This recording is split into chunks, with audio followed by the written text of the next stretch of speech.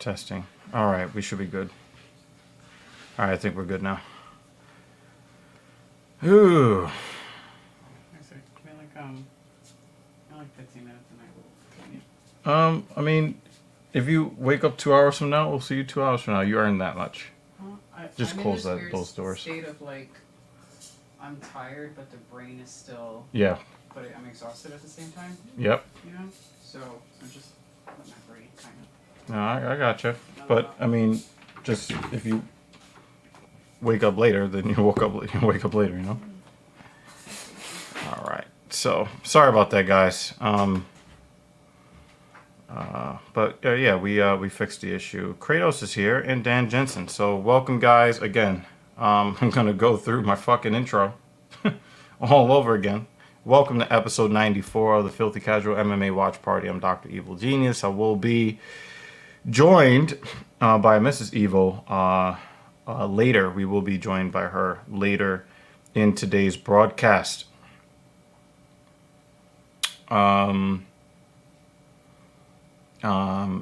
Yeah, so today, in preparation for her ultra marathon, Mrs. Evil ran 22 miles today. So she basically ran almost a full marathon for training for an ultra marathon. So, because of that, she's actually pretty drained, and we're going to give her some time to attempt recovery. Until then, I am with you today, and I'm very, very, very happy to have people like Bruce Bobtrotter here. I'm going to kind of talk a little bit about the second half of what he said here. I get that Alexa Grasso is very happy to be the champion, and I thought that she did one of the most impressive submissions that I've ever seen because of the speed. The only submission that I saw that's on the level of impressiveness is when Demetrius Johnson caught Ray Borg in that fucking Marvel vs. Capcom flying armbar air combo. The speed and the quickness that DJ caught Ray Borg, and she had no choice but to tap. The submission that Alexa Grasso got Valentina in was extremely impressive. I want to make sure I say that before I say the next part. But here's the next part. She was getting that ass beat for most of the fight. She was not completely outclassed. She was not completely embarrassed. But she was not able to get her boxing off in the fight. When she did feel confident enough to try to put some sort of offense, she had a couple of nice shots. But even though everybody knows what Valentina's going to do before she does it, the same 1-2 kick, 1-2 kick, 1-2 kick, shoot, 1-2 kick, 1-2 kick, she's really good at it. Everybody knows what she's going to do. And for pretty much that whole fight, Valentina her game plan was just put out there. She executed it. That spinning back fist got her back caught. Do you really think Valentina is going to do any spinning back fists in this fight? What do you think is going to be more likely to happen today? Do you think it's going to be more likely that Valentina is going to get caught in some weird ass back take off of a failed spinning back fist attempt? Or do you think it's more likely that Valentina is going to do what she did most of that fight? What do you think is more likely? I got Valentina with the beatdown. Now, I'm not going to front. Alexa Grasso is fine. And I'm not mad that she won the belt. But she's talking a lot of caca for somebody who got dominated for most of that fight. Now we could end up in a Leon Usman situation where we just assumed that Usman was going to dominate, and maybe Alexa Grasso will kick Valentina in the taco 5 times and commit 8 other fouls in the fight on her way to a victory, because that's how Leon won the second fight, the second championship fight against Usman. Lots and lots of fouls, eye pokes, fence grabs, and 5 kicks to Usman's junk in the fight.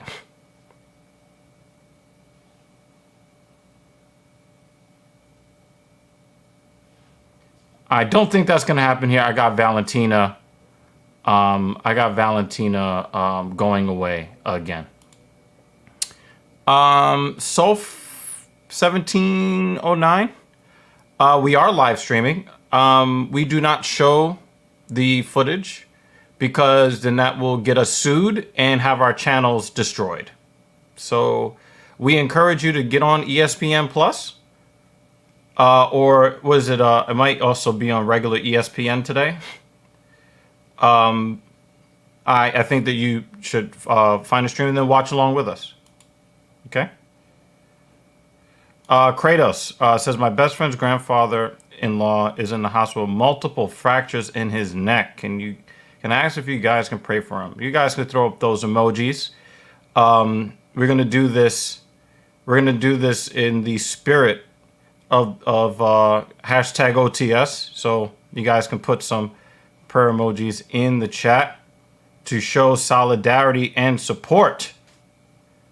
Oh shit, this is also on my channel. All right, lady. Oh, okay, I got a little bit of food coming my way. I think a shake is on its way as well. Nice. I destroyed my biceps. This is the shake. Oh shit, this shit was sitting here the whole time. Wow, see? I'm really focused on my work. I didn't know that my recovery shake was sitting right here. I did back and biceps and then ran here to start the show on time. Can I get your bread from the fridge? Or can you get me? The disembodied head? If you want riches in it. Oh, not right now. Okay. Thank you. Okay. All right. Do I have access? Do I have access to... Oh, yeah, I don't have access to emojis here.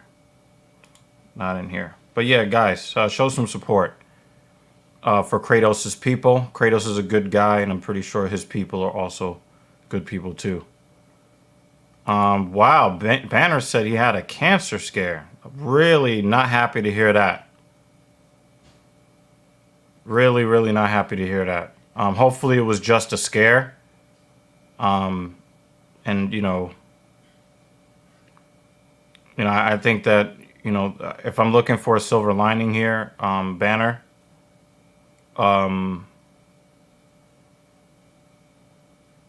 if it turns out that all the test shows that you're negative, that you use that to gain an extra grip on enjoying and succeeding in your life. Because it could happen to any one of us at any time. You know what I mean? You know what I mean? But yeah, I'm not happy to hear this. But I am happy that you guys are here. And I'm also glad that Dan Jensen can hear me. All right,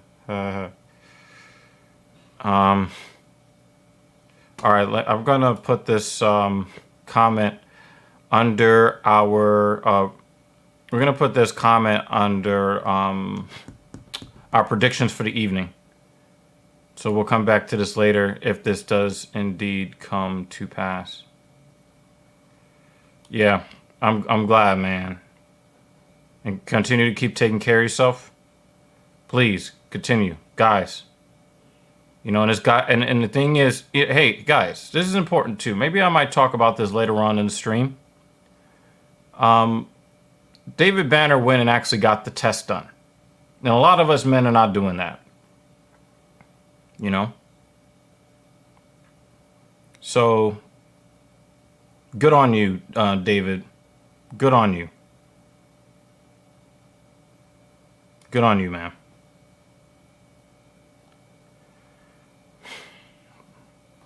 Word up, man. Word up. Wow. There's a little bit of a heavy start to today's stream, but fuck it. We here. We're going to try to have some fun. Know what I mean?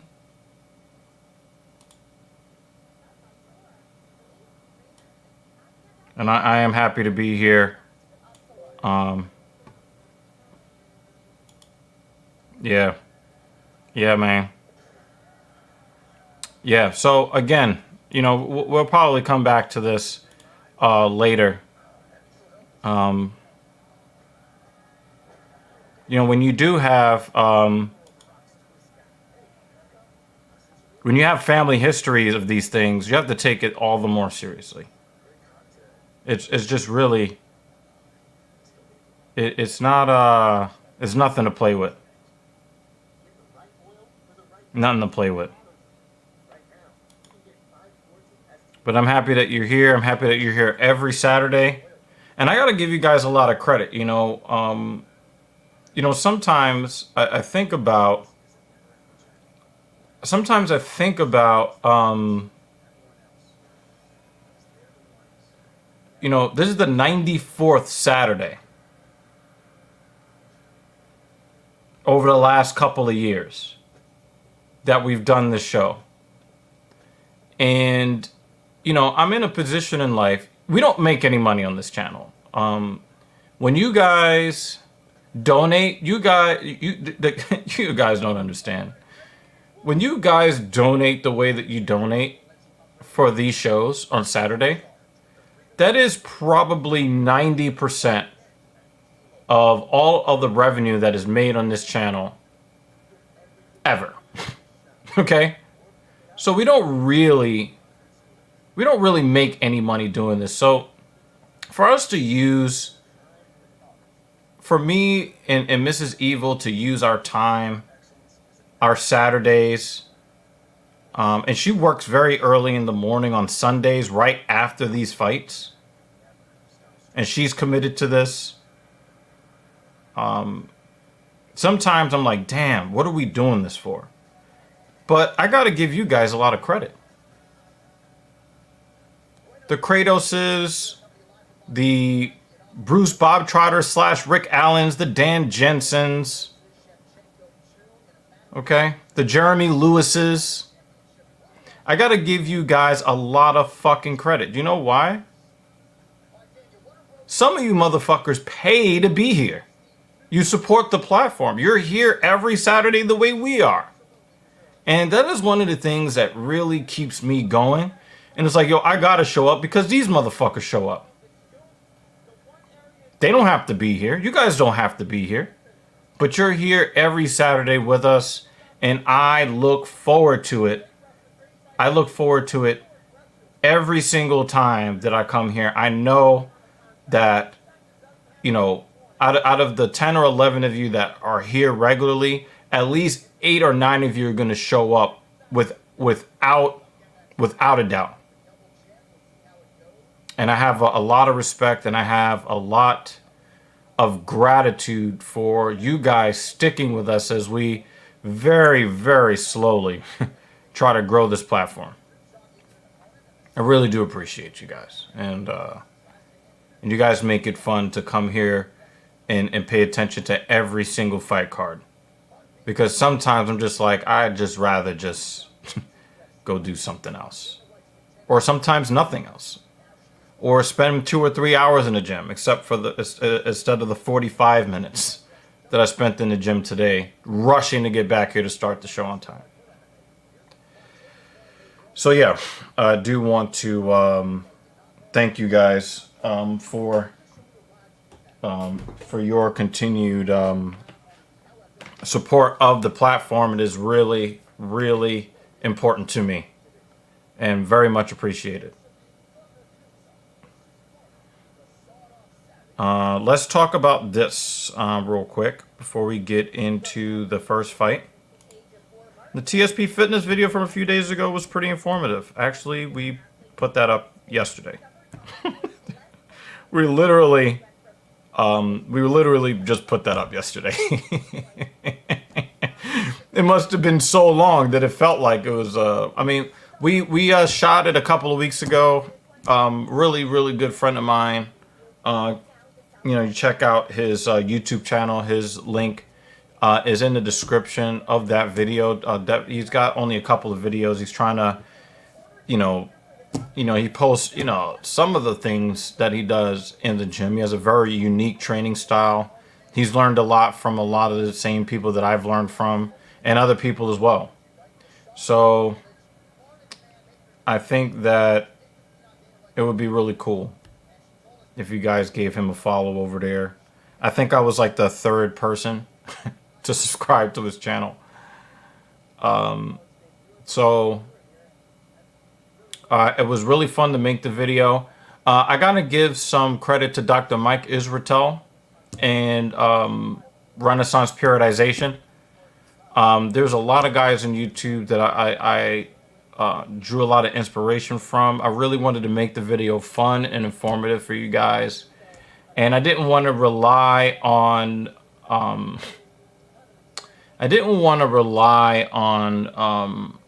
the science that I get from other people. I wanted to rely on my own experience and a lot of the things that I've kind of accumulated knowledge-wise as a trainer over the last 11 plus years.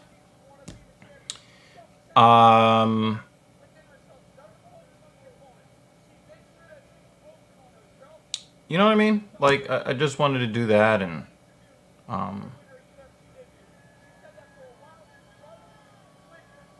it was fun, It was fun to make, and yeah.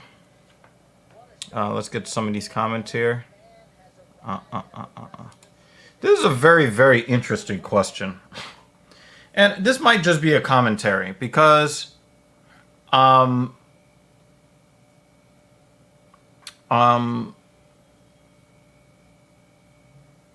this will end up being a commentary, David Banner. Curious doctor, can you do a warm-up video? Do you use resistance bands ever? The answer is no, I don't. And if I were to use resistance bands, I would use it as a supplementary tool in a lift to make a lift harder. One of the things that I've learned over the years, and I used to take people through static stretches and all of this stuff to get them warmed up. But we've learned from a scientific standpoint, that these static stretches actually increase the risk of injury, does not lower it. The best approach to warming up is to identify what your plan is for that day, which should be programmed in before that day. And then you do lower intensity, lower leverage situation, lower leverage movements that you are going to prepare to do, and just do it with less intensity. Start with the least amount of intensity, and then go up to a moderate amount of intensity, and then a fairly heavy intensity, and then get into your working weights, or your working intensity. So I'll put together a commentary. Actually, I probably have to write a note. I have to write a note to remind myself to try to put together at least a short video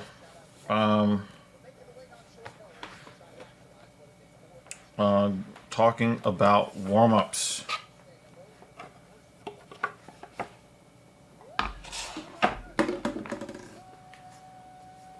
Okay.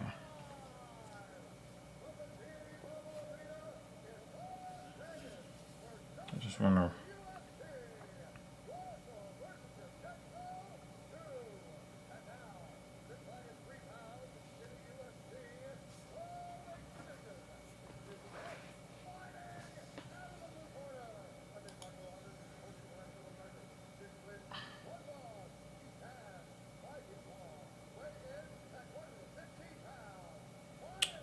Oh, yeah.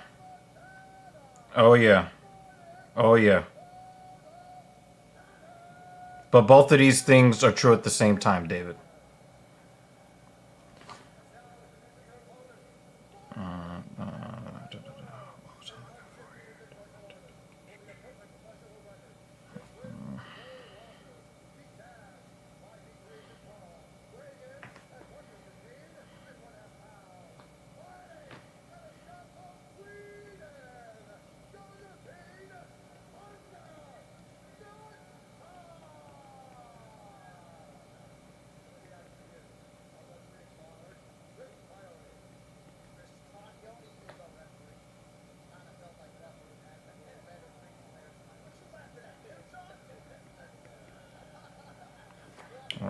So I wrote that down. Okay, let's get into, if I'm not mistaken, this will be our first fight here. Yep, there we go.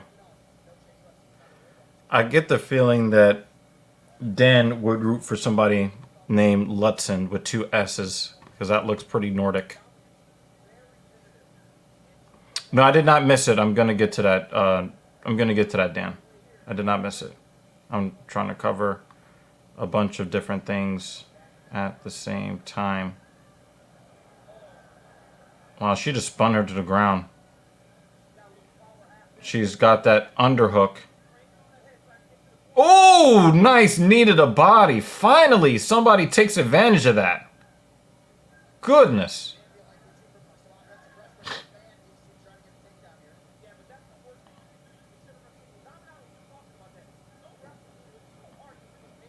Oh wow, I love how Knudsen is approaching this. She's very aggressive in all positions. She is giving man that work.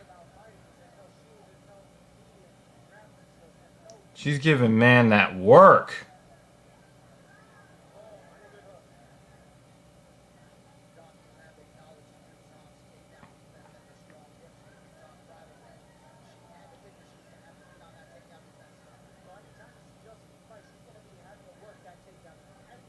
Nice knee to the body. Kick to the boob. I got to give man some credit. She's got the thighs that save lives. Oh, she tried a judo toss and lost control immediately. I like this Knudsen. Oh, wow. I did not know. I did not know this. But now I can see why. She's hyper aggressive. I love the way she's fighting tonight. And she's not this aggressive, like unintelligent aggressiveness. She is taking everything that the defense is giving her.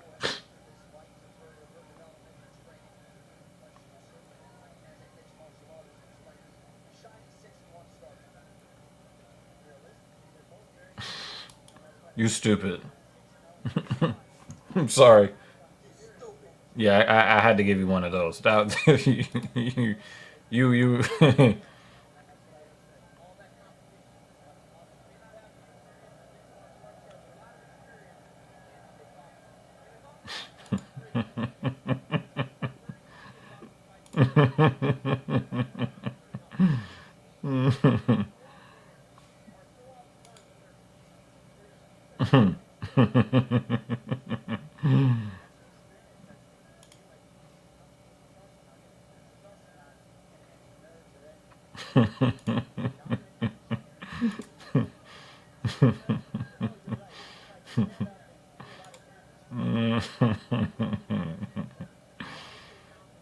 Some funny motherfucker, Joe.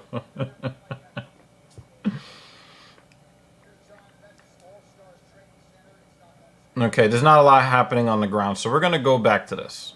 All right, real quick. I wanna. Okay. I want to go back to this. It looks like he may have something wrong with his right shoulder to do the Traveling training video. So, one of the things that I specialize in is identifying shoulder issues. Right? And I watch the way that people move, and you can always tell when, you know, something is kind of like not exactly where it should be. For Can I Do Me, we had this discussion about the shoulder, which is one of the reasons why he wanted to work chest with me, because I am a person that has a history of severe shoulder issues, but I now have largely gotten rid of a lot of my shoulder problems, and he has had shoulder issues in the past. So that is one of the things that, you know, has kind of slowed him down a little bit in the interim. But it is something that he is working on. Yeah, see, look how aggressive Knudsen is. She's in this high mount, and normally the girls are trying to reestablish a lower mount. so that they can get their fist on the face. She's like, oh, I got a high mount. I'm going to stay heavy. I'm just going to drop this fucking elbow in your face. Look at this shit. Look at her. Look at her. That's dominance. That's dominance. That's dominance. I'm loving, yo, Knudsen, I want to see her fight more. Yes, I do. So yeah, this is something that he is acutely aware of. And, you know, when we did the incline bench, because, so here's a funny thing about that video, right? You saw us go through all the flat bench stuff, right? But you only saw one set of the incline. That's because my phone battery was like half dead when we started. I will not have that problem going forward when we go into the gym. Also, the disembodied hands. A little love for her because she was the camera woman. She actually shot the video for that video. And again, the ladies in my house, they do so much to make TSP possible. You guys have no fucking clue. You guys have no fucking clue what they do to get this show going and to keep it going week after week after week. I could not be more grateful. But good eye, Dan.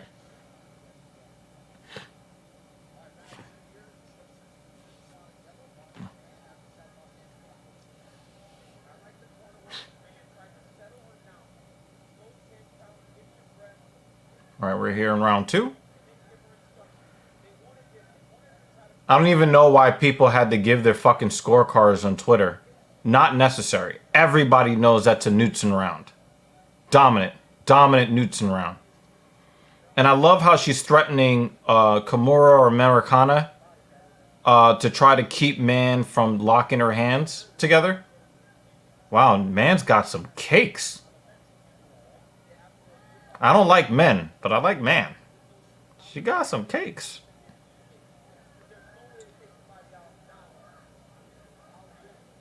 She's in trouble, though.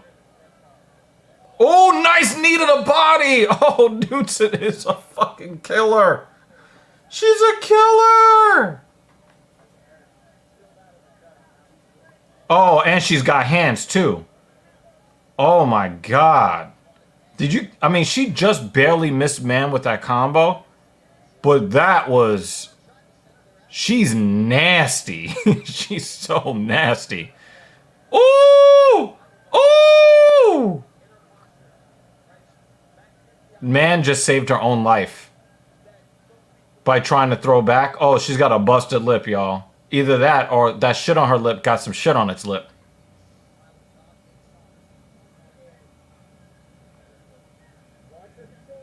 Carlin Hood says, good evening, guys. JDM versus Holland. Thoughts? I got JDM. We're going to put that in our list of predictions. All right, so stick with us here. We will get into that here. Obviously, we know that Dan Jensen is going JDM all the way, okay? Yes, I do agree with this. She does. Yeah. Hey, Guardian of Chaos is here. Good to see ya. I really do appreciate you. Thank you so much. Okay.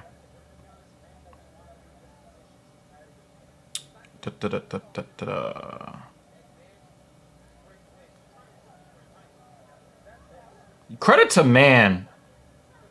Oh my gosh, she just got her face drummed on. Woo! Knudsen. Yeah, she's like, yes, please hit me some more.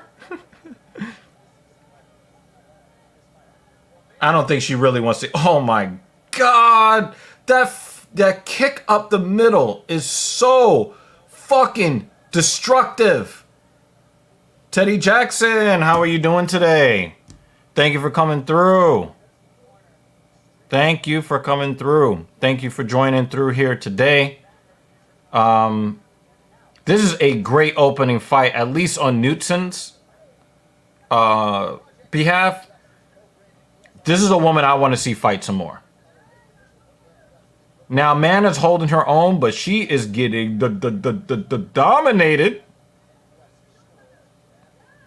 Oh, she almost got that outside trip. Now, I want to talk about Knutson's skill. I want to talk about Knutson's skill. You guys, I don't know if you noticed this, but up against the side of the cage, Knutson tried an outside trip on Man. Now, she was unsuccessful. But do you know why that was impressive, even though she's unsuccessful? Because she doesn't have the physical build to have the advantage, and she still almost pulled Man's foot out from under her. And then she ends up getting the takedown anyway. This Knutson girl, she's very good.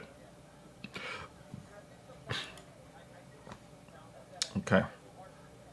Guys, keep getting your predictions in. I'm making sure that we're going to go back to them later on in the stream. Well, we got a lot of good comments. I have not forgotten. I'm not skipping anybody's comments. Oh my God. Is another dominant round for Knutson. Her coach is like, get up! Her coach was yelling. Whoever was in her corner was like, you can't win! Saved by the bell. Yeah, yo, I gotta give a lot of credit. You know, David is absolutely right. I'm glad that you guys are here today. I'm having a lot of fun already at the start of this stream. Let me try to get to some of these comments here. Oh, David Banner says, women's champions over 35 have a 1-11 record in UFC history. The only one is Nunes. Shevchenko, she's 35. Make that 2-11. She's gonna win.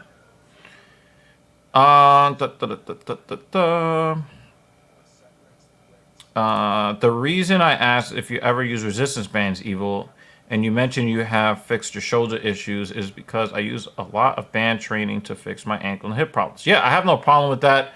When you're talking about tension on, oh my God, look at that fucking knee to the body. Boom! Hold that! Oh, I think I'm falling in love with Knutson. I think I'm falling in love with her.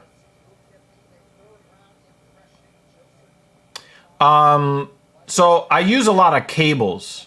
I use a lot of cable work, not bands. So you could say that, like, in principle, it's very similar. But I use them a little bit. Oh my God, look at that spinning back fist that landed. She didn't get her back taken. Oh shit, man, it's getting her fucking... She's getting her shit. She get her shit rocked. Damn. Kevin Ioli has it 20-17. I don't know if I saw a 10-8 round, but it's bad. I saw two extremely dominant 10-9 rounds. If somebody wants to give one 10-8, oh my God, man almost got knocked out. But look at her. Chin still down. Oh my God, that knee to the body. Yo, after this fight, there are going to be a lot of girls are going to be like, I am not signing a contract with Knutson. I don't want to see that kind of offense coming at me. If you look at Knutson, oh my God, that outside trip worked. And again, she's taller. She is lighter inch for inch. So she's taller and she weighs in about the same. She doesn't have the same low center of gravity. She doesn't have that thickness. She does not have the thighs to save lives, yet she was able to still pull Man's sensor out from under her, the shorter, stockier woman. That level of skill cannot be understated. A lot of these girls are going to look at this fight and then say, yeah, I'm not signing. I'm not fighting her. There's no reason for me to try to fight her. Fuck that. This Knutson girl is good. I definitely want to see her fight again. Do you want to know how good Knudsen is? Mrs. Evil is going to be mad that she missed this fight. Because Knudsen does all the things that Mrs. Evil wants to see fighters, both men and women, do in these fights. Constant offense in every position. Intelligent offense in every position. Knudsen is always looking for some way where she can inflict punishment on her opponent no matter what the position is, and she goes to the body. She doesn't just head hunt. She doesn't just leg hunt. She's not doing lay and pray. She's looking for some way. She's looking for some way to hurt you. The way that she just passed guard by threatening that Americana just now. Man, she's bringing that knee up high. But man, it's tough. She just doesn't have what it takes. And she's just being salted away. This might be a 10-8, y'all. This might be a 10-8. How often are we riveted by a fight, A, by two women, and B, the first night of the fight, the first fight of the night? Whoa, can't speak English. Holy shit. Holy crap. So yeah, I use a lot of cable stuff, but I also use a lot of bodybuilding concepts in all planes of motion to get I'm going to call them ancillary muscles, the support muscles, to get them to do their job. So like if the muscles in your upper back are doing their job, you're going to be less likely to have shoulder issues because the scapula and the muscles that attach to the scapula control the position of the head of the humerus, which basically makes up half your shoulder, right? This is an ass whooping. And the thing is, she's not selling out for the finish. She's happy to dominate for 15 minutes, right? She'll take the finish if the girl gives it to her. But man is not looking for a way out, so the finish is not really there. But I'm extremely impressed with Knudsen. And I also have to say, I'm impressed with Man for taking his beating like a man.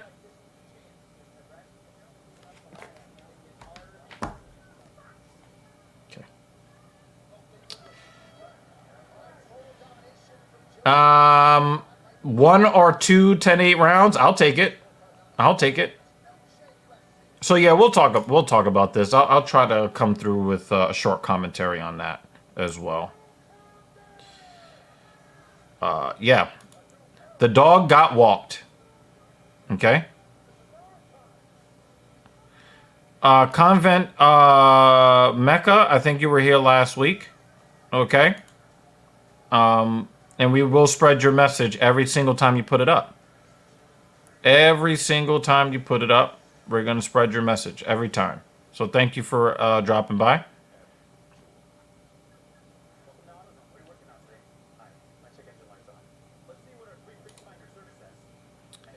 Yeah, you do see a lot of thick women writing off men.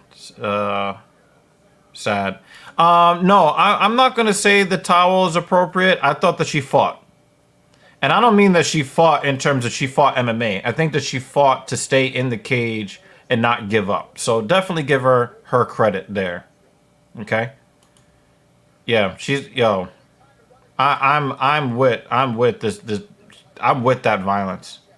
With women having more body fat percentage overall, especially in athletes, it makes me wonder why women's MMA doesn't focus on body shots more. Well, guess what Miss Knudsen did? And she's not just skilled, she's aggressive in her skill. I love it. I love it.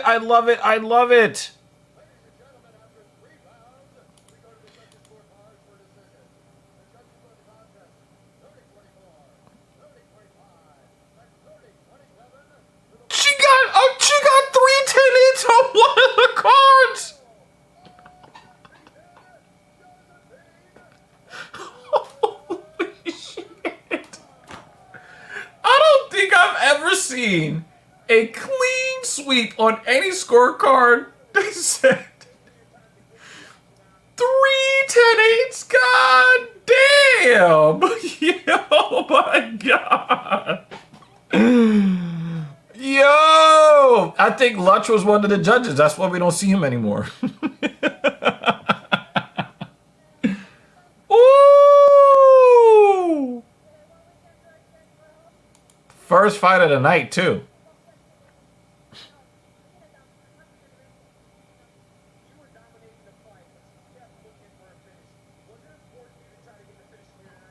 Ooh!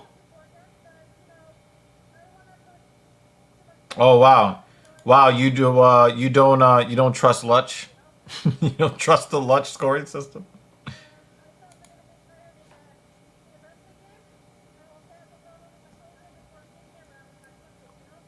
Yeah, I don't think I would mind eating some Swedish fish.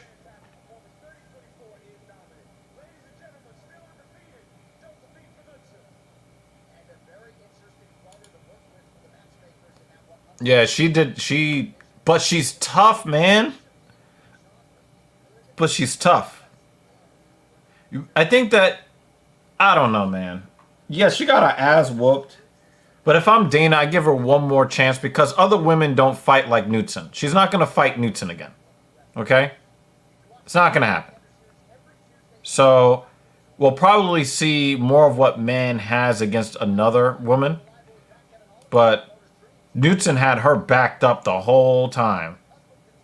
And then wore that ass down. But when you're in a 3-round fight and there's a 30-24 and you have not signed a multi-fight contract, it is definitely possible that you get cut. Definitely possible.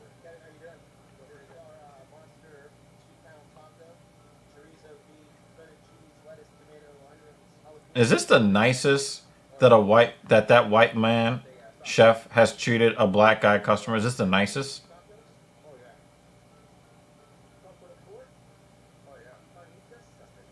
That dude was like really, really, really respectful.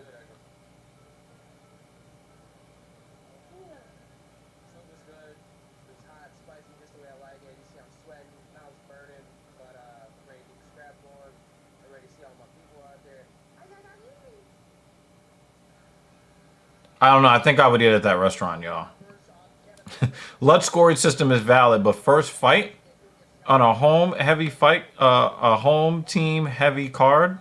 Come on, Evil. We are grown. Fighting sports are sketchy, but I mean that was a fucking demolishing. I don't know how you could say the fix is in, unless you're talking about the ones that involve Mexican fighters, and maybe I can definitely see what you're talking about. Okay. I don't think so. I don't think so. I don't think so. David, you watched the fucking fight. It was, dude. You watched the fight. That didn't look like a 30-25 to me. To you, like, and it's not like this is supposed to, this is like a Vegas thing, right? Knudsen is from fucking Sweden. Yeah, I definitely agree with you, Teddy Jackson. Big Mouth is a guy that it's very hard not to like this guy unless you are Dan Jensen. It's very hard not to like Mr.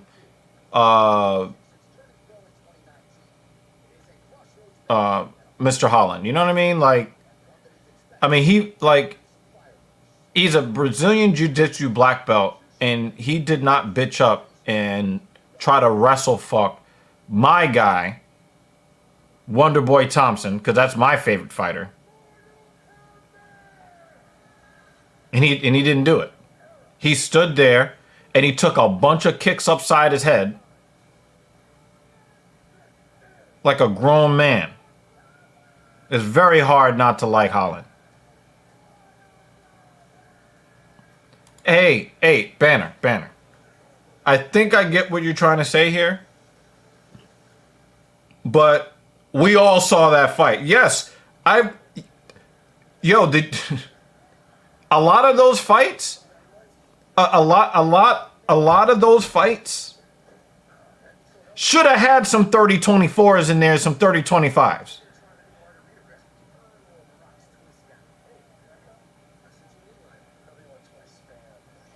Yeah, like, the thing is, like, I love seeing fighters that I love in the cage together, except for the fact that one of them has to lose.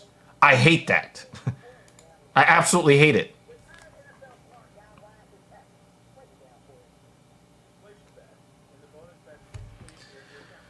Oh, man.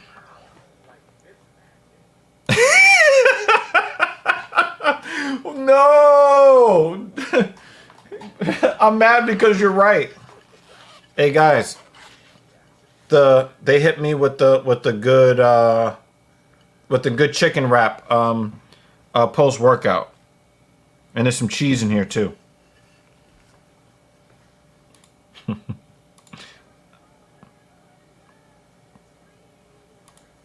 Yeah, yeah. Newton was woo.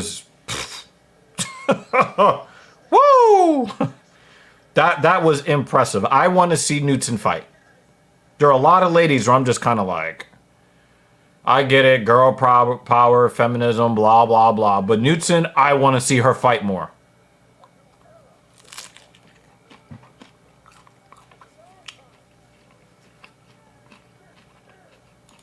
Okay.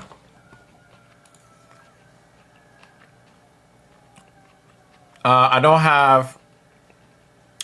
have a prediction for Alex Reyes versus Charlie Campbell. Don't have enough information on either of them. Tracy Cortez versus Jasmine Jastovicius.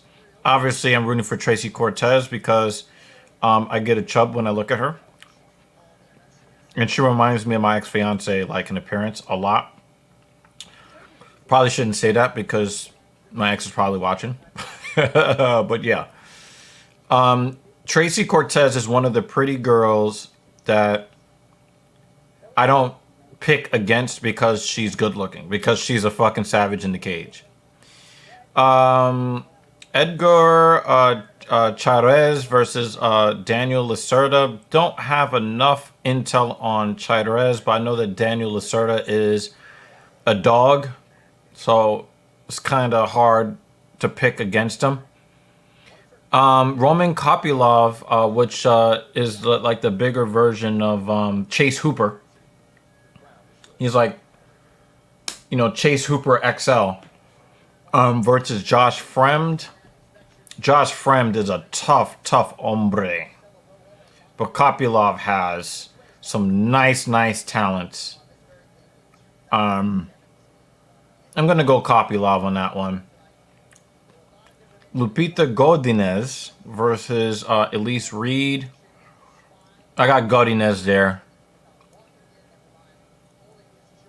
Fernando Padilla versus Kyle Nelson. I'm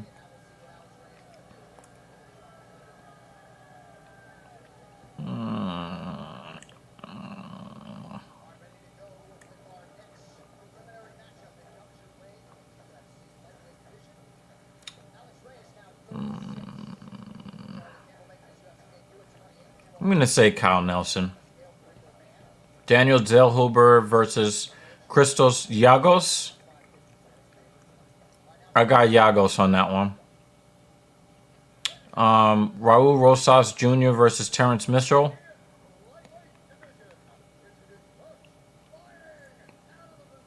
I'm going Rosas Jr. there. I know he lost his last fight and he didn't look very good, but I think he's got a chip on his shoulder. And Kevin Holland versus Jack Della Maddalena. That's a hard one for me to pick, but I'm going to edge out. I'm going to say Kevin Holland for this reason. I don't think that JDM is going to try to wrestle. And Kevin Holland is just too long and too skilled. Jack is going to be a dog. He's going to try to get in Kevin Holland's face. Kevin Holland doesn't care. And he's got sneaky power. And of course, I got Valentina over Alexa Grasso. Grasso is going to need Valentina to make a huge mistake. And she's going to have to do something extraordinary to win. And I just don't see it happening. I just don't see it. Sorry. All right.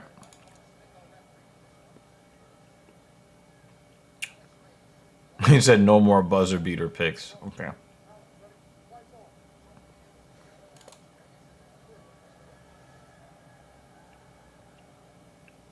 I'm not that thirsty to see that fight. And now that we know that Valentina can be beat by girls in her own weight class, I'm not in a hurry to see her. I'm just not in a hurry to see that. Why does this guy have a bleach streak in his hair? Come on, Campbell. You're a grown-ass man.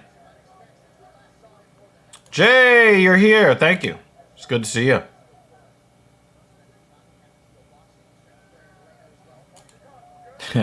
That would be funny as hell. I coined the term Jumbo Hooper. Yeah, he definitely is.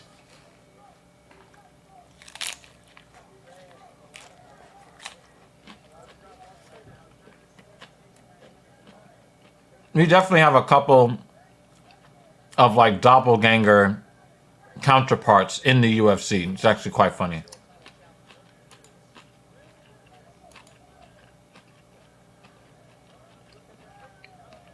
No. I said JDM is a dog. JDM is not going to give in. Right?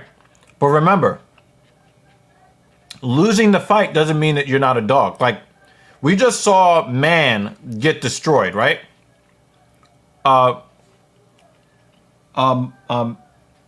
Marnik Man? We just saw Marnik Man get destroyed. But she's a dog. You know how? She didn't give in. Right? She didn't give in. She just got destroyed, and she did not look. Oh, what a right hand from Campbell! What a right hand from Campbell. Knees to the body from Campbell. Reyes is in a lot of trouble. Oh, straight left. Looping right. A leg kick. Campbell is in full control.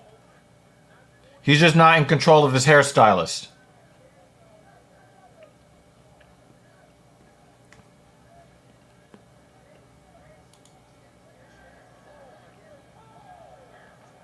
Reyes is getting ramble shackled. MMA is the one sport where young prospects are always screwed. Too dominant in regional, but build up losses like Charles Oliveira at 22. But, I mean, Charles Oliveira ended up being a champion, right? So,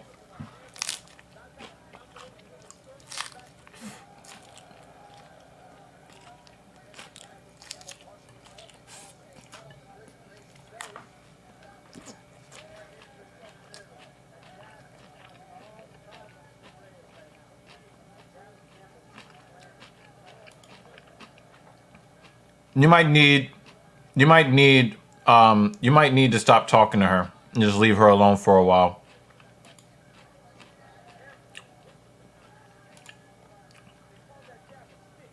Yep.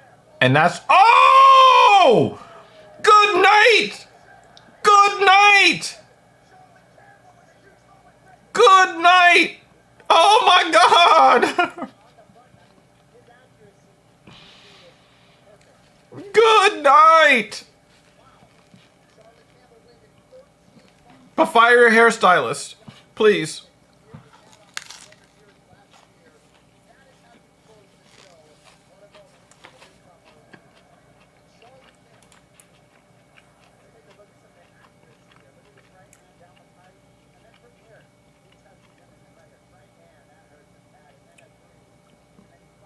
Well, and again, we had this conversation before, Jay.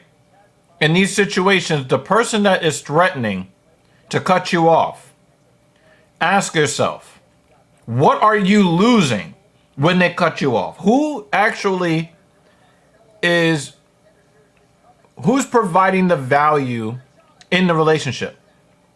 Is the value two ways? is a value one way.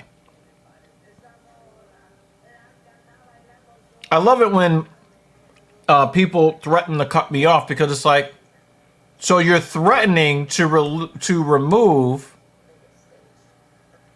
You're threatening to remove complications and irritation from my life? You're threatening to remove irritation from my life? You're threatening to remove a user and a leech from my life? Wow, I'm so sad. I'm so sad. I don't know how I'm going to survive.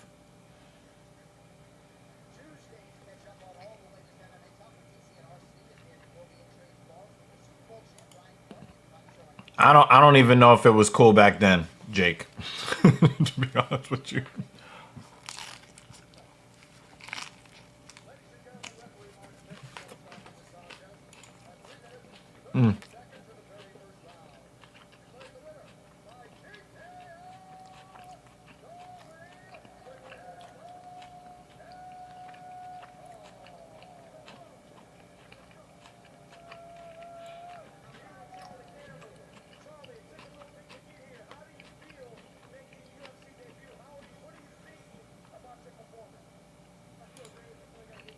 And here's another thing, guys. I've been saying this to the women in my life and helping them to understand how to be useful in the lives of men. A woman is not your friend. And in this case, she's not your family. She's a relative. Okay, Jay? She's not your family. She's a relative. Okay? She's a blood relative. She's not your family. And I explain this to women that a woman, in order for a woman to be a friend to a man, she needs to provide one or more of these three things: food, money, sex. Now, in your case, Jay, because she's your sister, that takes the sex off the table. Okay? That leaves food and that leaves money. Well, she's constantly begging you for money, so that takes the money off the table, leaving just food. Not only is she not filling your belly, she wants to take your money that you use to fill your belly for her own purposes because she made bad life choices. So that takes the food off the table. She's not your friend. She's not your family. She is your relative.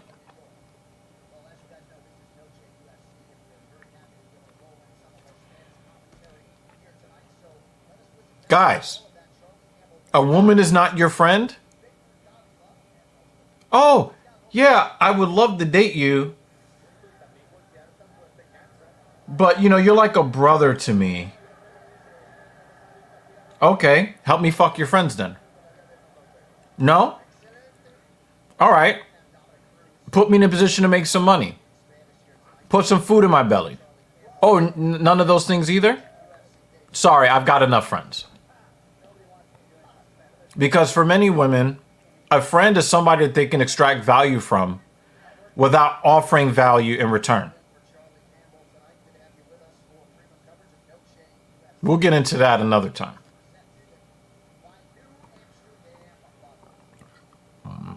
I just gave my last water bottle in my car to a widowed mother who's homeless along with her daughter. I'm glad that she took it. Because sometimes people claiming to be homeless, when you go to give them actual, tangible help, no, they want the money. No, you're just trying to get high. Glad to have you in the background while I do my woke class work. Some of the woke stuff is good, but some of it is like, please, go fuck yourself. Hold on. Client is texting, so.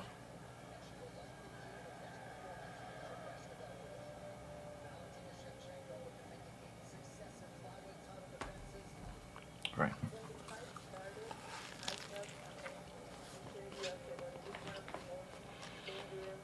Mm-mm.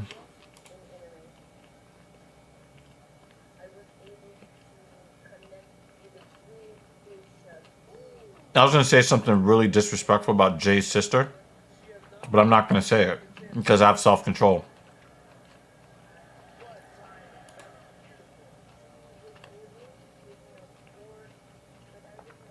Dude, I've been in this situation too, Jake. Not fun. Bingo. This comment right here. Guys, pay attention. Pay attention. This is fucking real. This is real, y'all. Pay attention to what Jake said here. Pay attention.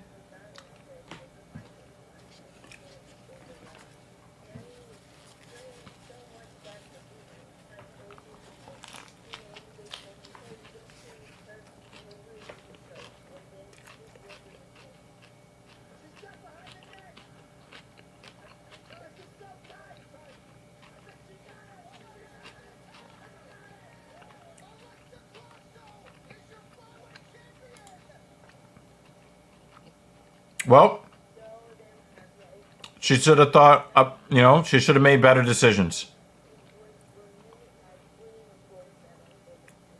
You didn't cause her to leave. You didn't cause her to make the financial decision she made. And if she has kids, you didn't fuck her and impregnate her. It's not your responsibility. So if she wants to cut you off, she's doing you a favor. Keep it moving.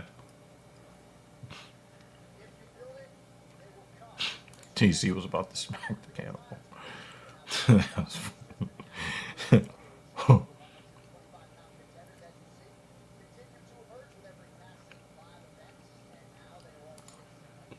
Actually, I was faced with this situation not long ago, and I was really thinking about this.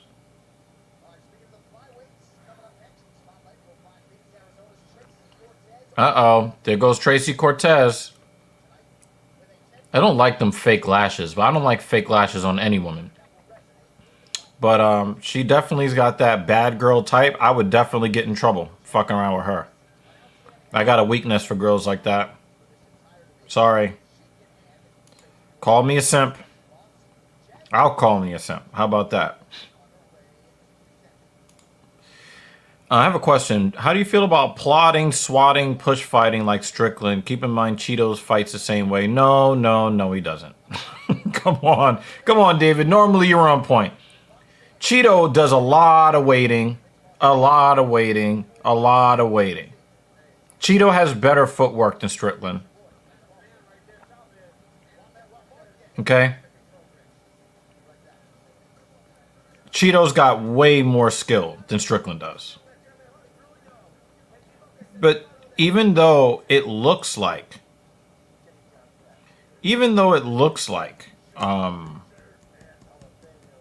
it should be ineffective, it was effective. I mean, Strickland is the middleweight champion. Strickland is the middleweight champion. And even though Izzy has more striking skill than Strickland, and it was 100% a striking battle, and Izzy got dominated, it fucking worked. It just worked. It worked. I mean, this is what it is.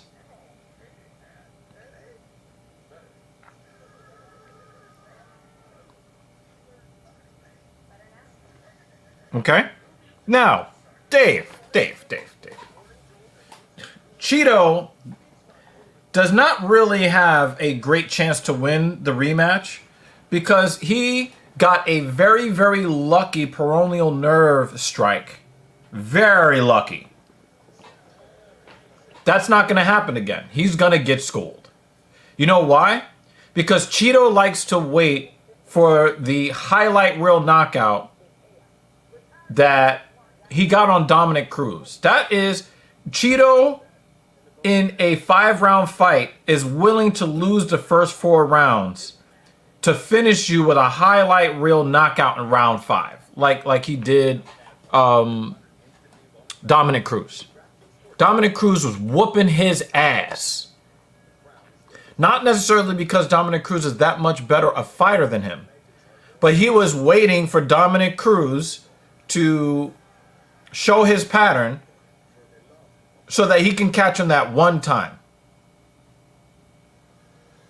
The difference between Dominic Cruz and Sean O'Malley is that Sean O'Malley's got footwork all over the place, and his weird striking is more mechanically sound and not reliant on exposing the head, especially exposing the head in a downward direction that would put you in harm's way for a knee or a foot or a shin. Sean O'Malley actually showed the blueprint. He showed you why Cheeto won't beat him when he fought Sterling.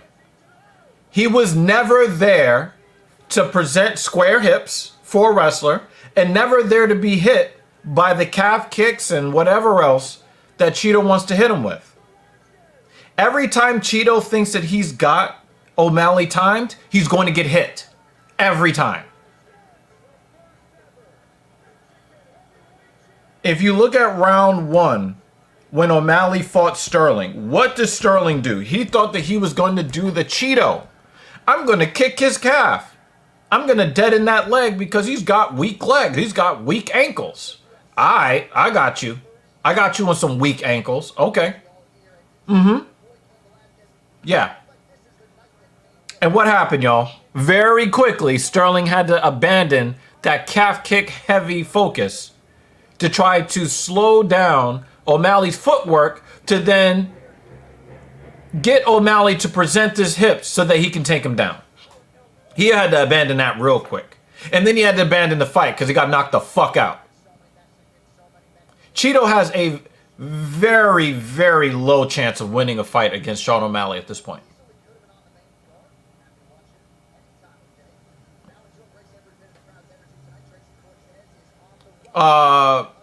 Marab is the guy to beat Sterling. Marab is going to chain wrestle and chain fuck him to death and win on points. He's going to lay on O'Malley to make sure you can't use his 8 weapons. But Cheeto is either just going to get point fighted to death or he's going to get knocked out. He's going to get TKO'd or slept. I can see an outcome where Cheeto's head bounces off the canvas in knockout of the year contender fashion. I can see that. I can see that happening. That is not a very competitive fight, O'Malley and Cheeto. I'd be shocked if that's a close fight.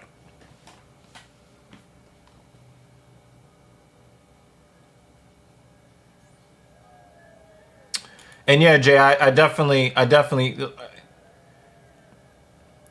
there's a part of me that is just as naive because I didn't have family growing up. I had relatives with a lot of problems.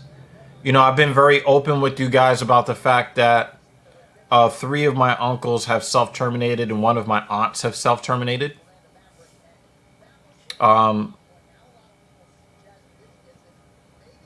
So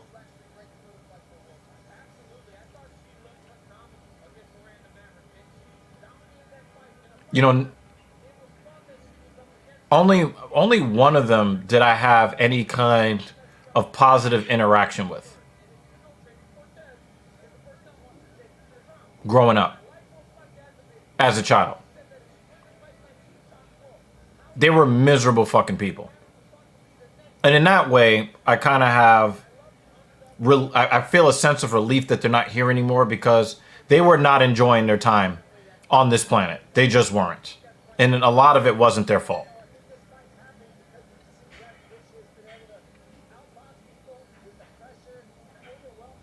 So with the relatives that I have left, especially the ones that I actually like, I don't want to lose them out of my life so that when they're going through super hard times, I'm like, God damn it, man. I just can't let them. But why is it me? I'm supposed to be the one that when I'm struggling, I should be able to call them and say, yo, I need help.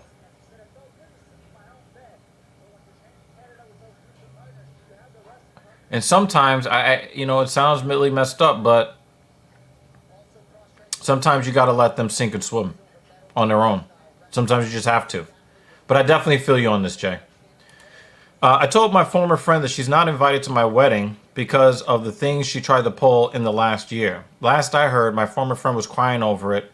I'm over here like, good, yeah, you can't let women's tears steer your behavior. You can't. You just can't. Counterpoint. Cheeto is going through real adversity. It's Sean's only loss. Marlon has more experience against former UFC champions than Cejudo. And you can Google that last point. Yeah, I have no... But my thing is that all the intangible stuff, I don't think is enough to overcome the fact that O'Malley's footwork and striking acumen is going to freeze a fighter that already freezes against less skilled opponents. Cheeto is special, and you already know that the book is out on Cheeto. Cheeto is a slow starter. In a 3-round fight, he might get going in the second half of round 2. In a 5-round fight, he's not showing up until the 3rd round. You cannot afford that against Sean O'Malley. You will be knocked out before then. And Sterling was prepared for O'Malley and got knocked out in the first half of the 2nd round. Styles make fights. And we already saw what round 1 looked like in the first O'Malley-Vera fight. Vera looked like he was being outclassed. Then he got the peroneal nerve strike and dead in the foot. That's not going to happen again. It's just not going to happen again.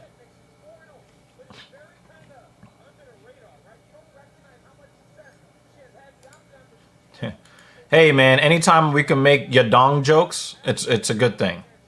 All right? These are 2 pretty good fighters, Teddy. Cortez is just... She's like old school. Oh, my God, she looks so good. Oh, my God. Oh, my God.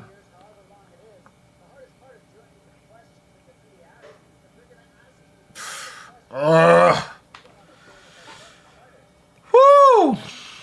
You could talk that anti-simping shit, but there's always going to be a man's kryptonite out there, and I found a couple of them already. One of them just got their ass beat though. Yeah, Jasmine is a good fighter. I don't think that she's elite, but she's good. It would appear so. And that definitely kind of takes a little bit of the dreaminess off of her. But that's just my opinion. You guys can give your own opinion if you want. Yeah, I remember, Kratos. I remember. Dude, just get her out of her. Don't pick up the phone anymore, man.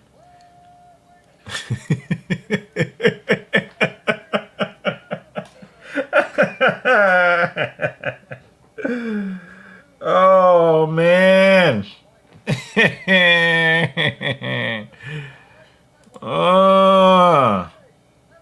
Polly Chaser.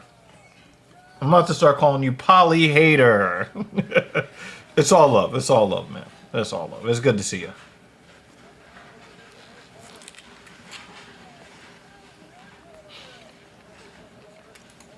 Ha!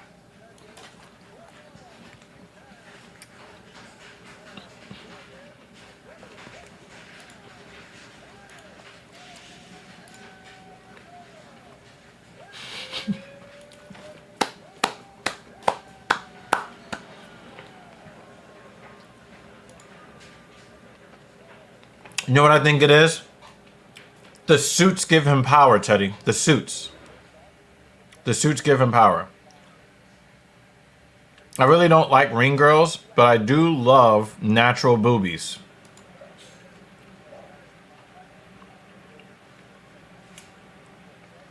All right, here we go. The first thing I see to start the fight that I don't like from Jazz Vicious. She has a height and reach advantage, and what does she do? Get into a low stance to give up her height advantage. Why are you doing that? Now, to give her some credit, she's trying to fight behind the jab. She has a 2.5 to 3 inch reach advantage, right? Fighting behind that jab is smart. I don't like this low stance. You're giving up a lot of your advantage. A nice counter right off the leg kick. I like that from Jazz the Vicious. Now, normally, I always choose the less physically attractive woman to win. Cortez is usually the exception because she can fucking fight. Now, guys, I want you to pay attention to one thing. That calf kick, that third calf kick that Cortez gave Jazz the Vicious, you can tell that it hurt. Why? Because the first thing that Jazz the Vicious went to do was return the calf kick. So if you look, her lead leg is already compromised, which is why she's trying to give out calf kicks now to return the favor. She's very heavy on that lead leg, and I think she's going to get that. I knew she was going to get slammed again. But again, she's doing a good job of countering, though. But she don't understand that Cortez is she's a bad bitch. She's one of them hood chicks. Like, you punch her in the mouth, she's not going to cower. She's going to be like, all right, I got you. And she's coming back at you. So I don't really love how heavy she is on the lead foot, but I will give her this credit. She has perfectly countered every calf kick except for maybe 2. I think that is going to make Cortez kind of rethink throwing that calf kick out or raise her guard better when she throws that kick. Oh, nice combo from Cortez! She's the one countering the calf kick this time. Holy shit, that was nice.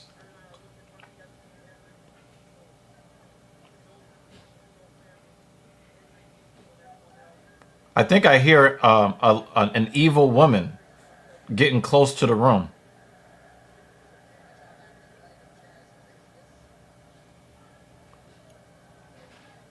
Nice clinch work in the middle of the cage.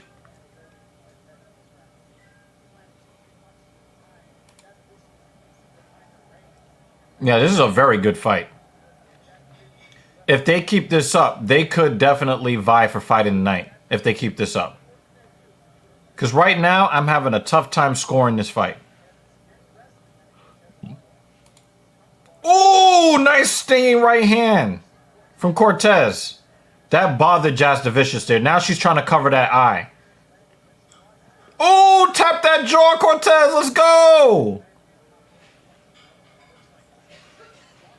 Oh. Nice wrestling defense. Oh, wow. She almost gave up her neck there. She almost gave up a standing Darce choke there.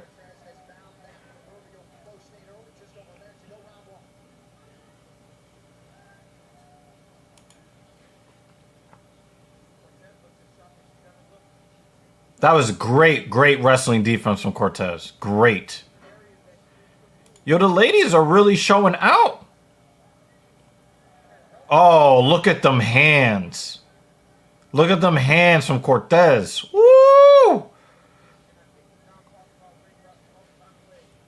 Woo! Oh, nice inside leg kick from Cortez. And Jazz the Vicious did not see that coming. Oh, nice straight right from Cortez. Oh, she's very sharp.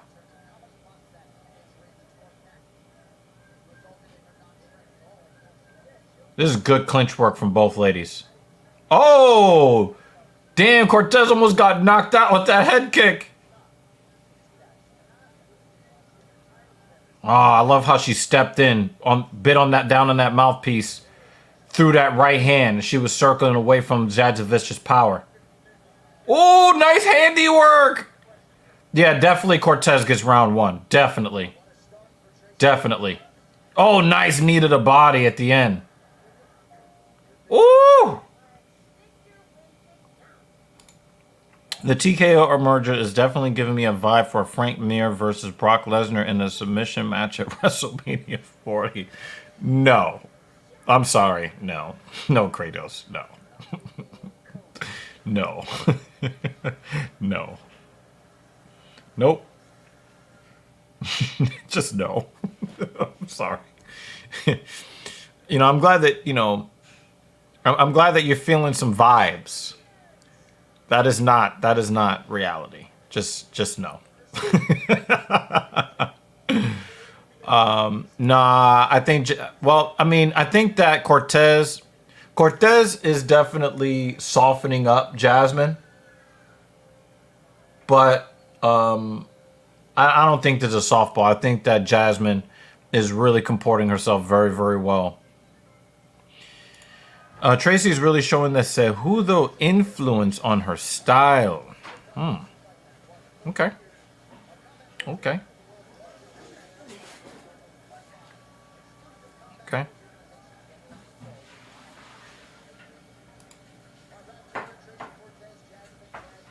I told you I heard an evil woman outside my door, right?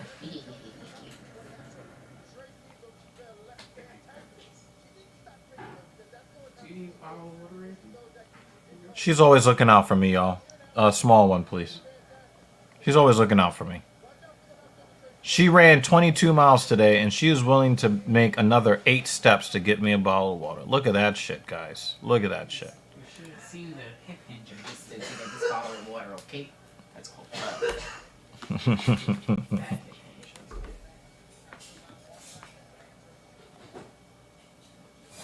This woman was also deadlifting 155 this week too, so give her some love. This is her first time. This is her first time deadlifting over her body weight, and she skipped 145, went straight to 155. You gave me the option. You earned it. I didn't give you the option. You gave you the option with your performance. You coached the option to me, because if you didn't give me your coach's blessing to do 155, I just would have gone straight to 145. Well, if you didn't do the work necessary for me to give the blessing, then I would have been like, nah, son. Hi, guys. Welcome this 22-mile runner. She ran 22 miles today, not even in a race, in a tune-up 4 race. That was a great nap. Does my hair say I just woke up from a nap? When you're running, not even in a race, to prep for a race, does that make you a racist? I'm going back to bed. I woke up for this shit. I'm gonna roll back to bed because I don't want to stand up. Like that. You suck. Oh, man. Yeah, for real. For real. Yo, Hunchback, the Disney film, has some great fucking songs. That was good shit. Hi. We're being spied on. Being too. Yeah, she didn't want to make me a grilled cheese sandwich because she would have gone across the camera. Because she had to get the bread from the You rejected the grilled cheese sandwich. But I would like a fork, though, since most of this fell apart. Can I get a fork? Oh, please.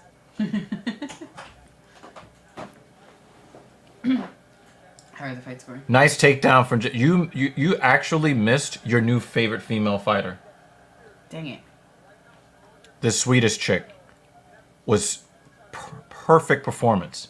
It is the first time that we've seen a scorecard that featured a 30-24. Oh, wow. One of the judges gave her a 10-8 in all 3 rounds. Holy shit. She was perfect. Perfect. Holy shit. And what I'm saying is, she was perfect in a way that would even get your lower juices flowing. You know how all the time you're constantly asking, especially in clinch situations against the cage, they take them down. Like her ribs are right there. We're talking about my baby back, baby back, baby back. She took advantage. Cortez got a cut foot.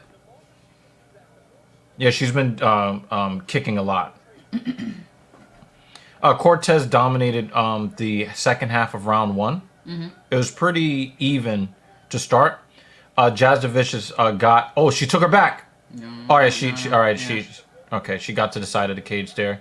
She used Good attempts, but yeah, she Cortez is kind of using a little bit of like a Kimura trap to try to force that position change. Nice work, nice defense from Cortez. almost got her in the That taco. takedown might be the thing that kind of evens up this round. I still think that Cortez was doing, this round might be a little bit hard to. They got a new design on the I think just for today because of the Noche yeah. UFC. I like it. Yeah, you're not going to see it again though. Also, the chick that got her ass whooped in the first fight, cakes and thighs that save lives. Damn it. And she was a dog, but she doesn't have the skill to like. You know I like Hold on. watermelon smashers. Yeah, yep. Okay. So the chick that got her ass beat look good, thick good. I miss And the chick that watermelon whooped her smashers. ass fought exactly the way you would want to see somebody fight.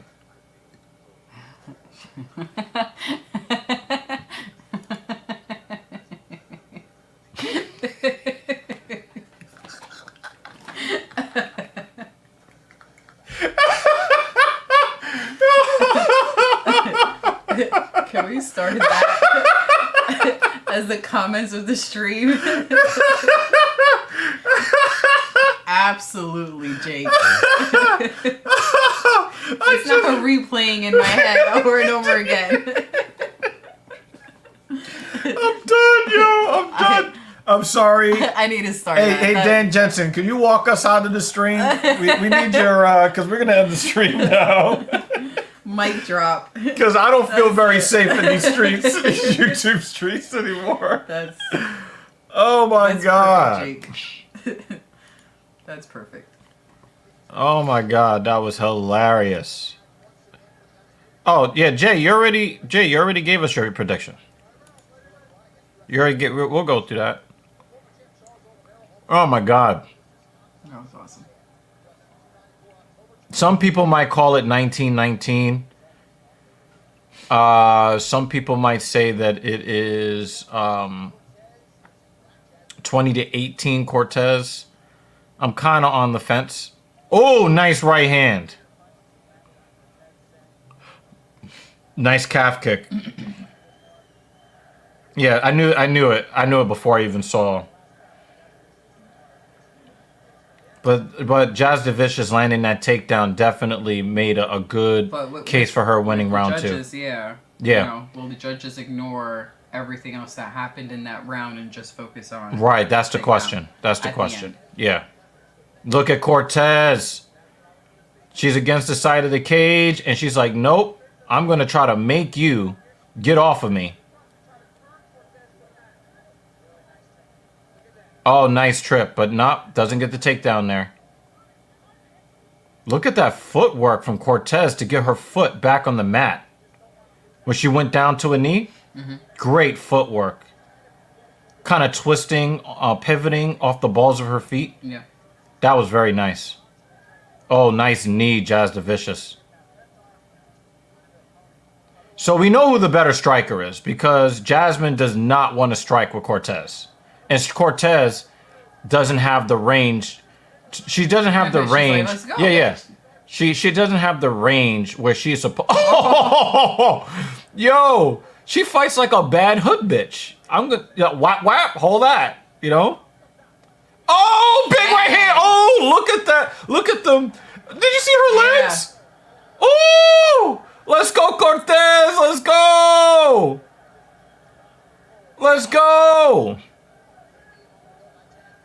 Yeah, get away from the cage. The cameraman's doing a good job. Oh, wow. She tapped that jaw again. Yeah, Jasmine stays wanting to grapple. She's wobbly from that right hand. Oh, That's yeah, why. yeah, yeah. Hell. Oh, that. Oh, nice Good. kick. That nice teep kick. Perfectly timed, especially for the situation. Her striking defense is also underrated. Cortez. Underrated. I think that a lot of us are just MK'd out. That's why they wanted to reboot the series and all of that. I just think that people want to see just how disgusting the violence can be. And I think that Mortal Kombat 10 and 11 brought you basically all of the fatalities that you could ever want to see. And I think that people just fatality'd out, you know? Yo, Jazz the Vicious, I got a lot of respect for her. She's still hunting it. She tried that lead elbow. Excuse me, sir. She's trying to get Cortez on her back foot. She countered that calf kick again. Oh, but she is getting duffed. It looks like Cortez is gonna break her hand, punching her in the mouth.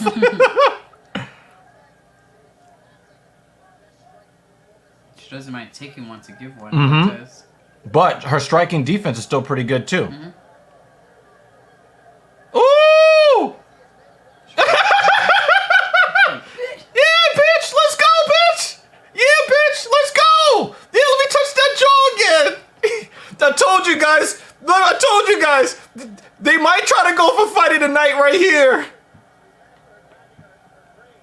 This might be our fight of the night right here, yo. Oh, wow, she could have knocked. Oh!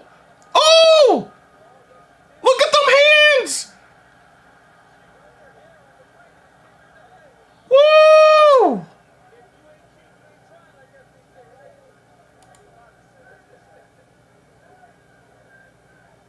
I got Cortez winning round 3.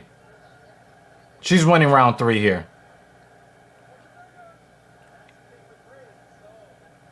Oh! I was waiting for that nice one. Yeah! She's like, yo, I'm gonna tap that jaw They're again. eyeballing it. Yep. They are both tired. They're phone boothing it. They phone boothing it, y'all. Ooh, that might be our fight of the night. That might be our fight of the night, y'all. That might be our fight of the night, y'all. If it's not, we're in for one of the greatest fight nights ever. If this is not fight of the night, that means we got some other fights that are coming. We gotta really. Look on her face. She had that bitch. Let's meet Yeah. outside. Yo. Meet me outside. The thing is, 5 minutes. See, the thing is, where we're from, we know girls like that, right? The look on her face. She's like, I caught you outside. And I was telling him, I was like, I have a weakness for her because she looks like how, my ex, you already, I know who you're talking about. Yeah. right? Yo, she will not hesitate to take a razor blade to your face. She won't say anything. Yeah. She'll sneak up on you. And you're like, hey, good evening. How's it going? What?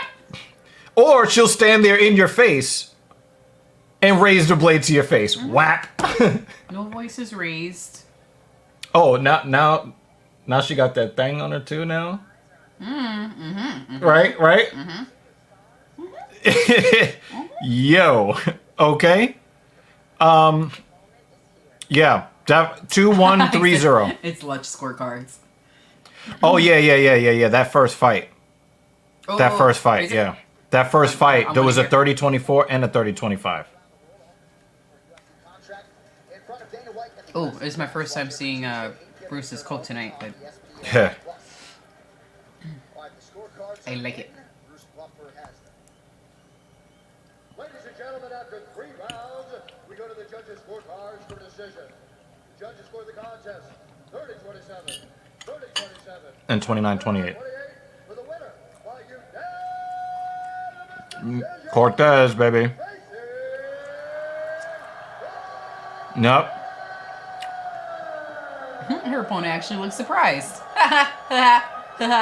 Where were you? I disagree. 30-27, 29-28, somewhere on the border. I have no problem with this scorecard.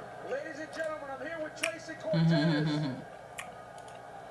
Tracy, how good does this feel after a very tough Yo, Teddy, if there is going to be a better fight than this tonight, again?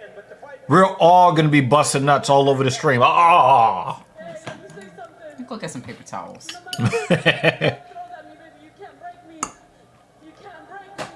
Yeah, that's a bad bitch, yo. Tracy, you're a wrestler.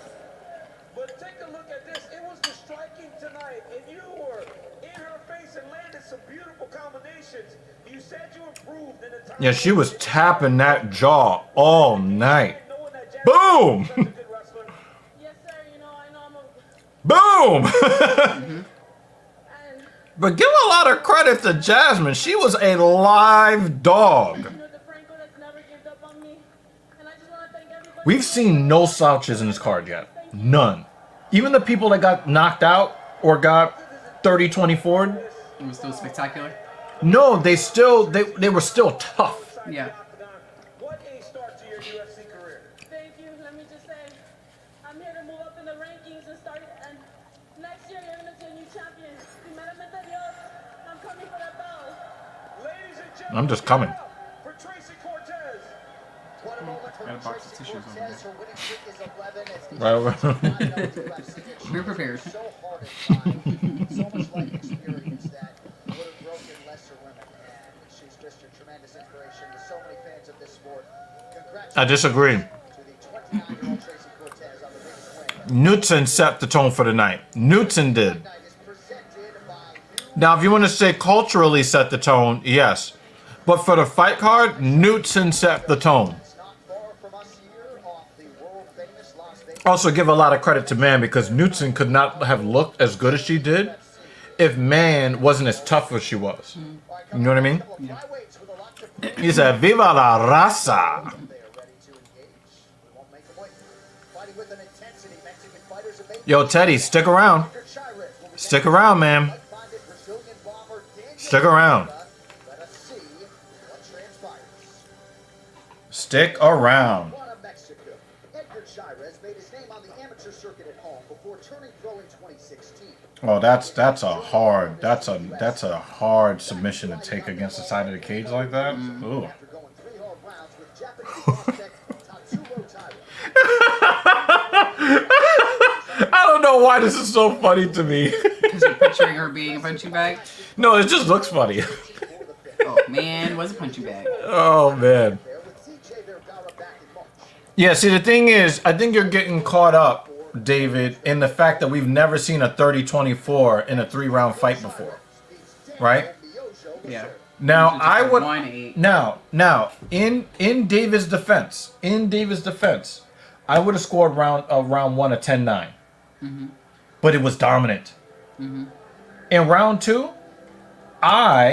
based upon all the scorecards that I've ever seen, submitted. I want to make this clear, y'all, because let me start over. Round 1, based upon the scorecards and the scoring criteria that I've seen since I've been watching UFC MMA, I would have given round 1 and round 2 a 10-9.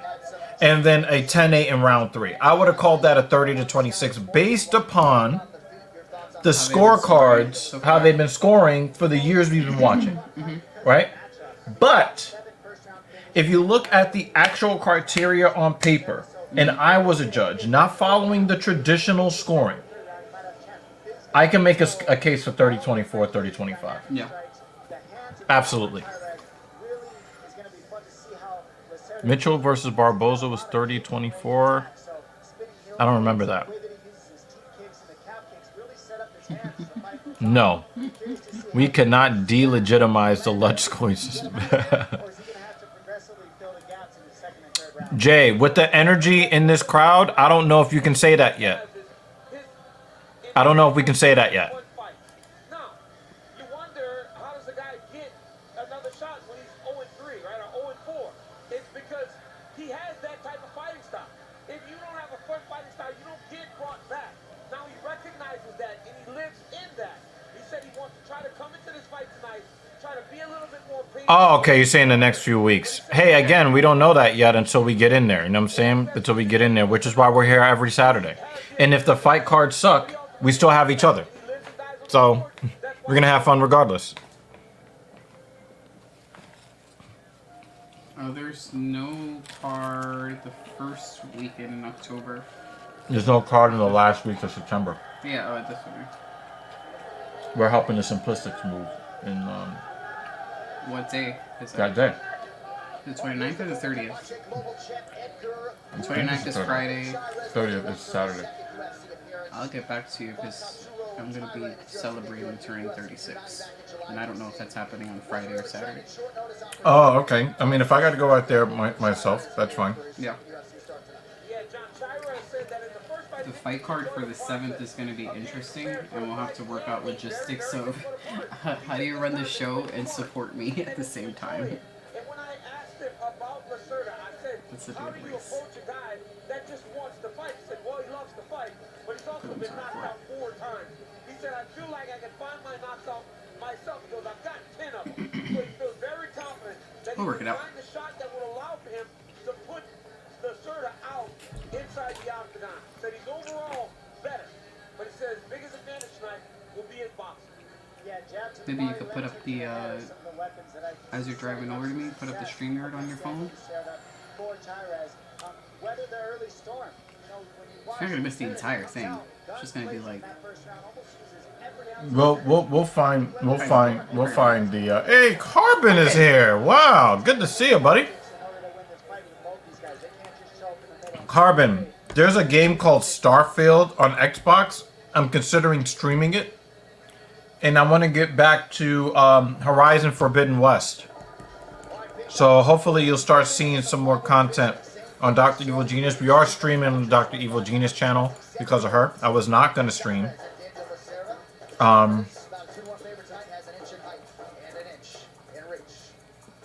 are you able to click on what Dan put, David? Also, the link, as Dan put it up there, is in the... Yeah, Yo, I can't speak. yeah, I like this jacket. It's in the description, the very last URL at the bottom. I can also put it on Discord if if YouTube is not making it clickable. But you should also see it in the description. Thank you, Dan, for putting up the link. Yeah, I was staring at the question. I was like, what is he asking for? Who wins Okay. the Strava? And now introducing his opponent. Fighting! A big martial artist, holding professional record. 10 wins. Well, he's a 2-to-1 favorite. He stands Did you tell everybody about yesterday? weighed in at 103. We haven't gotten into that yet. I did a thing yesterday, and it was great. Yeah. Oh yeah. Did you know the Donut YouTube channel guys are in the game? It looks like a visually nice game, but of course, you know, it's, you know, more your style than mine. I just don't like the overt, you know, female supremacy overtones in Horizon Forbidden West. But I enjoy the game for the most part. Starfield, I'm still quite kind of interested. I want to see what that's like. Yeah. Oh wow, Supercar Blondie is in there. That's pretty cool. Starfield is good. I uninstalled it since I wanted to finish Baldur's Gate 3. Both of those games are 130 gigabytes. God damn. The graphics better be fucking awesome. Yeah, I know, on that right? Shit. Hell yeah. I 130 will bet you Buffer takes a crate of lemons and a gallon of honey with him. Yeah, he puts out a lot of energy. And we get our first donation of the stream. Baby Metal sucks. Death Clock is my shit, though. Glad you had fun. Hope the prelims have been good so far. Jeremy, you missed a lot of good fucking fighting. They were really good. They were actually good. It was my first time seeing both bands live. You put Dead Jensen's name in here. Oh, it was from last week. Oh, okay. Oh, Yeah, so- no. It's just from last week.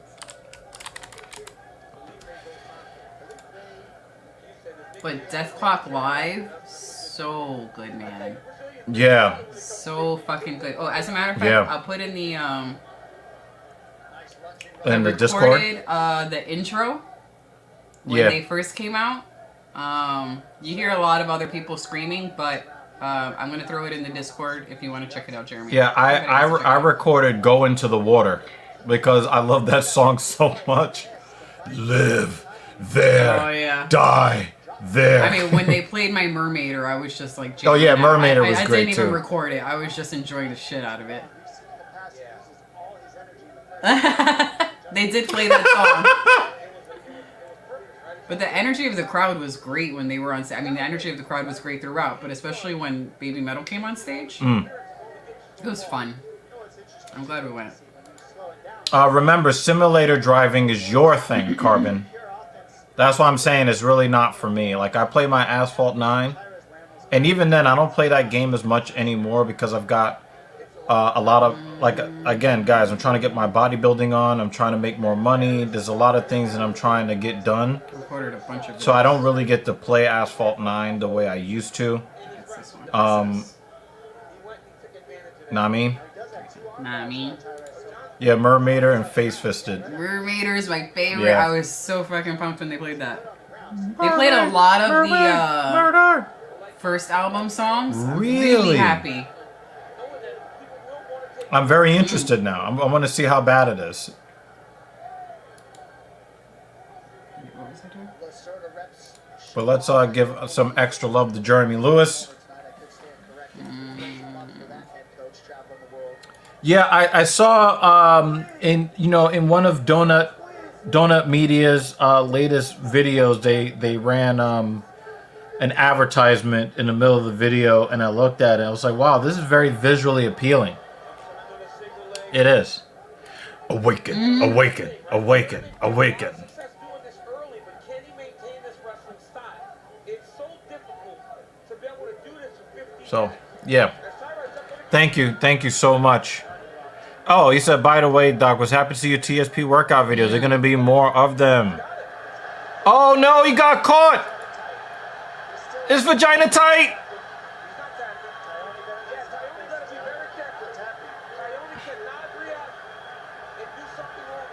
Oh, Oh. he won't, no. He put his arm down. The way He he put put it- his the arm way he down. put his arm down. Yeah, seemed like he was out. Oh, Because he kept leaving the no. arm up like I'm fine, and then let it go and let it go limp. Yeah, You because can't he do was that, trying. man. He was trying to conserve energy. Yeah, but in, Teddy, it's hard to say it's a bad stoppage from his vantage point. It. The thing is, I think that Tyone should have touched his arm and see if his arm was gonna come back.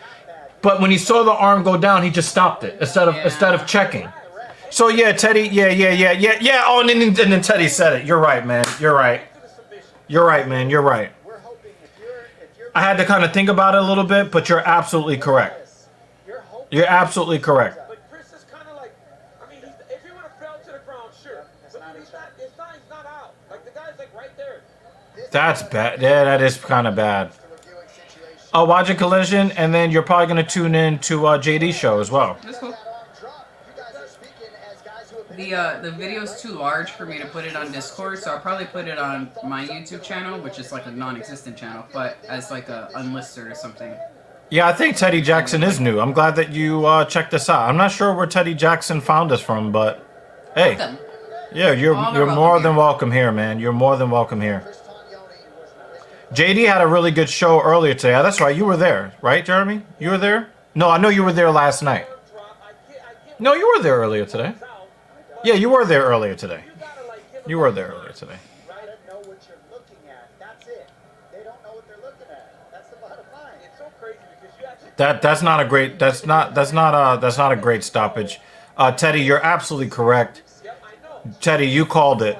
He didn't check the arm. I've said this time and time again. If you grapple, you know this isn't a choke. I understand. As soon as he saw the arm drop, yeah, he didn't check the arm. So hard. And you're hoping the guy uses his arms up, squeezing nothing. Well, look at the reaction. Look, he checked the arm. His arm is up. And then as soon as it drops, You gotta relax there. You can't answer the ref while you're in a choke. That's not our John job. said that perfectly. He goes, you should not have to. It's not your job to say thumb up. I'm in there. I'm good. yo, I'm glad you're here, man. Welcome. I'm glad you're here. And even And this is why we do this shit every fucking weekend. And we do it for the guys that are here every weekend, but we also do it in case that other people are going to kind of look and like just kind of see, hey, there's some people sitting here chilling. Let's see what this is. You see what's going on in the chat. We got a great chat. Yeah, the shirts are nice. Yeah. The shirts are nice, yeah. Design.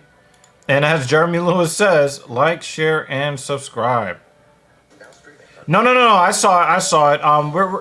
We're gonna do. That was just episode 1. Dan was here. Oh. I don't know if he's lurking or if he's doing something else or just kind of chilling. Sometimes multitasking. Football is back. Got your new fantasy team name? Check. Drill? Check. Yo, this fight card has been so exciting. This is bringing back the memories. I didn't even grab my iPad to put the Mets game on. Check. Claws. Check.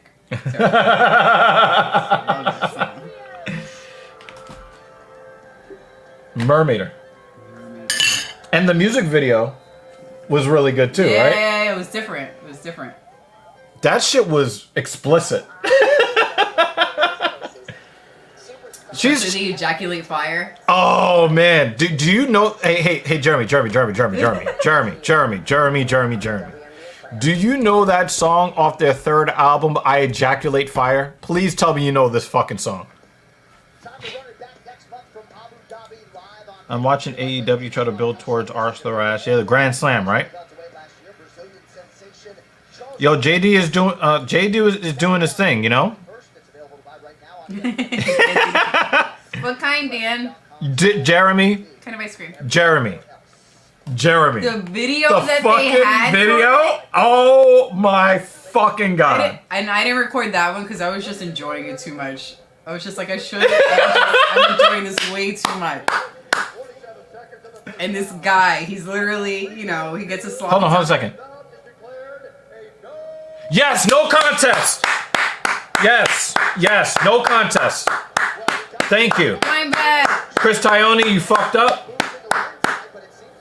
Oh, and they got it right. They got it right.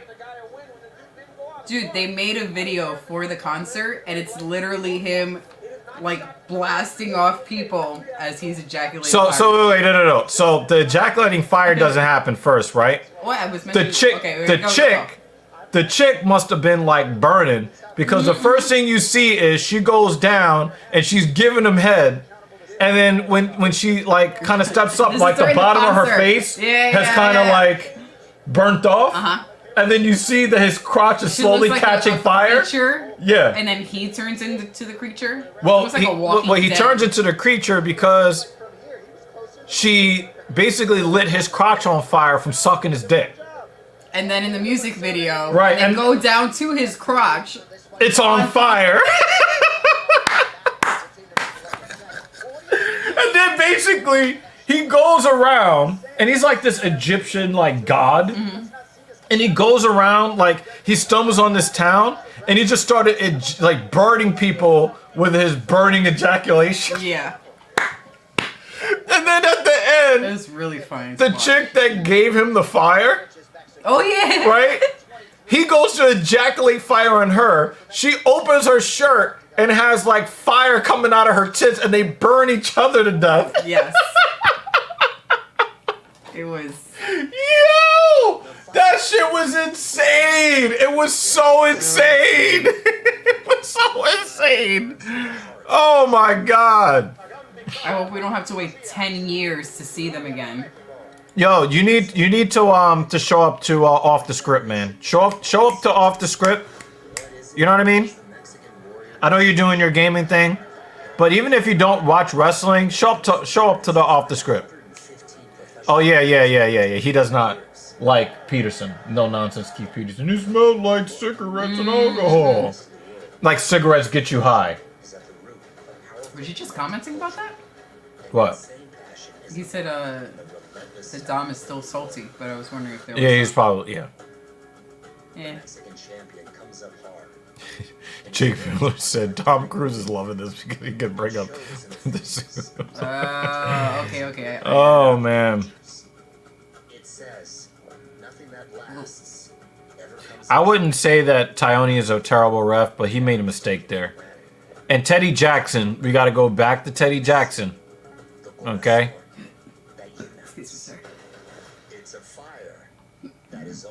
We got to go back to Teddy Jackson.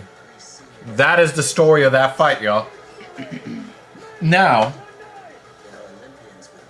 was dude in trouble? Yes. He was in a lot of trouble. Was he out? Absolutely not. Absolutely not. And he didn't check the arm. He didn't check the arm.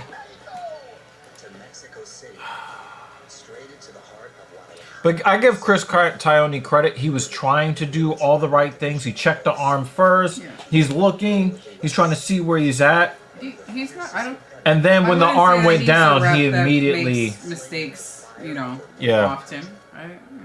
Yeah. He should have checked the arm again. Yeah. Every time I want to like show some kind of consideration for Chris, Teddy just kind of kills all the consideration because he's absolutely correct. Let me tell you something, Carbon. And this is the great thing about JD, right? I don't really watch wrestling anymore. But I watch most of JD's streams. And I learn a lot about what's going on in professional wrestling just by his account of like how he explains what's happening, because he actually does. Or that in Twitter. He does a play-by-play. He does like a full review of what happened, so you can kind of get a sense of what's happening. And then sometimes, like what I'll do is, because I watch a lot of JD, the wrestling clips end up in my inbox, right? So I watch the clips of the most important parts of it, which is the story, because the wrestling stuff doesn't really matter all that much, right? Mm-hmm. If you're following week after week, you care less about the wrestling and more about the advancing of the storyline, right? I watch the most important clips, and then I watch JD. Yeah. And I interact with the viewers, you know? I take a nap. Yeah. It's a long stream, so yeah. So yeah. Yeah, so good on the judges, the officials for fixing that. I'm very happy that they fixed that. Let those guys fight again. And hopefully Lacerda doesn't get caught in that position the next time.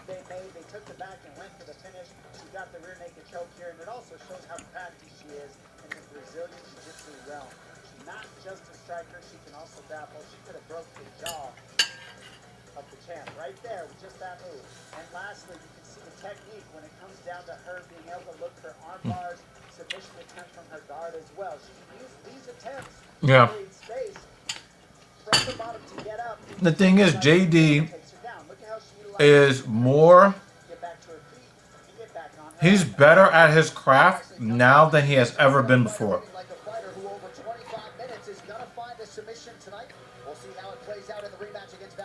It's going to happen, Jay.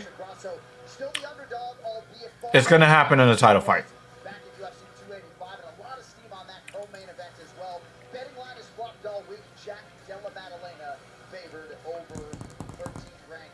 Do you have any predictions for any of the fights? I would like, and part of these predictions is, I mean, usually my predictions are just because I like one fighter better than the other. I vote for Holland winning. I know that's not how this goes, but I would like Holland to win his fight. Initially, I want Valentina to win. But you know what? I'd like some drama, and I'm okay with her losing tonight. Who? Valentina. And Grasso retaining. But who do you think is actually going to retain? I think Valentina's going to take it. But we've had like this just whirlwind of drama, and I would like to see that continue tonight with Grasso retaining. if Grasso does Nothing against retain, Valentina. I really like Valentina. if Grasso does retain, I don't want it to be where she gets her ass whooped for 3, 4, or 5 rounds, and then gets some fucking miracle situation. She was outfought. She was outclassed for most of the fight. Well, Maybe close to outclass. I didn't really get the sense that she did not belong in the cage with Valentina, but Valentina was in firm control of the fight. Firm control.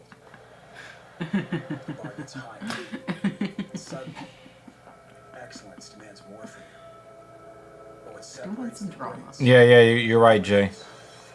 I have to put this up. Right? stop striving. So that I can highlight one of the best comments of the stream. Instantly. Retired NFL smart guy Ryan Fitzpatrick. That's great. Break it down for us. Just place your bet, That's great. and the bonus bets instantly appear in your account. Man, Like magic. Grasso will whoop my Like ass. magic. Too much magic. That woman will whoop my ass. I would rather see a different kind of competition between these two ladies. She would whoop my ass. Because life's more fun when you're in Preferably sans clothing. Patreon. And dog water specifically. That's not even all Patreon. Shit, that's gonna be a dog water level. I'm just saying. Question. This is a pretty good question, I think. Do you think Luis Rojas Jr. is being overhyped? I watched his last fight and he got ragdolled. They have him on the main card here fighting an 0-1 tomato can out of the Alaskan Fight League. Okay. I really cannot argue with this logic. I think I still have the... I cannot argue with this logic. However, Oh, there's no photo. I wanted to see a photo. however, Oh, That's the- this the- guy, yeah, yeah. the one with the, I don't know what you call it, but yeah. however, In the midst of the best year of his mixed martial arts career. I don't think that Luis Rojas Jr. ended up being over. I didn't think that he got ragdolled because he didn't have what it took to win the fight. He got ragdolled because he's a teenager who faced adversity for the first time and didn't handle it well. now streaming on Disney Plus. The dude fought in the UFC at age 17 and got a win. A dominant win at that. I don't think he's overhyped. I just think that this was part of his maturation process. And I think that for him to remain undefeated, even after that fight, would have actually been harmful to his career. It would have done more harm than good. He needed to have a loss like that where he got humbled so he can go in there and really understand he's not just going to just... Life is not just going to be easy for him as a fighter, okay? Life has been hard for him trying to get girls because of the way he looks. Place your bet. But he needed to have some sort of adversity. He failed in the adversity part, but what did he do? He went back and he started training again. He's getting back in the cage. Yeah. So I think that you're going to see a nice run out of him going forward. It's intense. This And it's motherfucker right testing here. your patience.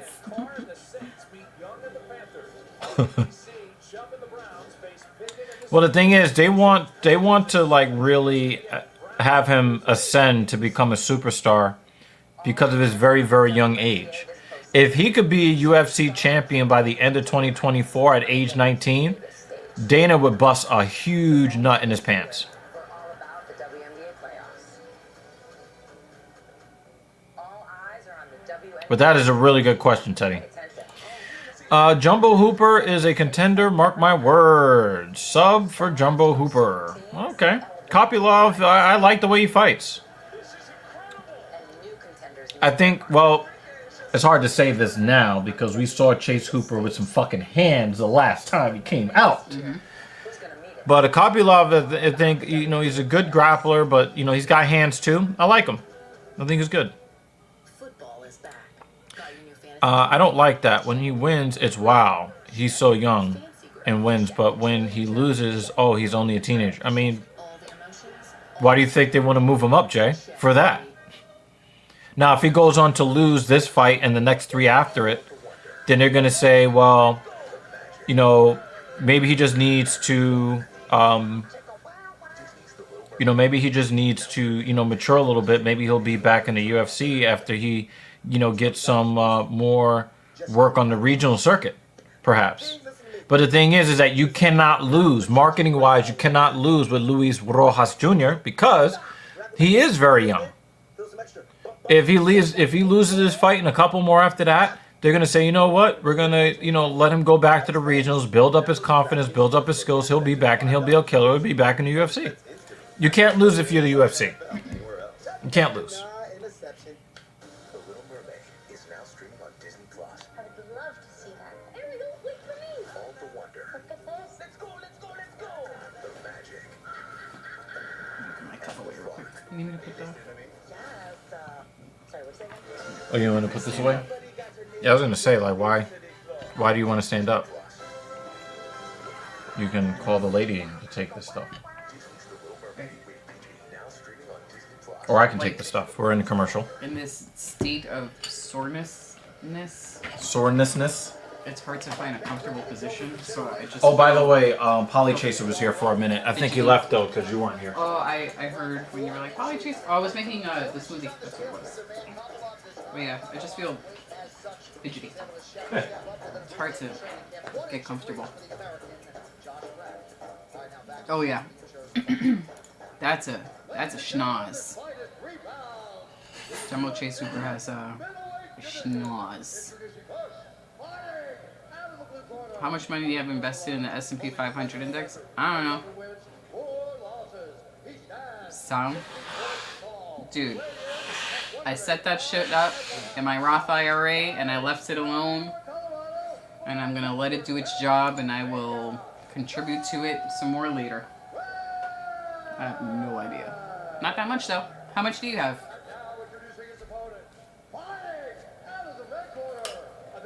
Is that Bruce Bobtrotter? Bruce Bob Trotter asking me about my Yeah, portfolio. my portfolio.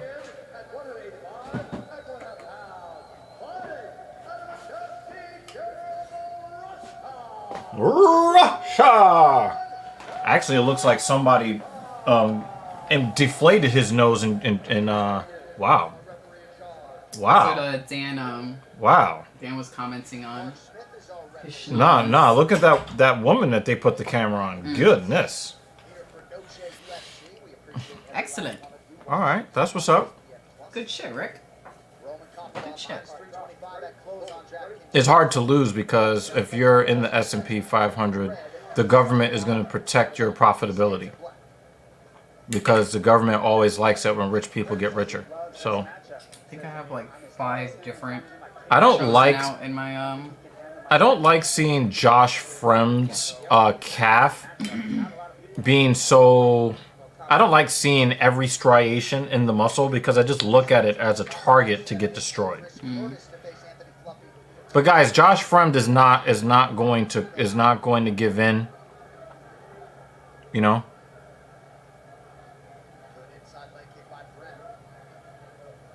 Yep. Excellent. Yep. We do the way I have mine set up is on Fidelity. Using Fidelity for mine because you could get a Roth IRA on Fidelity. And the other lady also has stocks. I don't know if it's S&P, but it might, But yeah. She has some index and she has some individual. Yeah. So. She's more into that than I am. Not that I'm not into it, but financially I'm doing other things. You said it's like buying a piece of the entire U.S. economy.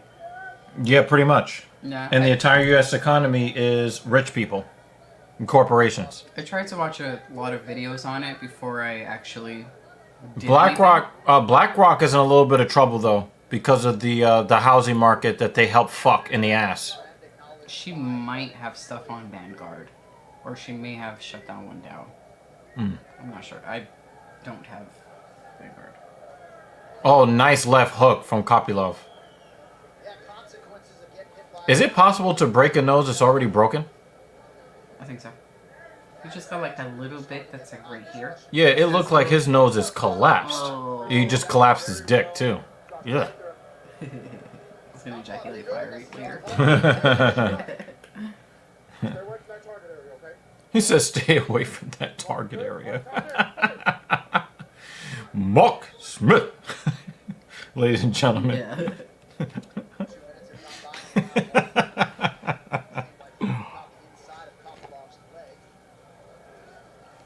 Great job with that back teep kick to the gut because that sets up the back right high kick. We probably will. Southpaw, that teep kick is so clutch to set it That up. will work. Frank's doing the work on that. Thank you. Corner of Prim saying, stay on that foot, Josh. Stay on that foot. Win that foot position. They're very intent on making sure that you set it up on the outside. That keeps Kopylov in your target, right? The moment you can control You guys have no chill tonight. Like dead ass. No chill. the line that you need him on to be able to land on it. Kick to the body from Fremd. Ooh, and then Kopylov returns it. Oh, that's not his name. I know. It's not his name. I know it's Hooper Deluxe. I get it. But Even better. But- Deluxe. Kopylov. That was That's not his snappy. name.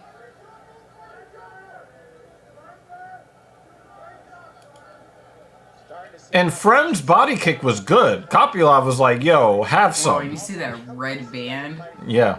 on Fremd?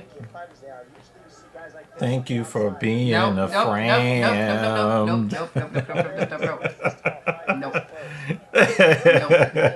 of official UFC memorabilia. If you would like to see your name in the octagon, UFC 294 Makhachev versus Oliveira in Abu Dhabi, scan the QR code and become a piece of UFC history.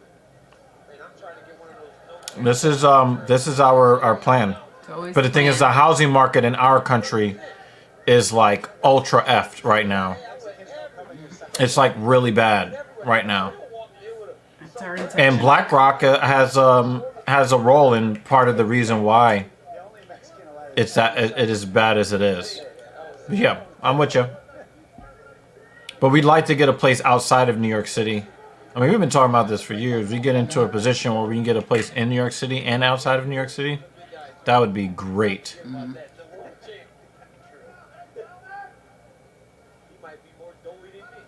Oh, nice combo from Kopylov. Now you got to understand that our interest rates are through the roof. Our interest rates are through the roof, and the asking prices for the houses are also through the roof. So not only are the prices of the houses way too high, but with the interest rates being what they are, the monthly payments don't jive, which is why so many people a lot of these people have even more money than we do, are looking at the housing market and saying, So they're choosing to rent until the housing market kind of, moderates a little bit.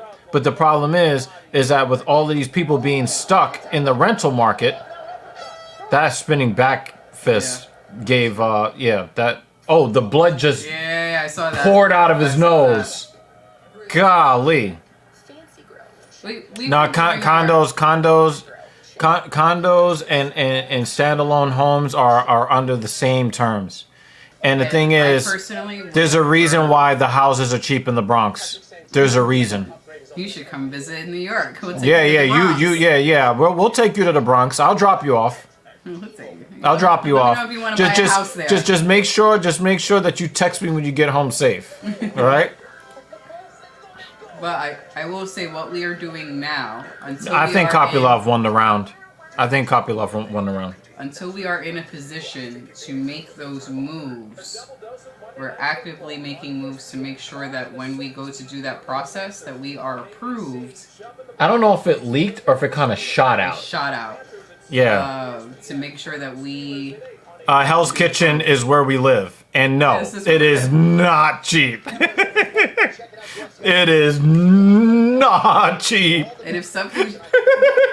we already had a live stream where we went through Yeah, Zillow. yeah. And it's like 7 and 8 You figures. guys.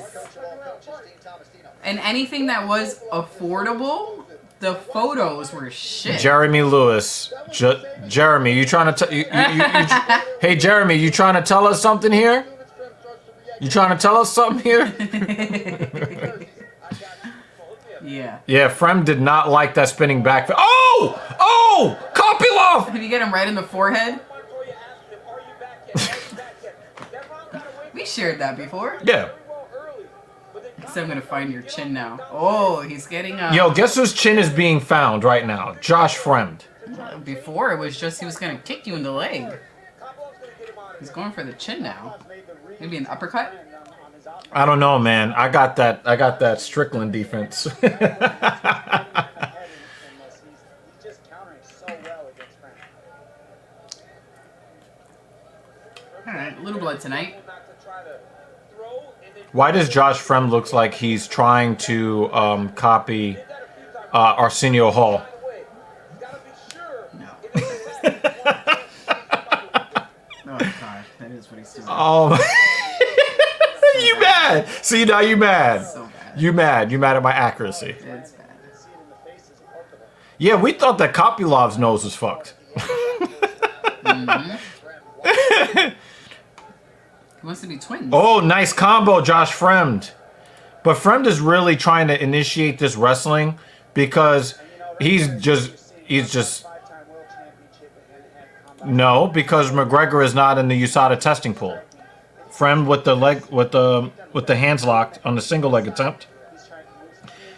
And he had to let it go. Oh, did you see him blow out all the blood? It's a He exhaled and it was just like blood. So the thing is, until McGregor is in the testing pool, there's nothing official. Again, do you know why East Flatbush? I know. I know. Rick, come to New York and we'll take you to the cheap neighborhood. Yeah. East Flatbush. Yeah. You're fine. Or we'll send you in an Uber because in the neighborhoods that you're talking about, you don't want to be seen driving the cars I drive out there, and you don't want to do it too slow. I just want to, We could take him to Canarsie. Canarcie's cheap. Yeah, East Flatbush is not cheap anymore. It's gentrified now.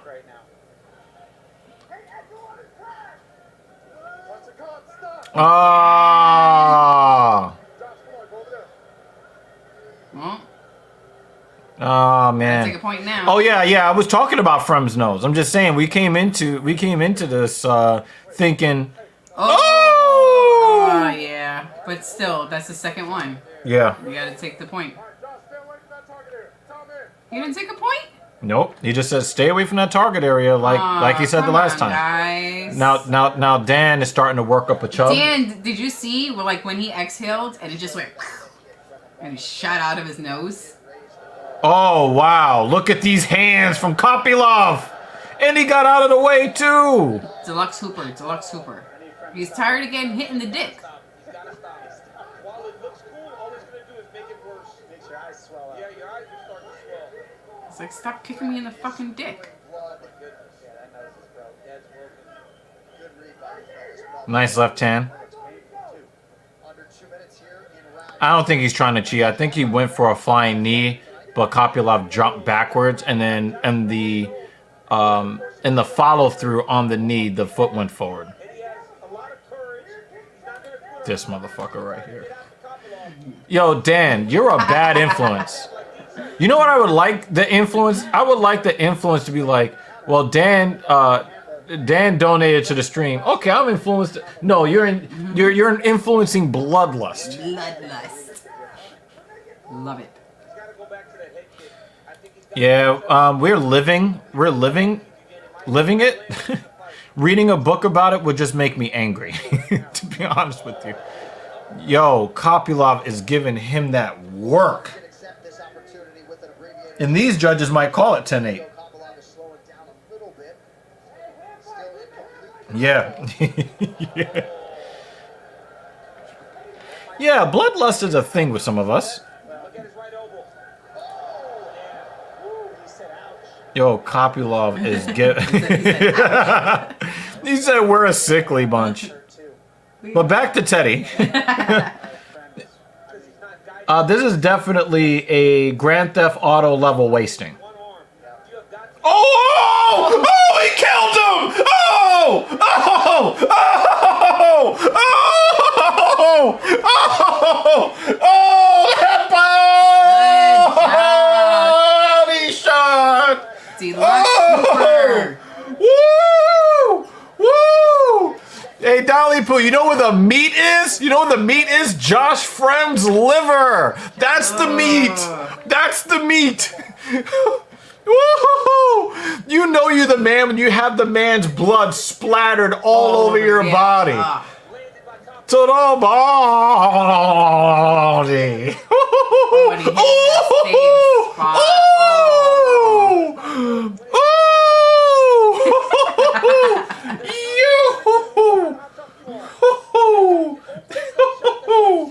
Boom!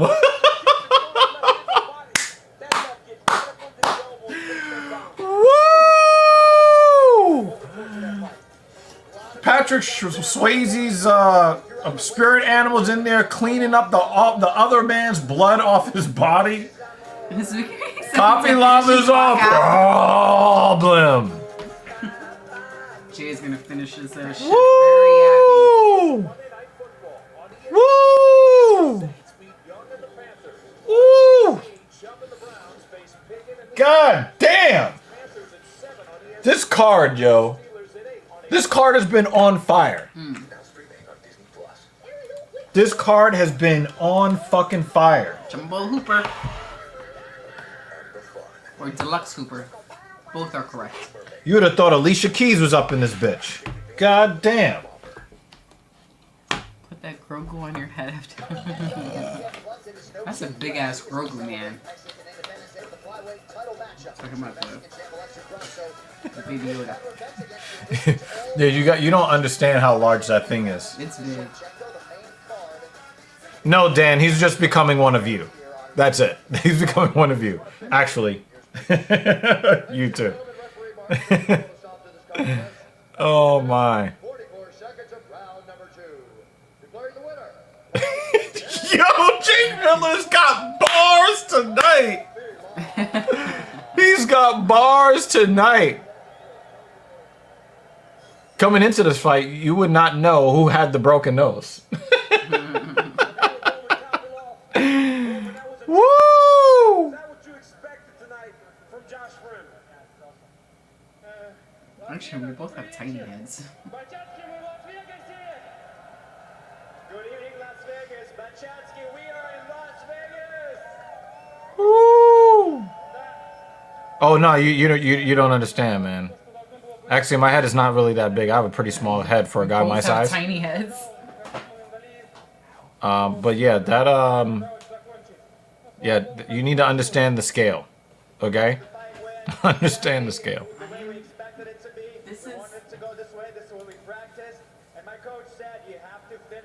Which lady? Yeah. So I'm trying to tell you, scale. Look how huge this baby Yoda is. I mean, this is not fitting on anyone's head. Big ass. I forgot how plushy this thing is.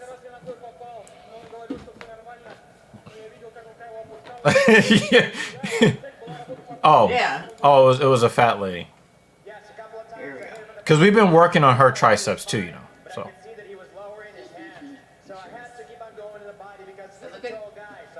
Trying to fuck it up. Roman, there was a lot of expectation when you came into the UFC. You have now won 4 fights in a row. What did you change that's allowed for you to not only find success, but finish all these fights? I know what he meant to say. Oh my God, man. Oh my God. This card has been really great. You can say it the right way if you want. I'm not very good at it. That was brutal.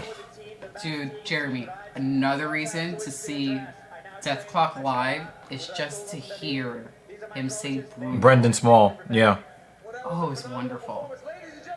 And then there's a part in the show where, like, the lights are off on the actual bands. You don't see them during the show until, like, the very end.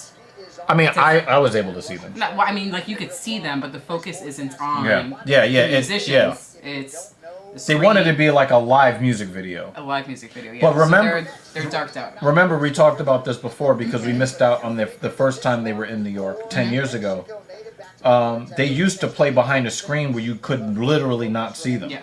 Where the only thing you could see was the music, the cartoon representations of them. Yes. What was the point that I was getting at? We'll be waiting. I forgot what was my point. Could Dr. Evil do triple the push-ups of Mrs. Evil? Fuck yeah. More. But she does a good job. Oh, I do want to show some love to this lady right here.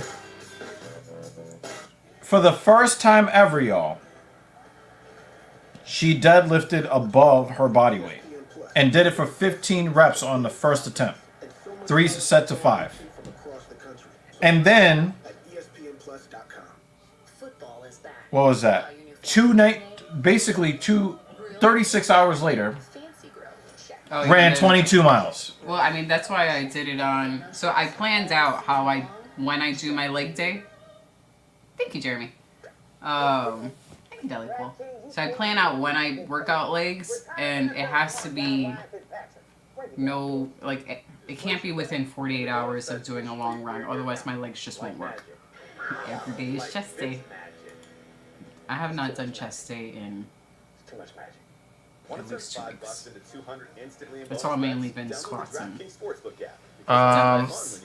You want me to run your predictions? Because I already gave my predictions. He's trying to make sure you don't do it last minute. The thing is, they've basically been trying to make Airbnbs illegal in New York City. I don't really understand so much why. I don't know, it's just kind of strange. Well, the thing is, my uncle, who we were talking about yesterday, he was giving me some preliminary lessons, but I haven't really had the time to really focus on practicing. But yeah, I love my guitar. So the story behind that guitar here is when I got my first car in November 2015, I visited the local guitar center.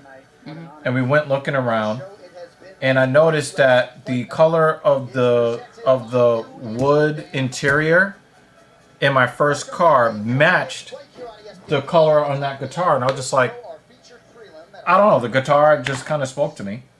So I got that guitar, not really knowing how to play it, because I'm more of the type of guy, like, I want to play the drums, right? And I have taken some drum lessons. I'm the one who's into strings. Right, but I'm, but the thing is, like, when I finally have, like, my business the way I want it, and I'm able to make more content here, like, and it's not so hard mentally to make constant content, and, my personal training business is where it needs to be, then I'll have more time where I feel like, oh, okay, I can sit down and do a lesson and pay for some lessons, Here's the thing, Rick. And I don't know if you guys noticed, but Mila Kunis and her husband or boyfriend or whatever, Ashton Kutcher, are taking a lot of heat for writing a letter of support for him. 2 women accused him of RPA, or EPAR. But from what I understand, there was really no proof that it was basically, they claimed that he did it, and he was convicted off of their claims with no proof. Right.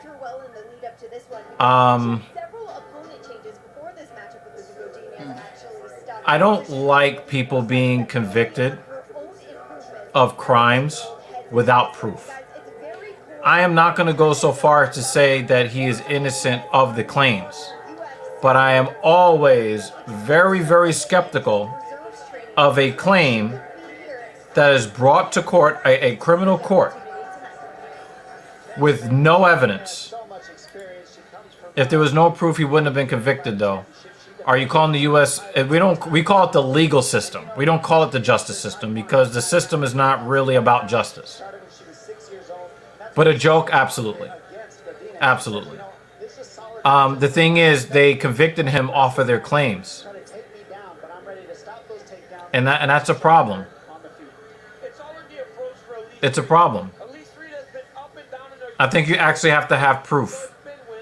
And even if a woman's story sounds super, super believable, you still need to require proof. Treating her last fight like she lost, so that she doesn't lose that edge.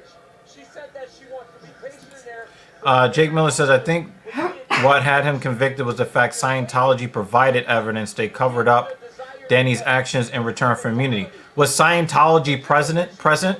What physical evidence was there that he assaulted them in the way that they claim? Now, Scientology is really messed up. I don't think that Scientology was on the hook for any criminal anything. But Scientology is really messed up. They're in fact, my guy Louis Rossman has been doing this right to repair thing for a while, and he said, you know what, I might have to abandon this right to repair thing, because once Scientology gets on you, they do a whole bunch of illegal things and get away with it. So I don't know how much, Scientology would have been legally liable if in fact Masterson committed the crimes that he committed, that they're claiming he's committed. But from what I understand is that there was no physical evidence, and it was basically his word versus theirs. And again, guys, whether or not I believe that he did it or not, this is a lesson for you guys. Stop trying to get women in bed that you don't know inside and out. If you do not know what kind of character they have, you should not be trying to get them in bed. Because for all we know, they could have made these claims of violation, physical violation, when in fact it was what we call buyer's remorse.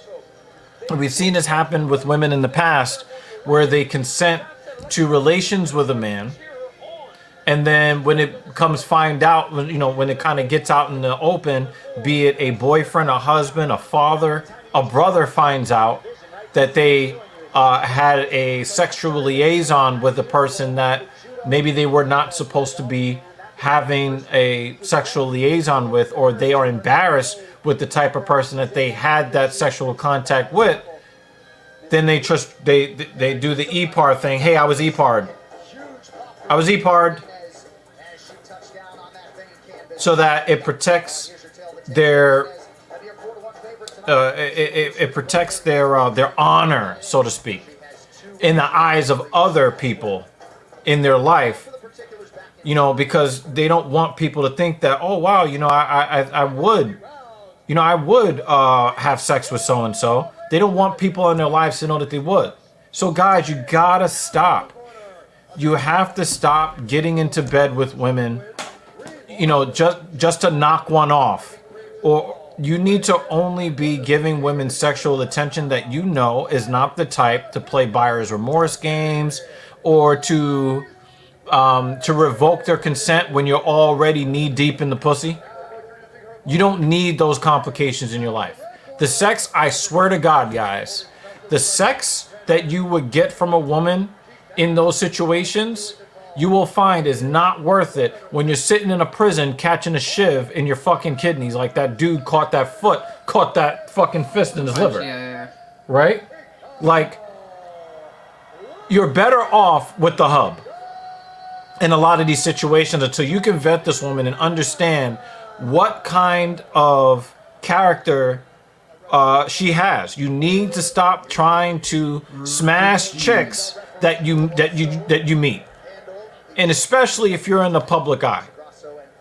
You have to be extra judicious about the women that you choose to get involved with and the timeline in which you try to get involved with them. And I'm telling you, it has multiple benefits as far as your interaction with that woman. Many times, women use the specter of sexual access as a way to manipulate men to their own advantage. If you take sex off the table when you meet her in the beginning, all of her advantage is pretty much out the window. Either she's going to have to deal with you straight up or get the step in. There are a lot of benefits to holding off from trying to bed women straight out the gate. And we will continue to talk about this on the podcast.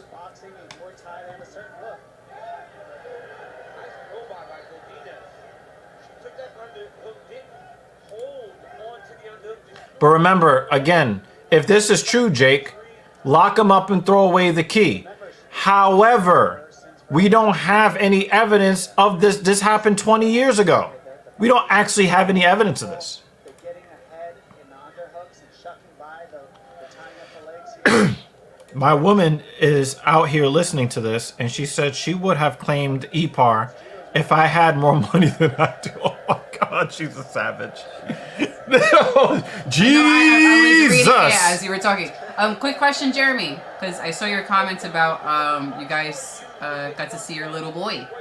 How many months is the missus along now? How far along is she? Yeah, but the church is so shady, Jake. I would take any receipts they have with a grain of salt. Like, they do a lot of nasty things, and a lot of it is not on the up and up. I don't trust any evidence coming from Scientology. I just don't.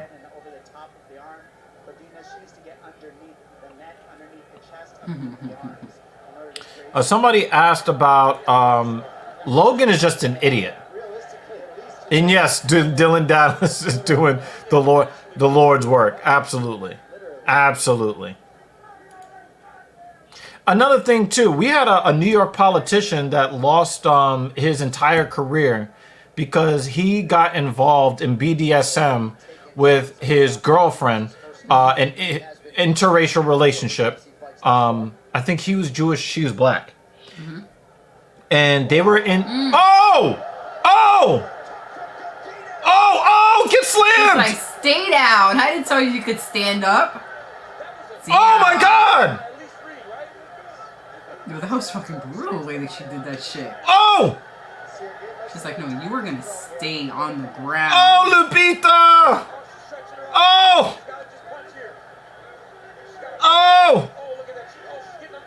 Oh! Yo, DC! DC is about to bust a nut too! Oh! And it's in that crank! She's got her jaw! She's hiding the hand! She's hiding in the choke hand! But Elise is a dog. She's a dog, y'all. She is definitely not one. She's definitely not one to just fold and take it.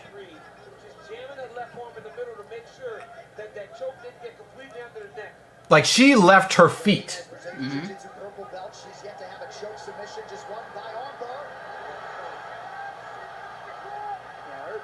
Nah. Elise Reed is not going out to that. You need to get underneath her chin to get her to... Oh, the arm bar! Oh, her arm! Her arm! Her arm went the wrong way! Ow! Ow! Ow! Ow! Ow! Ow! Ow!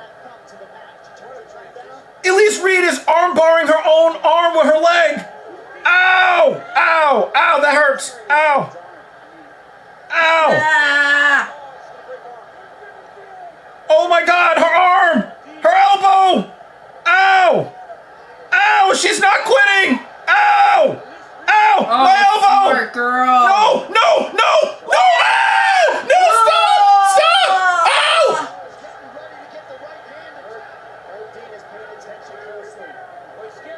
Oh my God! No!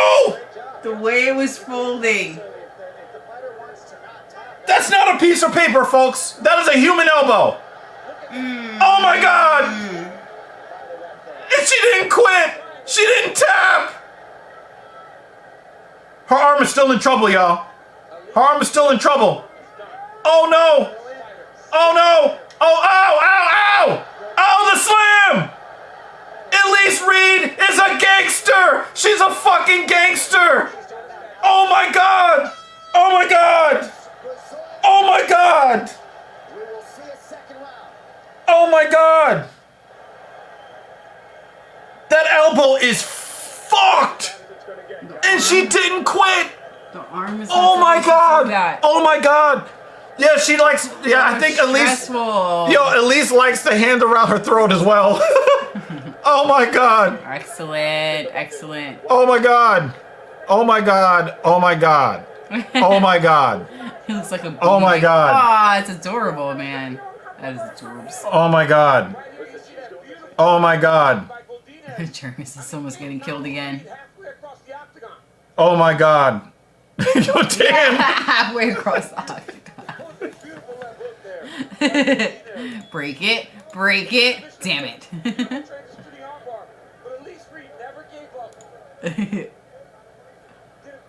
Oh. Dally Pool is a fucking savage. Yo, the way she did that shit. Yeah. I love that. Wait, She was like, what just happened here? Oh, I'm about to say that was a replay. Yeah. I'm about to say, what just Elise Reed is a fucking gangster. That elbow is fucked though. Yeah. She's not throwing it. She's not throwing it. She's not throwing it. That arm is cooked. Look, you can see it. Yeah. Jeremy, I might grab the screenshot of our terrified faces. Maybe we could do it for 100. We'll do a double. Okay, this is 2 hours and 40 minutes in? Yeah. 2 hours 35. Did she just secure the takedown with the broken arm? And of course she got reversed. Of course she got reversed. Oh my god. Oh my god. Oh my god. I'm fucking sweating. Oh my god.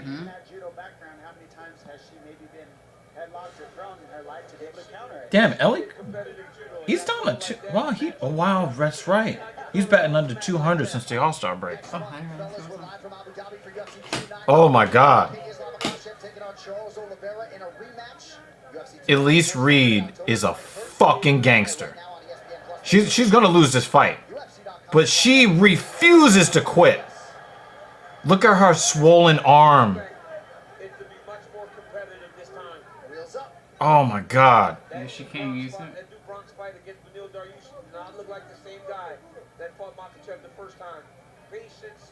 Oh my god.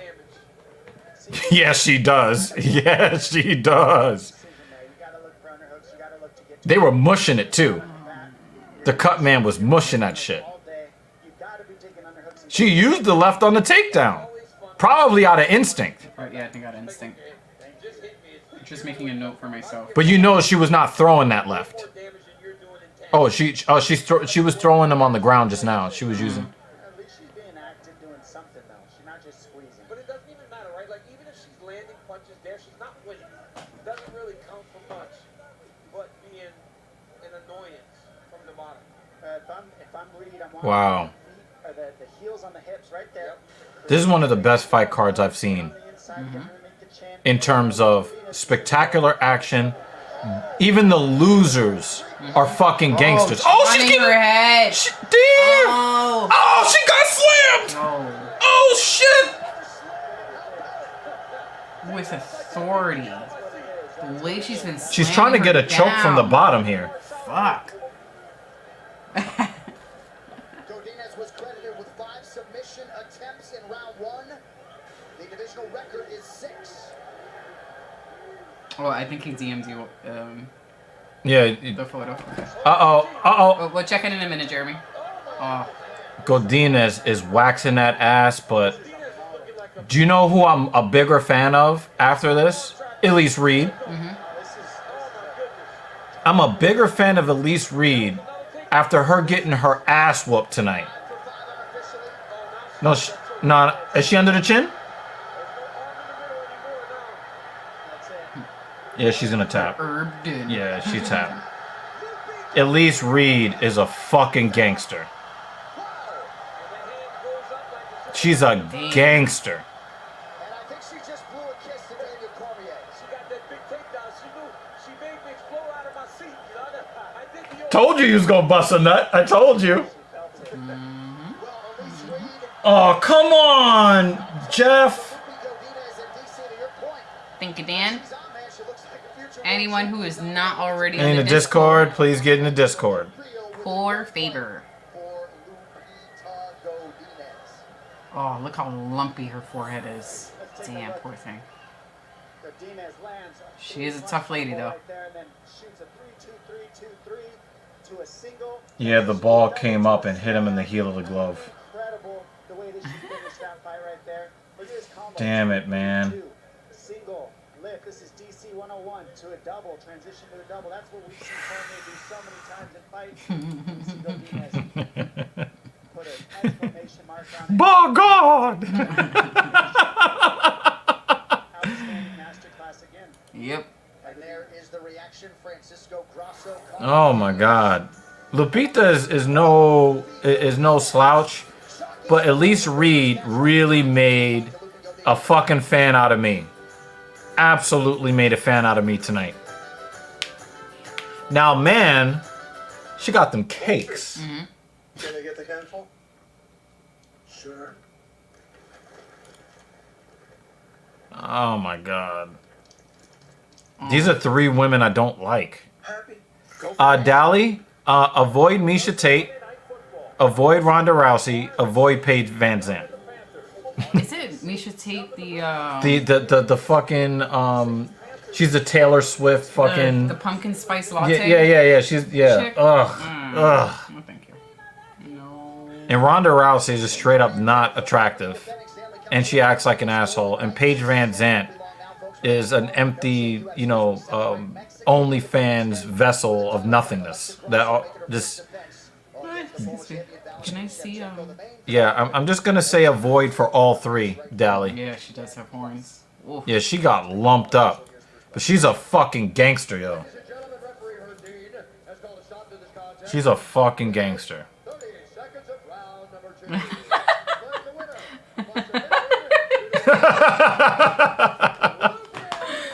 Jeremy, you got perfect screenshots.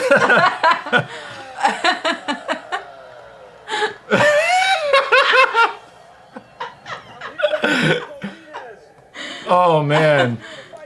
Oh man. Wait, let me see the other ones.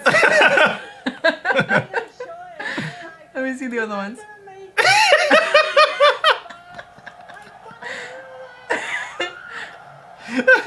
That one I look happy. Oh. No, I want to see the last one.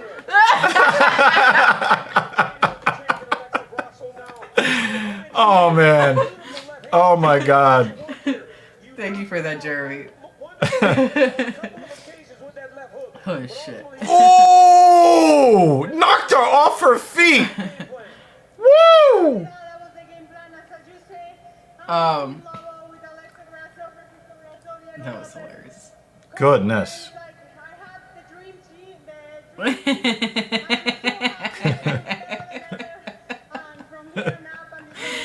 If anyone is not on Discord, go on Discord. Because Jeremy just posted our terrified reaction. Oh god, I look so terrified. So one of these photos will be used in episode 100 of the of our watch party. We'll make sure I give it to Thing 2. Yeah, we'll put your face on it. Yeah, but my face will. One of those terrified looks. No, this one. No, this one. That's this what he put one. in the general. He This put one. that one in the Or general. this one. This one. Oh shit. We're going to hell. Episode 100 will have both of our faces. Ay. And I couldn't look away. Like I'm like, it's gonna break. It's gonna break. It's gonna break. That arm was fucked. Ay. That was hilarious.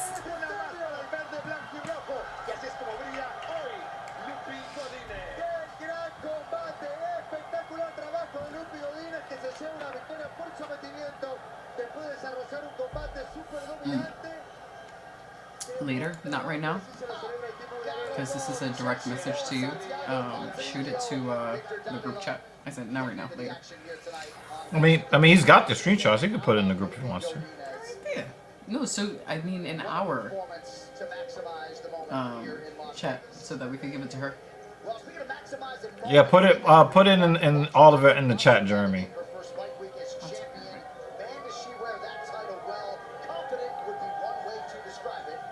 Not in the chat. I mean in the general in the Discord. I want to get it to Thing 2.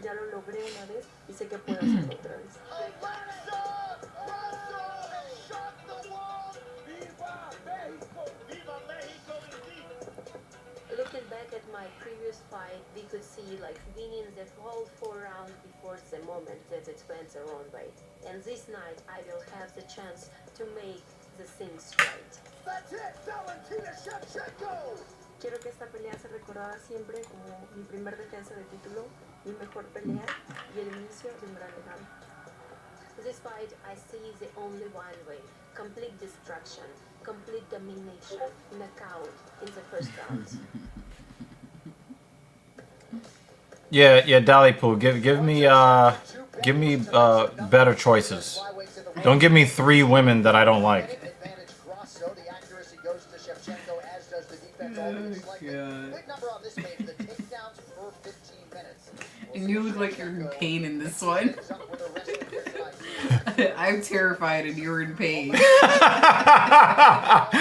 Jake Miller says Misha Tate has always looked like an established stripper, but will work small clubs to support her smoking habit look. Oh my God. Champion Alexa Grasso in her first defense against the division's all-time best, the former champion Valentina Shevchenko. The main card is coming up in just moments right here on ESPN+. But coming up next, we will head high above the octagon. Karen Bryant standing by with Dean Thomas and Anthony Lionheart-Smith. There she is, KB. You guys can take it away up to the top of the hour as Noche UFC rolls onward from the fight capital. I'll be back in a second. Well, I'm trying to look up the best.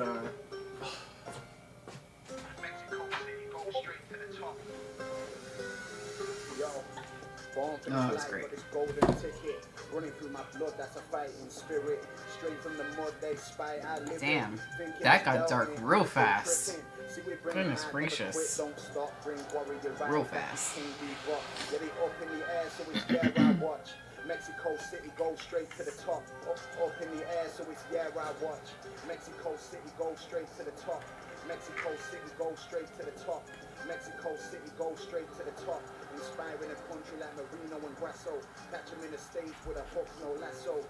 It's electric when Can I say no thank you to all of them? Get the press when the Mets hits the stage. Just take the win home. no thanks. They best catch the flight. Thank you. Yeah. Yeah, it's bound to explode. Yeah. I think she got it! Shevchenko top! Here we go.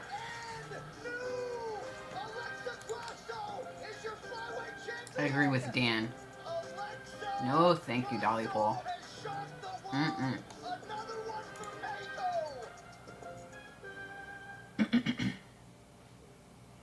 Everyone is ready for a double dose of Monday Night Football. First on ESPN at 7. Saints new quarterback Derek Carr leads New Orleans against number 1 draft pick Bryce Young and the Panthers. And on ABC at 8, it's more football as Nick Chubb and the Browns head to Pittsburgh to face Kenny Pickett and the Steelers.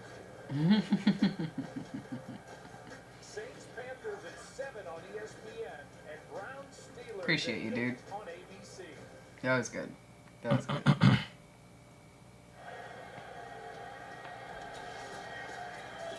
Well, welcome back inside the T-Mobile Arena. Welcome back to Noche UFC. Karen Bryant, Dean Thomas. Oh, look at Karen's outfit. I'm with it. Yeah, I'm orange with and it. blue. I like it. Emphasis on the orange. I like it. This motherfucker didn't. Herb Din is wearing an ascot. Hey, look who looks super smooth and with a very well fitted suit. Mm-hmm. Anthony Lionheart-Smith. Good on him. Good on Nice him. purple tie. I just like the fact that his suit is not all ruffled like I see a lot of guys today. Yeah. Where it looks all like, you know, because it's not properly fitted. Mm-hmm.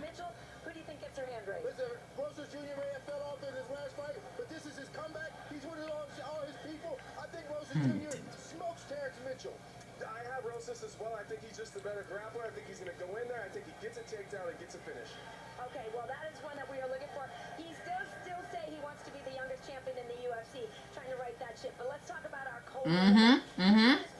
Do you see it? Yes. He is wearing an ascot.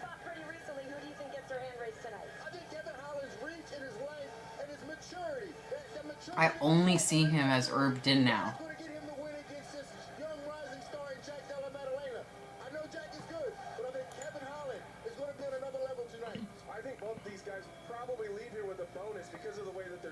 And his coat almost looks denim-like. I know it's not denim, but it has that denim shade. The stitching looks a little denim-like. So listen, Kevin's been getting some finishes lately. Jack's last fight did go to decision, but usually he's a first-round finisher. Do you guys think this one's gonna go all the way? Gotcha, dude. So we got a spiffy-ass suit, an ascot, and New York colors. I think it's going to go all the way, but it's going to be a barn burner. Yeah, I think we see a decision. I mean, both these guys are hard to get out of there. We don't see these guys ever get hurt. So I think it's going to be a really close fight. I do think we're going to see full 15 minutes. All right, as we know, Valentina Shevchenko ruled the division for more than 4 years until Alexa Grasso shocked the world with a 4th-round submission. Do you think Alexa can retain the title tonight?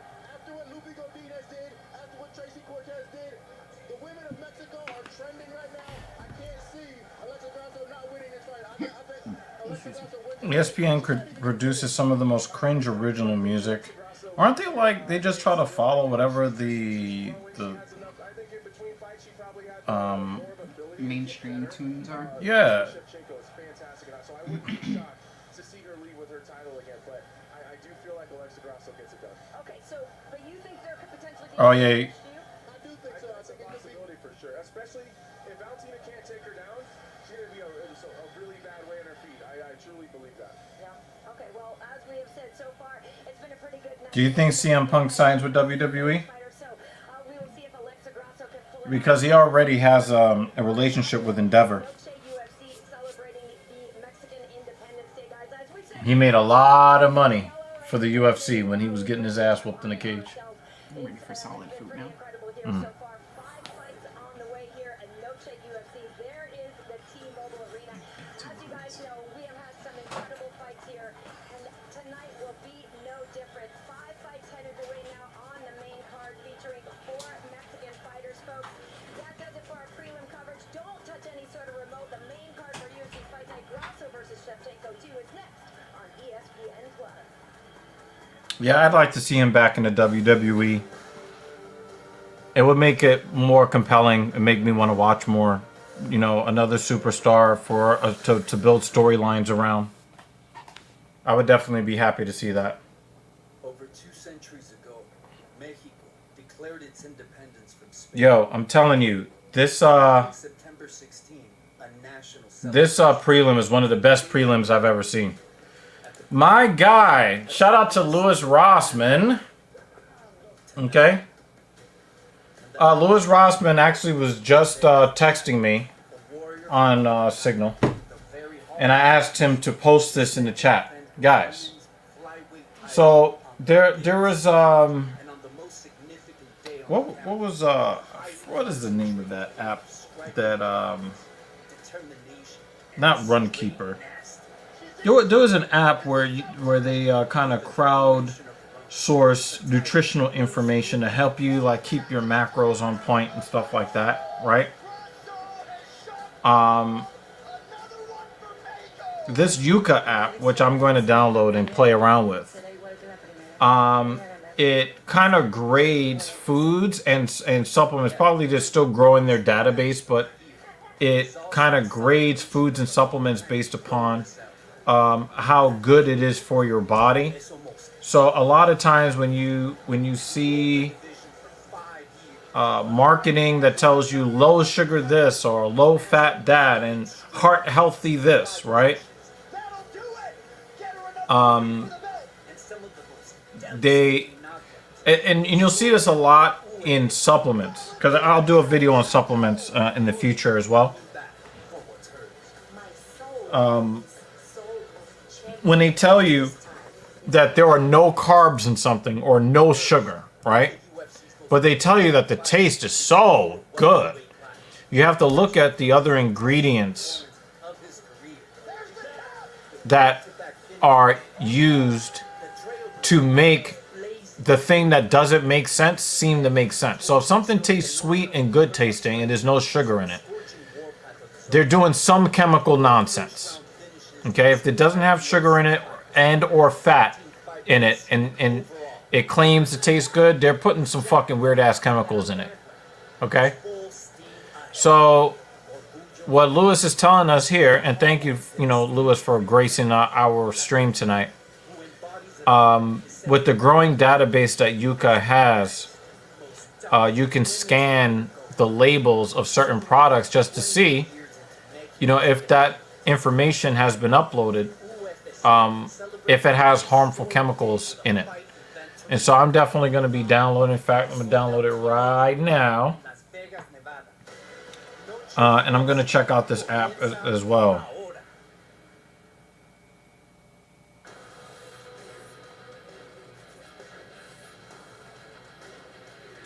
Also, it's a food and cosmetic scanner.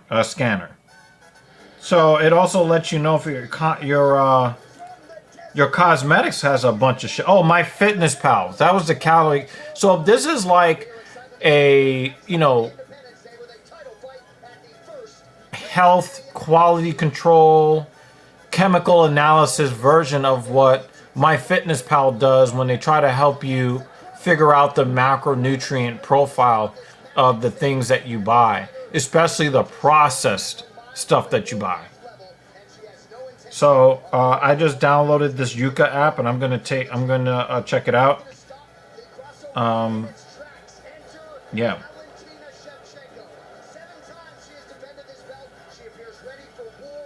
There's also an app called Think Dirty, Shop Clean, that appears to be trying to do something similar, but I think it's just for beauty products. It's just for beauty products. But Yuka covers food and cosmetics. You can also watch the broadcast in Spanish live on ESPN Deportes. And with that, thank you so much for being with us for this historic Noche UFC. I'm John Hannigan. Alexa Grasso is a most worthy headliner here tonight. So definitely check that out. Also,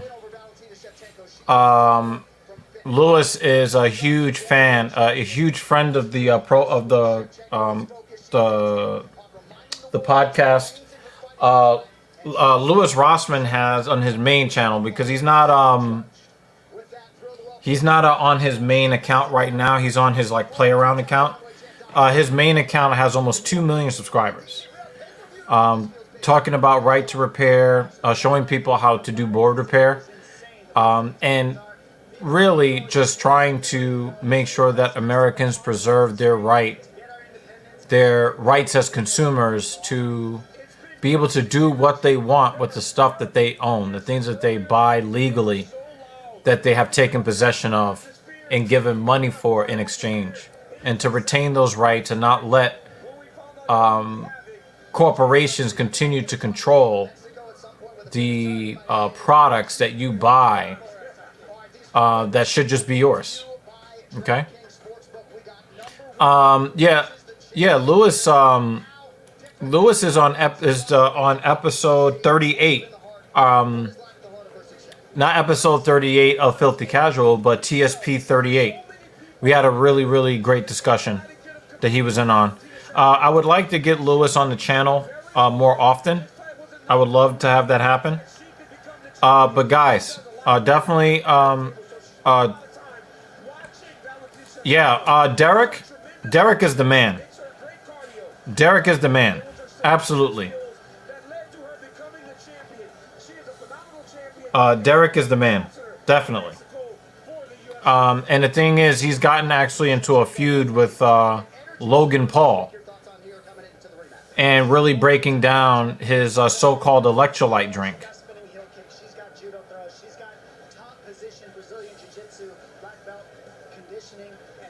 So, yeah. Yeah, Derek is great, man. He's great.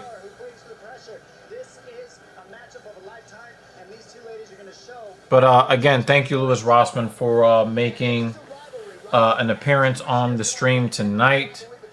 And I will definitely be checking out.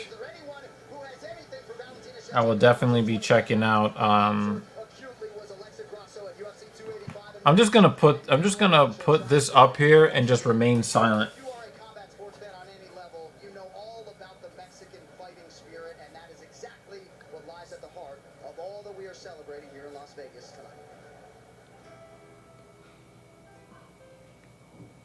Celebrating Mexican Independence Day in the Nevada desert with the marquee fight is actually a decades-long tradition. Yeah. So when it comes to the Prime Energy, he broke down why that was bad.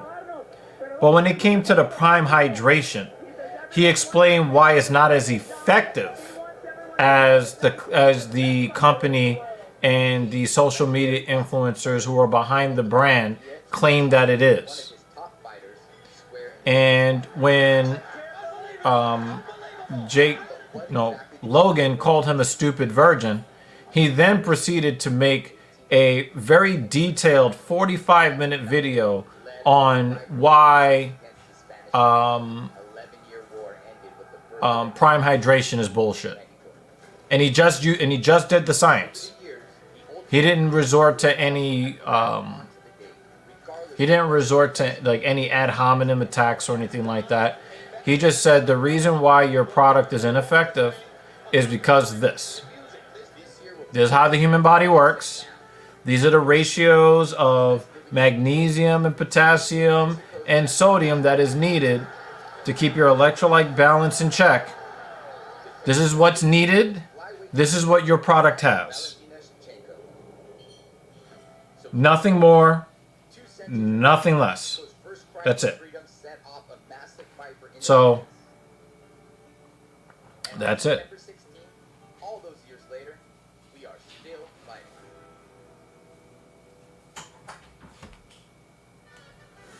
fighting. So, let me make this clear, Jake. It is not that sodium is the good electrolyte. It is that you need to have the electrolyte balance in a...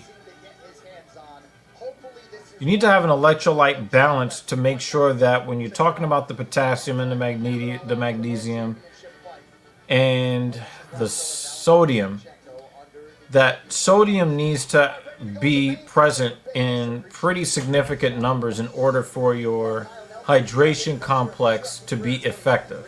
It's not that magnesium and potassium aren't good electrolytes. It's that potassium and magnesium, when you mix it in a drink that is sugary, is going to allow you to call your drink an electrolyte drink and not sacrifice taste. You want people to believe that your product is not just safe, but also effective for sport. So we know that electrolytes are like this catch-all, one of the catch-all things that tells people, yeah, this is healthy. Yeah, healthy. See, electrolytes. In reality, you do need a fair bit of sodium, and you're going to need enough sodium to where the drink is going to taste salty, and most people don't want salty tasting drinks. They just don't want that. And so you start to see exactly where the claims fall apart. Right? So there you go.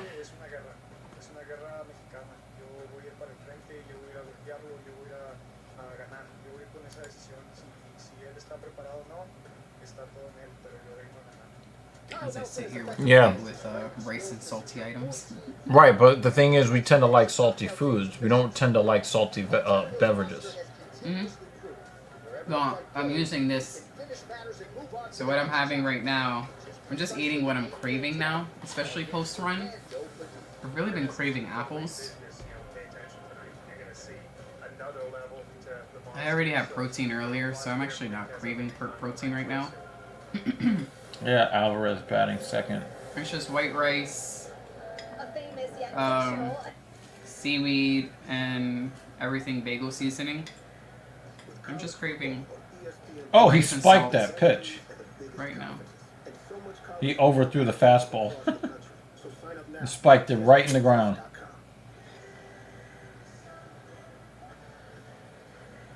With college football on ESPN Plus. He's really overthrowing that fastball. Mm. There are some electrolyte drinks. It's like as I just look up what's available. when I Ooh, choose that my just missed under the zone. running drinks, there is one where it's so full of sodium, but it's meant for people who are doing Right. like really, really, really hard shit. Yeah. And they were like, it basically tastes like seawater. But that's only under extreme circumstances because I'm not at the level that I need seawater flavored shit. No, thank you. But there is one of those. I'm sorry, that sounds so absurd. It does. But I saw the article because, especially since we've been having like these really hot summers here in New York, and if you sweat a lot and shit, and you run a lot, there are some who buy electrolyte drinks that have way, way, way more sodium. Yeah. But those are I remember that time that I almost passed out, and I had to sit down in the store. Yeah, Right? I remember. So Yes. even with that, the trainer I was working with, she basically had somebody get me a packet of salt and pour like a whole packet of salt under my tongue. Yeah, I remember that.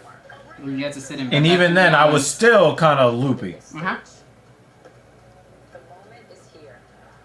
I think they walked Alvarez.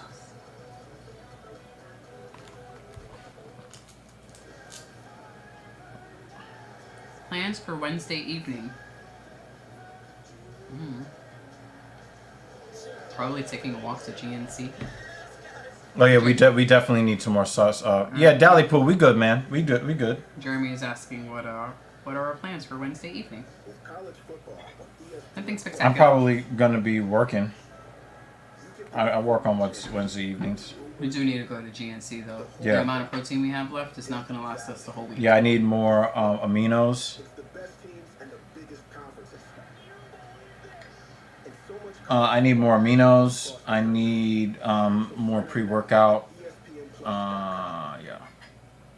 I also want to get a box of RTDs for travel. ESPN keeps telling me I'm the only person whose eyes aren't on the WNBA this offseason. We don't give a fuck about the WNBA, and you're not going to make us. I chased. But what's happening on Wednesday, Jeremy? We're really not doing anything. Like, GNC is not far from the house. We're not going to do much. I was at an ultimate frisbee tournament a few weeks ago, and the Propel electrolyte packets taste super salty, but they kept me, yep, that's it. Oh, no time for sure. But since AEW is a stone throw. Okay. Now I'm reading the comments above.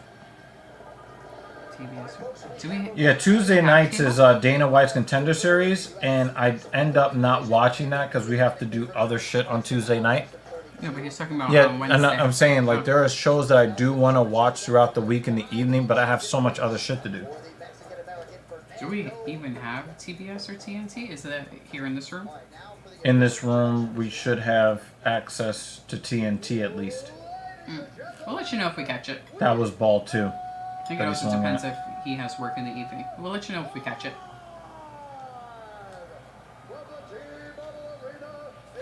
That's a hell of a typo, Jeremy.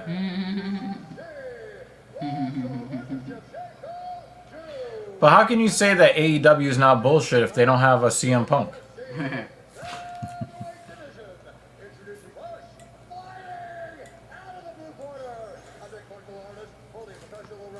Carl Nelson's a tough guy. I actually need to buy more powders also on Wednesday for my long runs.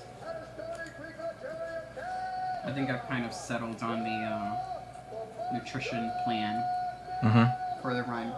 So I have a Tailwind electrolyte powder, which I mix in the water, which is a higher carb. It has more carbs than other electrolytes. But I also ate ginger chews at mile 10 and had no stomach discomfort. And I had, you know that dried... he rolled over to third and the game is over. You know that dried fruit chew that sort of looks like a fruit roll-up? I have one of those too, and it's great. So I think I'm going to do a combination of that and gels and...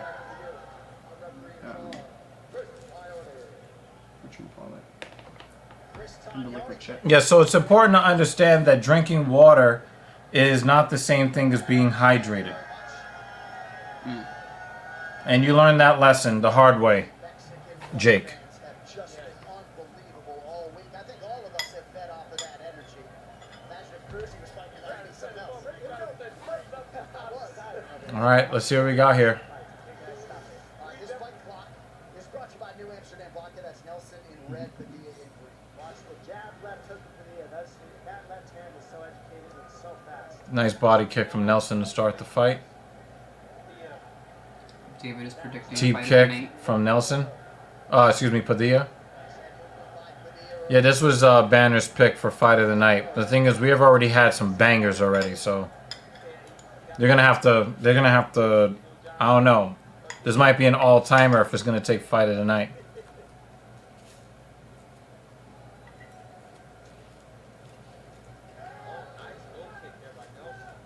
Yeah, he made Padilla spin around off that. Now, Padilla removed his lead leg when Nelson tried to kick it. That was kind of nice. He just stepped back. Padilla's already done a lot of damage to the quad of Nelson with these oblique kicks.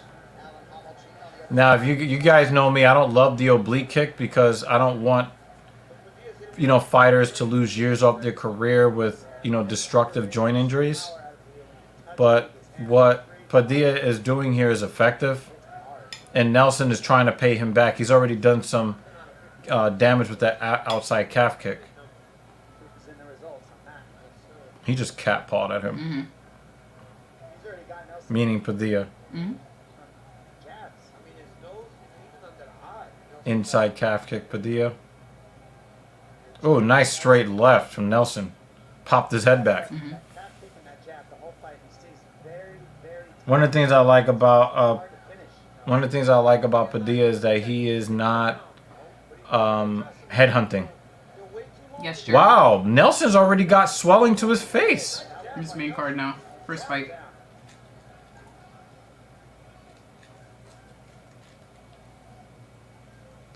Dalipool is a fucking fool, son.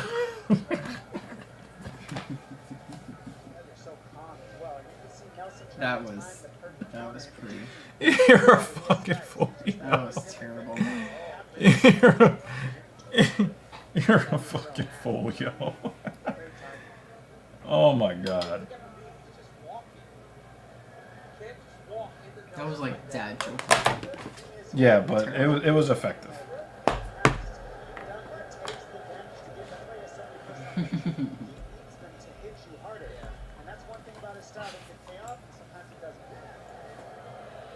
That's what she said when it landed on her forehead.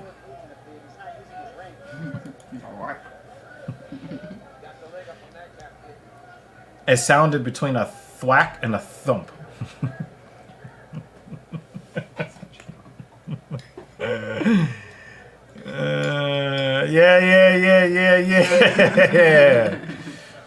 We're here, Jeremy. We're here tonight. Oh, elbows from Padilla. Padilla's got some sneaky power. He's kind of lumped up Nelson a little bit. That was a slow calf kick that he just caught.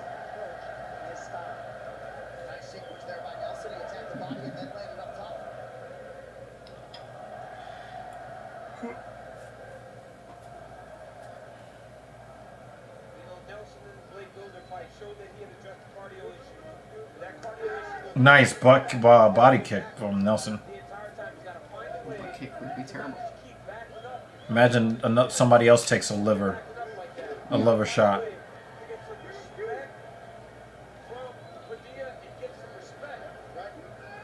The respect that Padilla has clearly earned from Nelson as he flinches. It's like last week, right? We watched Sean Strickland fight Israel Adesanya. Adesanya is known for having tremendous cardio, but when you're backing up the entire time, it starts to wear on you. He is starting to look for the body openings on Nelson. You see how high Nelson's guard is. You're seeing he is starting Cheap kick from Nelson. Oh. No, the snapback. Yo, Nelson was not prepared for actually succeeding in that strike, so he pulled it. a little bit. Overhand right from Nelson, breaking up a Padilla combo. I got Padilla winning round 1. Round 1 just ended for our side. Yeah. Jeremy. Might be about 10-15 seconds behind. Perhaps, yep. Because, you know, there's a lag before we see the comment, so, yeah. All eyes are on the WNBA this postseason. No, actually, no. I see it now. Where's Teddy's comment? Yeah. And new contenders make their mark. I was zoned out. We don't give a fuck. ESPN wants to. It's like, you know what it is? It's reverse psychology. They want to tell you, oh yeah, you're really interested in this. Like, no, you're really interested in this. No one gives a fuck. The moment is here. We're all about No one gives a fuck. That's.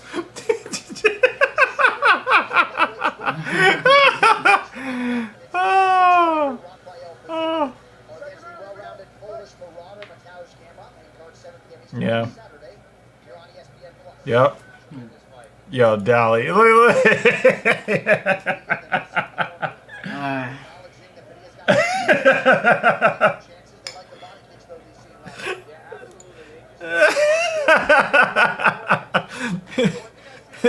She said, don't let the door hit you or the good Lord split you. Oh my God, yeah, Jeremy. Yeah, Stephen A. Thompson is the reason I stopped watching ESPN, and all the other shit has just kind of kept me not watching it.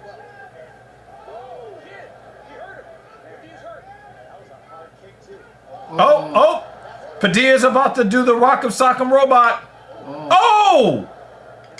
Nelson touched him. I touched him a few times.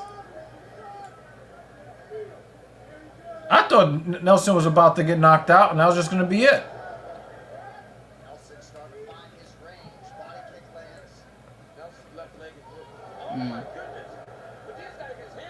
Overhand right for Nelson. Padilla did get a little bit too comfortable. Another overhand right from Nelson. And he keeps landing it, too. So windmill. Yeah, windmill, right, Jeremy?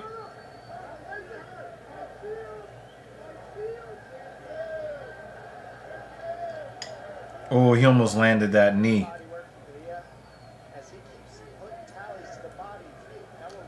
Nice calf kick from Padilla.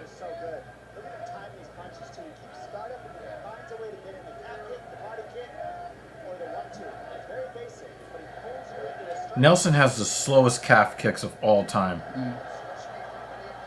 Padilla just gets these explosions of combos. It's smart though, because Nelson does this thing where he does this, I punch you a bunch of times. Now it's your turn and I'm just gonna turtle and it's your turn to hit me. And then it's my turn to hit you, you know? Right. It's almost like he's trying to get you to tire yourself out. So fuck it, if he's gonna turtle up and give you permission to hit him, yeah, do it.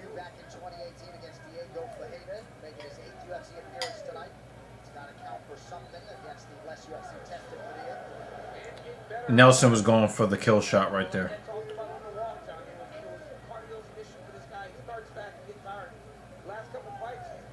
It's kind of bizarre how not hungry I am today.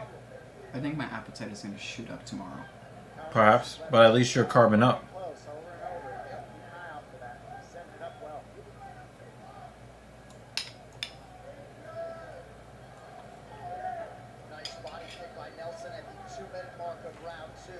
Well, we can't do that here in New York City, Jeremy, because then we would end up in a mental institution. And once you go in, it's very difficult to get out. Actually, they already do that here in New York. Bark back. Crazy folks do that shit. Or they'll just start barking and no one's barking at them. So no dog is barking at them. What happens? There was this one dude at the park. Was he DMX? If he He'll had bark barked, at you. I would have said. He was like cheering people on, but at first I couldn't tell if he was upset or if he was cheering people on. And after like the second lap, I was like, no, he's just cheering people on. And he was in that spot for 5 hours because that's all I know was there. Running today? Mm-hmm. So you're No, just but standing he wasn't there. running. He was just standing in the same spot. That's kind of creepy. Yeah. Okay. I was like, okay. Oh! Shovel uppercut right hand. Got Nelson to move his feet. He's not looking to move out of the way. He wants to stay in the pocket to counter Nelson with every punch.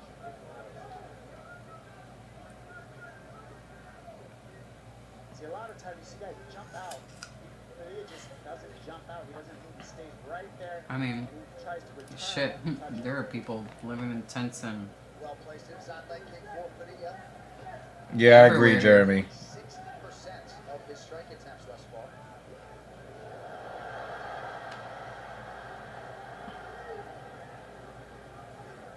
Very accurate, Nelson. Daly I'm is not. just losing I'm his not. mind. He's losing his mind in the chat. That's why he has knockout. You stay there, you have an opportunity to knock him out, but you also get hit. Yeah, well, again, he just, Nelson just took that round off for sure. All right, final 5 minutes coming up next. I'm out here judging again, Jay. I still got Padilla winning.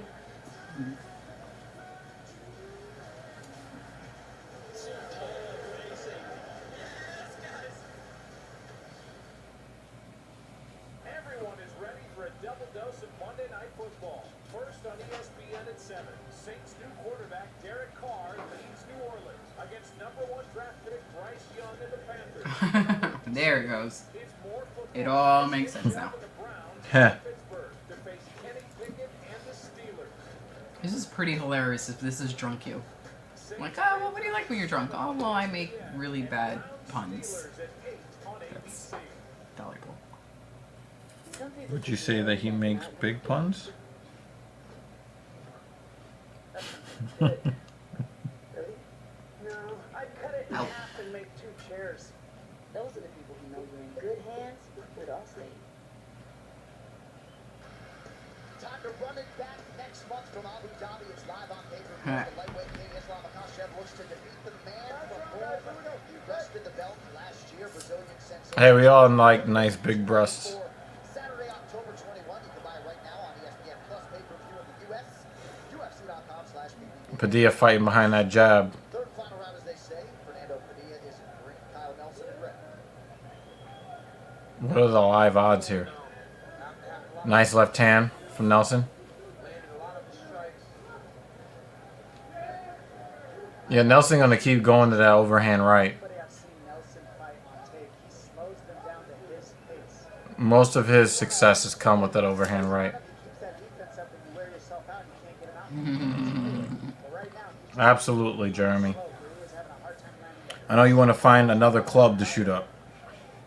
Nelson's done a great job of finding his spots, not overextending and staying within Nice the calf kick, Padilla. Yeah, you can hear the thunk. Mm-hmm. Oof. He's been able to manage Padilla pretty good, honestly. Oh, shovel uppercut again. Overhand right. Nelson. Told you, Nelson's a dog. It looks like he's crying blood now.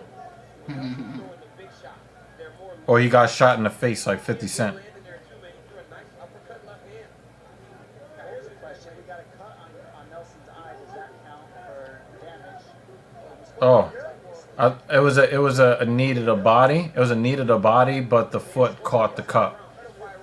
We've been seeing that a lot more the last couple of weeks. Uh-huh. Accumulate everything. Yeah, that's the first criteria for it, but it can't be damage from round 1 and it makes you win round 3, you know? See? Knee to the body, foot comes through. Yep. Damage is an exceedingly important word. Attention, Adrian Bully over here in the corner of Kyle Nelson. He's over here tasting his own blood dripping down his face. They really are liking some of the long range. Tyone, you need to be careful. What the fuck? Okay, let's see what this is. I used to have a Putting beer it with on my the brother, but he screen. passed away a couple of years ago from cystic fibrosis. So I struggle on my own, but I found you fuckers. Oh, okay. Well, I'm happy I'm that sorry. you're here, man. Happy you're. I'm happy that you're here, As soon as I saw all the text, I was like, it's another pun. Yeah, she was wait. Nice body kick from Nelson. I'm sorry to hear that, Deli. It's been a pretty heavy stream. You weren't here for the heavy stuff earlier, but it's been pretty heavy. You know, people talking about, you know, a lot of, you know, the stuff going on. Oh, I did see. Banner had a cancer scare. And, I did see that. you know. And Jay having Yeah. the sibling issues. Oh yeah. Well, happy you joined the crew. You fit right in, Dollyful. Yeah, for real. For real. You know, and the thing is, it seems like a lot of our viewers are not in the United States. You know. Uh-huh. Yeah. Yeah. It also reminds you that we all have a story, and it's another reason why we want to build this community, right? Because all the things that we go through in life, and again, no disrespect, obviously, you know how I get down, right? But we live in a world that does not care about what men go through at all.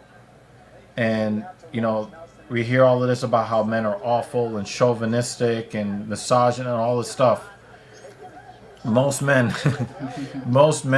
are really struggling through life, and no one gives a flying fuck. But if you don't pay a woman a compliment on her appearance when she's 600 pounds, then she's the one that we all need to be, you know, giving all of this sympathy to, you know. So this is a question everybody needs to ask themselves. You know what I mean? You know what I mean? Nah, Dally, nah, we encourage you to talk about what you're going through here. That's part. This is not an MMA platform. This is a men's platform. First and foremost. On Saturdays, we get down with the MMA stuff. But it's really important The rest of the week that you find community. And community that cares more about you more than what you can provide to it. Which is why we don't go crazy like begging for donations every 5 minutes, right? We would love it if people have super chatted. That'd be great. Because we put a lot of effort. However, it is more, it's more about the community that we're trying to build here. It's the community. But this is a very good question for people to ask themselves. I did 10% in my retirement.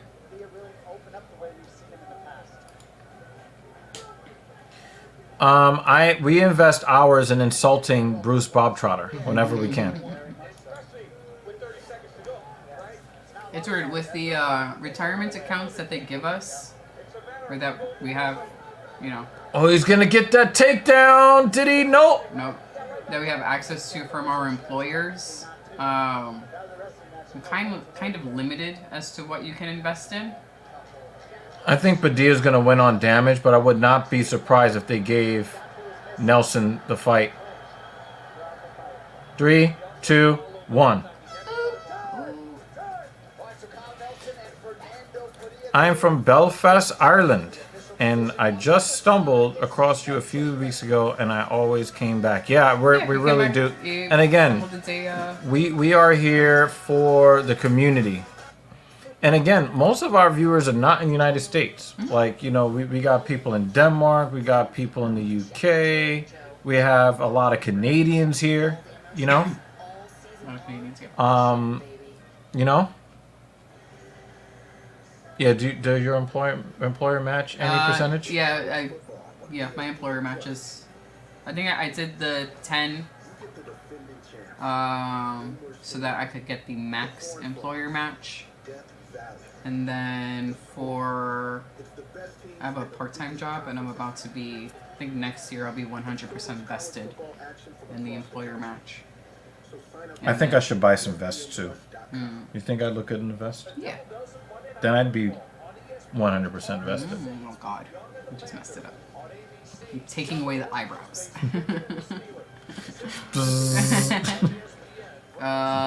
In my main job though, Rick, I did do an HSA. I don't know. if it's the same where you are, HSA's, health savings account, where I don't remember how much I put, but my employer contributes $2,000 a year. So like this January, they'll put in another $2,000. And a health savings account, we can use that on any health. Except cancer, because they're basically telling you to just go die. Basically. But with the health savings account, we are allowed to use that like an investment account. Might be a controversial card here. Ladies and gentlemen, after 3 rounds, we go to the judges' scorecard. Split decision? The judges score the contest. Nope. 29-28. 29-28. At 30-27 for the winner. Yeah, he's got a dent in it.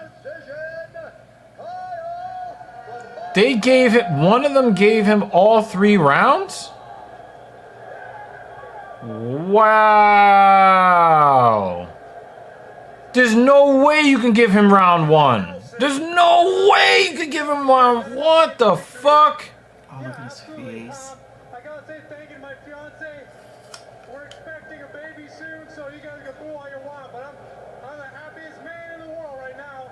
My coaches are Lynn, Adrian, shout out to Bookie Slayer on Instagram. I dedicate this one. Dude, that withdrawal, did you get hit with a big penalty?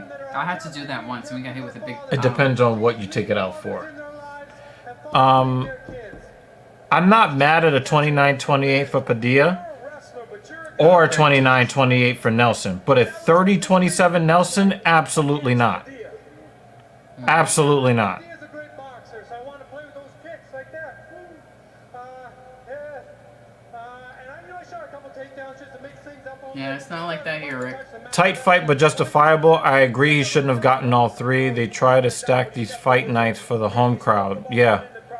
But there's no way he got round 1. No way. No way.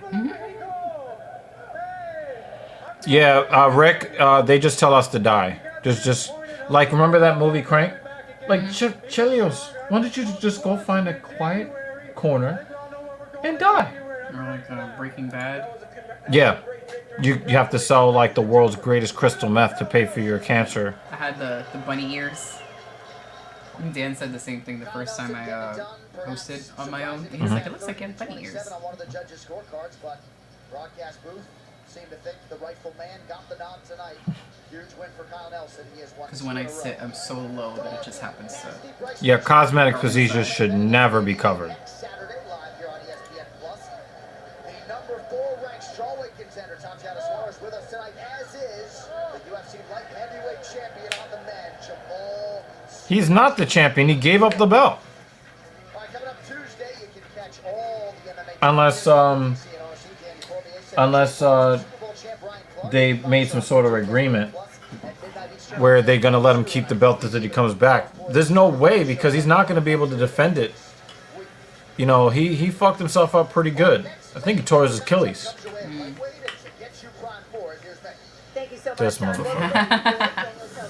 Is ready to light up the Las Vegas Strip with his performance tonight. On the heels of a big victory over Lando Bonata earlier this year, the Mexico City native earned his spot on the UFC roster. So stupid. 5 of Dana White's Contender Series. A teammate of the now champion Sean Strickland at Extreme Couture. I don't think I've ever heard of a Mexican named Zellhuber. His training partner earned that world title last weekend. Now it's Daniel's turn to impress. He takes on longtime UFC veteran Christos Giagos. The Spartan made his first Octagon appearance back in 2014, and since then he has continued to push himself towards greatness. He believes the team at Killclip FC in Florida have him set for another night of success. These lightweights go head to head with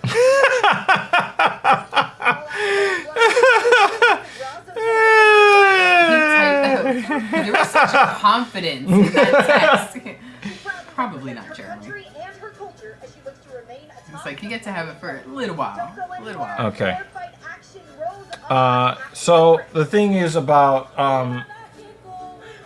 the thing about Conor is that he made his living not only being really good on the mic, but he also kind of called his shots and then went out and delivered, right? Mm-hmm. He did a couple of weird things in the fight against Mayweather. Mm-hmm. You used a couple of phrases that we Black Americans know to be slurs, racial slurs. Right. But the thing is a lot of us gave him a pass because he's Irish and he should not be expected to know the history of black people in the United States and different, different phrases and things that you call people that can be construed as overtly racist, right? So we gave him a pass on that. But then when he went into the feud with Khabib and he started talking about the man's wife and kids and his father and his religion, which you just don't do with Muslims. You just don't do that. You really should not be doing that with anybody. Kind of lost his luster a little bit. And then he was getting in trouble.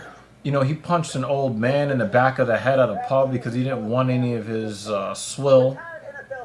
He broke some other person's phone, which I kind of agreed with because I think it was some obnoxious person in an airport, like trying to shove like a camera phone in his face, and he snatched the phone and broke it. I couldn't really fault him on that, But he was starting to get in a lot of trouble outside the cage. He threw the dolly that injured a bunch of fighters. He talked all of that really disrespectful stuff about Khabib. And then he tapped out to basically a jaw crank. And I think since then he's only won one fight.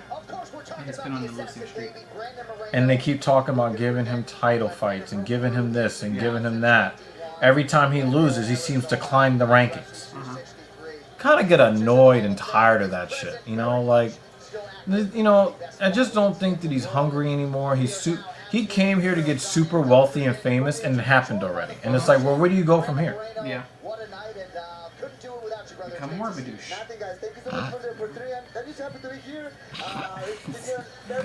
That's not what's happening. Seems legit. So, I want to be, again, like, he's a person you want to like. And there are a bunch of guys like that in UFC. Guys I want to like, but they make it difficult to like them.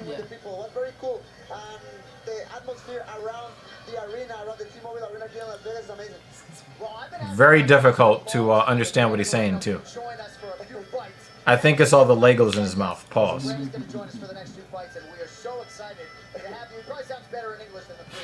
Teddy said, Connor is on all the gear. It has grown 6 head sizes. Yeah, he cannot. He cannot wear new era caps. He probably wore like a 7 3/8. He's probably close to an 8 now. Connor needs to win. Actually win. Instead of talking shit. This is the Talking Shit podcast. And break his fucking bloody ankle on a misstep. Actually, his leg was already broken. It's just that when he took the step back, it just broke all the way. But his leg was already broken. I love McGregor, but he's making a fool out of himself and continues marketing himself and also continuing to lose gratuitously. Yeah. It's fucking annoying where he went after the Mayweather fight. Yeah. He's just not hungry anymore. Connor's one of those dudes who reached for the ring and got it and lost his edge. He's going to find in the end that it is empty. Yeah. Do you know the black Americans helped us Irish from the north? Are you talking about in the... Was it like I don't know if it was an actual civil war, but you had like the IRA... are you talking about like in the 1980s?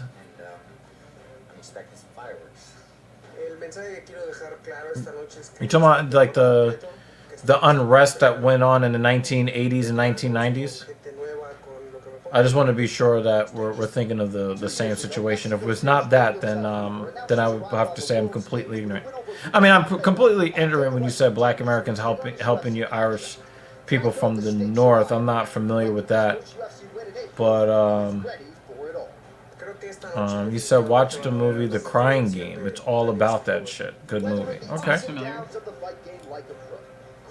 It's definitely not baseball because there's no crying in baseball. 1992. It's hard to argue. 33-year-old lightweight veteran. A win, I think there's a lot off a huge knockout in the previous fight. I feel like a win tonight will set me up to maybe make a break for that top 15 area.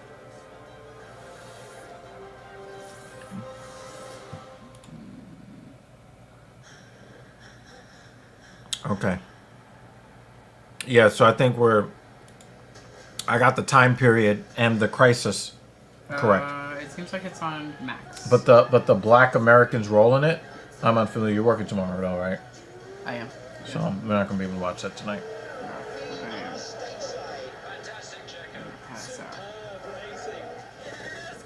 Who was the guy in the braids? Are you talking about the F1 racer?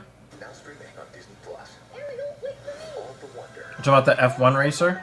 the magic, He's like, and the fun. Disney's The Little Mermaid. I found it. Now streaming Yeah, on it's Disney on, man. Plus. Take advantage of a limited time offer. Excellence is a never-ending journey.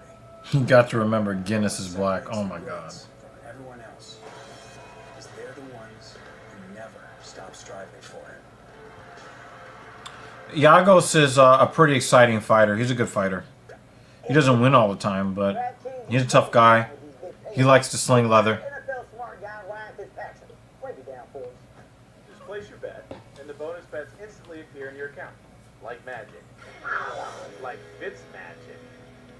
That's too much magic. It's too much Yeah, Yagos, he doesn't give a fuck. Instantly in bonus So, again, this fight card has been fucking good. It's been a good-ass fight card. And you know how you know it's a good-ass fight card? Rick Allen has not complained about any of the fights. He just did his normal, The fight reading. cards, yeah. That's his reading. Yeah. But he has not complained since then. This card has been pretty fucking fire. And He's gonna complain now because he said and after Chris Taione fucked up, the officials actually made it right. College football action from across the country.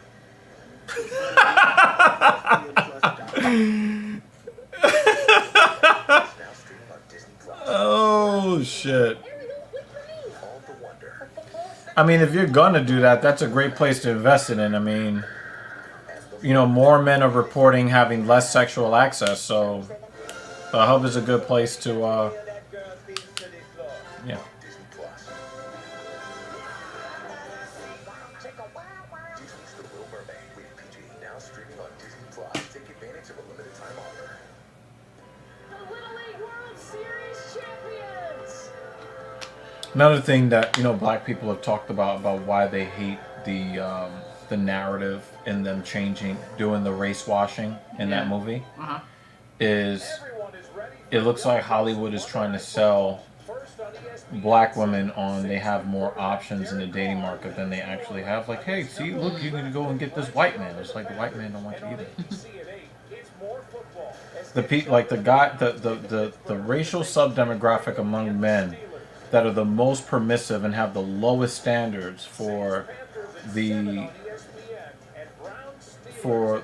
how the women conduct themselves in relationships, the men with the lowest standards are black men. All the other men are not putting up with the stuff that black men put up with in relationships with black women. But they're trying to sell this whole interracial thing between black women and white men. Very few of those relationships end up like that. And the reports of violence in those situations are actually pretty high in the situations where it actually does happen. There are very few success stories.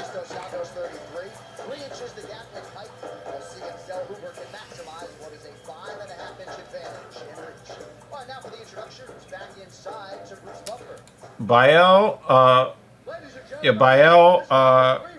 Iraliev, how you doing? Yo, that's the comment of the stream. Oh shit, that is good. That is so good, Teddy. Oh my god. I think that there are some people that identify as mermaids too. There's a Netflix documentary about it. Which For real? I am not. I actually don't want to watch it.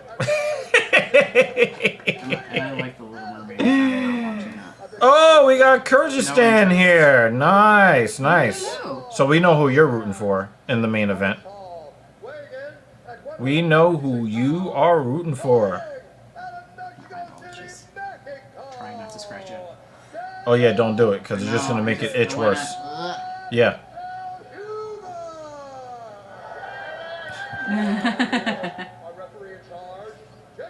She's They allowed to got right kids now, though. identifying as cats, and then they're forcing teachers to put litter boxes in classrooms and student bathrooms. But the unicorn thing.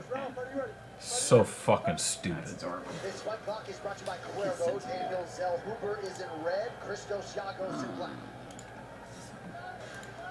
Biggest thing I noticed was Huber and watching his strike. Yeah, Herzog has made some mistakes in the past, though, Teddy. Better than a lot of people. I mean, that right hand of Giagos right off the bat lands. Yeah, Rick is like, yo, you stay shooting up the club.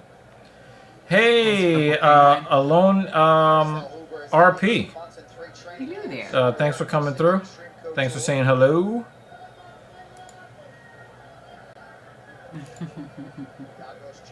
Where's the penguin? It's every other Tuesday. I think he lives in the South, Rick. I think that's how he's able to afford. I think that's how he's able to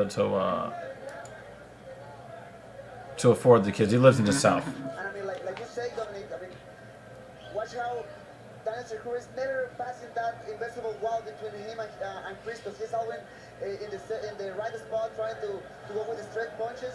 Over there, he need to be careful with those changes with Christos Giagos because he's trying to distance. Yeah, Giagos don't care, man. He's coming in. And the thing is, he's at a really, really crazy height disadvantage and a reach disadvantage. Oh! He dropped him! Oh, he's drumming on his face!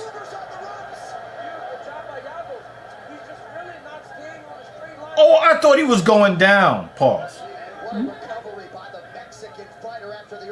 And he's shaking his head like, nope, nope. It's not.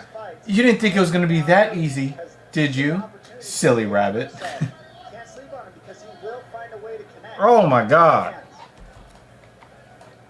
Giagos was largely a wrestler when he knocked the UFC door down nearly 10 years ago. He's made major strides in his striking. Nice counter of the body kick. He just kind of moved out the way when he threw the right hand. I'm pretty sure he didn't do that on purpose, but it helped him avoid that body kick to some degree. But they have a big team and have somehow managed to still make everybody feel special and continue to evolve their. Do you know who Zellhuber fights like? Reminds me of Alex Pajeda. He has that weird, kind of tall, stiff, striking stance.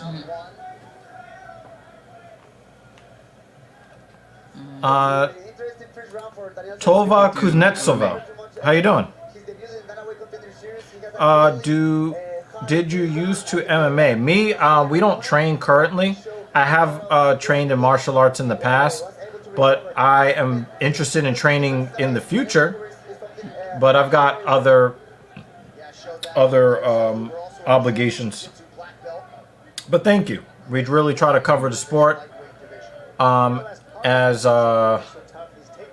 fully as possible. But we like to call it filthy casual because, hey, you know, we're casual with it, and we also want people to come here. No matter if you know anything about MMA or you only know a little bit about MMA, we invite everybody to come here, right? This is a question that we can only answer on Patreon, the dog water $10 a month level.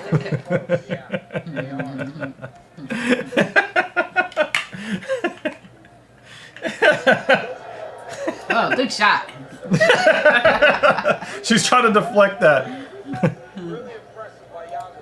Now, Hoover's going to have to do something different. He's going to have to go forward. Oh, man. Setting up his attacks. 1 minute to go on the round. There's the shot. Dude, I don't even want to think about this, Rick. I don't want to think about this.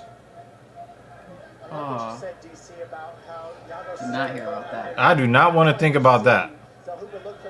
Oh, nice right hand from Giagos. Oh, good level change. But, oh, that's good wrestling defense from Zellhuber. Kipspay. I'm sorry. That. I don't need that. I don't need that. because we use the elevator a lot. Yeah. I wonder how old the buildings are in Kips Bay. That's over in the 30s. He said, hey, even there, I don't get any training videos. Training videos. I got that fucking dog water. I don't get Oh. Nah, I don't want that I don't want that image in my head, Rick.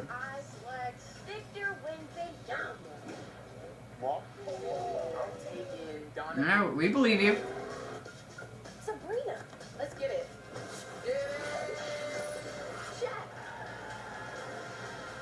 And I'm taking Kobe. I don't know, it hurts every time I see people talk about Kobe. It hurts, man.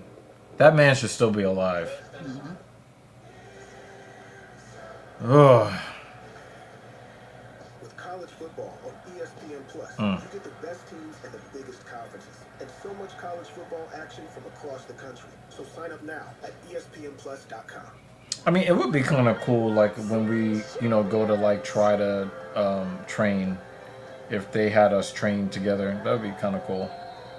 Oh, our friend, our Google engineer friend, he gave me the prices for their MMA training or their separate training, because they have separate Muay Thai training and separate BJJ training. Okay. And like both fighting styles together, $250 a month. It's really not bad. Yeah. I don't think there are any floating, but there might be some at the bottom of the river. There you go, at the bottom of the river.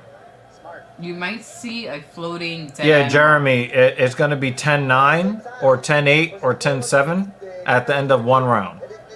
Jeremy Lewis already in the future already saw the end of the second round. But yeah, but I think you meant to say 10-9 Yagos, and I agree. He's oh, that is a nice straight right hand from Zellhuber. I've definitely seen dead fish in the Hudson. I don't have any YouTube rivals. I'm irrelevant. I've also seen what I believe was a dog floating in the Hudson. Hey, yo. That's crazy. It was, and you could see like it was bloated. It had been in the Oh, water. man. Yeah, it was sad. So I saw a We Are Top video where they were talking about like cats and like their different habits and stuff, and sometimes they get caught, or animals that get caught in water that freezes when the lakes freeze over. Yeah. Man. Yagos, great takedown defense for Zellhuber. Is he going to get this takedown? No, Zellhuber's got great balance. Yagos, he's holding on for dear life. Oh, he's trying to switch to a double. Oh, good underhook from Zellhuber. Made him break the hold. Very good defense. Very, very, very good wrestling defense from Zellhuber. Wow, very nice. We are New Yorkers. Yep. We are from New York. Zellhuber holding up physically against one of the stronger guys in the division. Nice body kick, Zellhuber. I got Zellhuber leading here in the second. Nice calf kick, Zellhuber. He's got the timing down. He's got Yagos' timing down. Left straight. Did we lose David? Also, Yago's team is wanting to protect the center of the octagon. Yeah, where did David Banner go? Or he's probably just chilling, watching, or eating. Or eating. The distance that he can have and the speed. Yagos want to get off that fence. Right there, stay in the center. Drop down right hand. Good defense on the high kick from Yagos. Step by step, he's getting his rhythm. Putting a little bit more pressure, keeping that distance. Keeping that invisible wall between him and. Oh, nice. Yagos used kind of like a stutter left hand, like he feinted the left hand and then brought it through. Very nice. Oh, and he just locked up the Darce. Oh! Turned into an anaconda choke. Oh! Go to sleep, ho! If you tired, be quiet and go to sleep, ho! Go to sleep, ho! Wow, nice work from Zellhuber. That was nice. That was a great, very, very nice transition, too. Well, the Mexicans inside T-Mobile Arena have been waiting to pop off, and Zellhuber.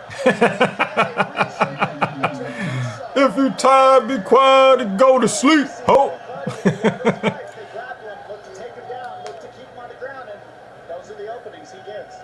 I need to get that that sound effect from Ludacris. Go to sleep.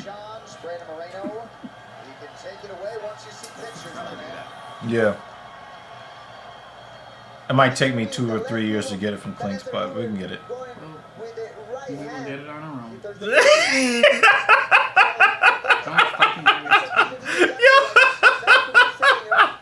You guys want to get a still of her face?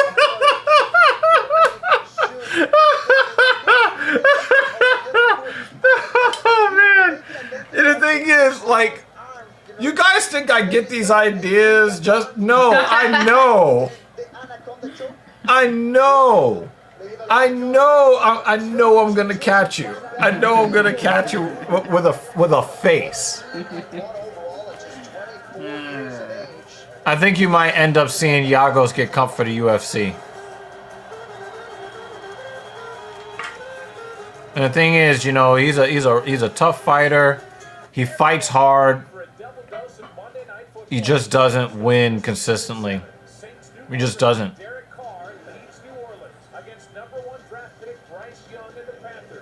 He's just not consistent, you know, and you know, there's a lot to like from Christos Giagos, but and the thing is, he was at a really crazy height and reach disadvantage, but he was in it. He was in it. I gave him round 1. I gave Zellhuber round 2, and he got choked out round 3. So no need for the scorecards. The judges can relax a little. They were not given the opportunity to fuck something up.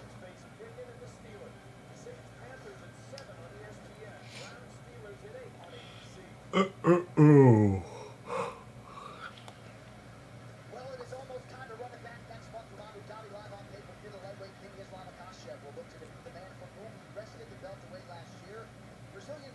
October 21st, too.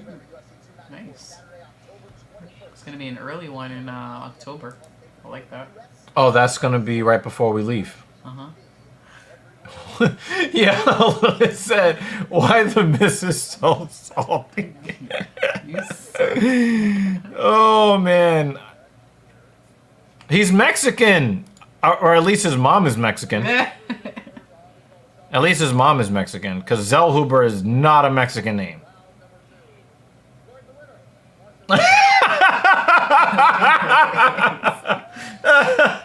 You are awful, Jeremy. Awful. Oh, man. Hold on. I need to put. Bro, they celebrating like Zellhuber won the belt. Ooh, wow. That's a question and a half, man. That's a question and a half. Wow. For me, proximity. Proximity to making money, proximity to filling needs. Also, our vermin are not particularly exotic. I mean, we have a rat problem in this city. I mean, shit, there was fucking rats running around this morning in Central Park. Oh, yeah, of course.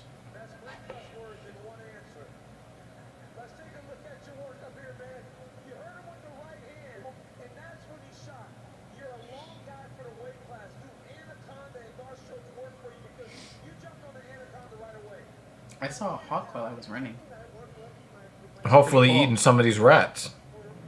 Oh, we do catch that sometimes. Like you'll see it swoop down. Oh no, he did lock up the anaconda early. I thought he switched to the anaconda from the darse. I stopped during my run to take video of it, and I posted it on, because Strava allows you to add media to your activities. Do you want to answer Dolly's question? Oh, I'm sorry. Oh,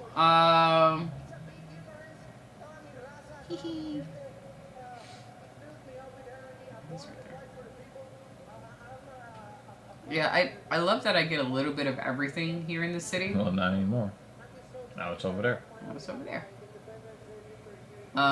If I need something at 2 a.m., depending on which neighborhood I'm in, and most neighborhoods, I have access to whatever I need. But usually at 2 a.m. she needs a pillow and a blanket or a sheet because she's knocked out. She does not play. You kind of get my point. Yeah.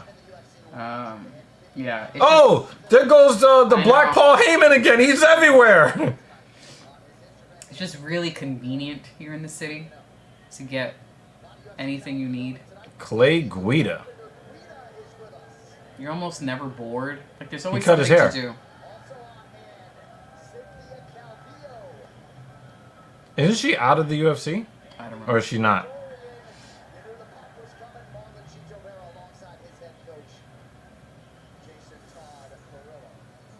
And if the city is a little too crowded for you, you're just like a train ride away from... Here's a guy we wish was wearing a sombrero. Damn, that was messed up. Yeah, I never said I was a good person.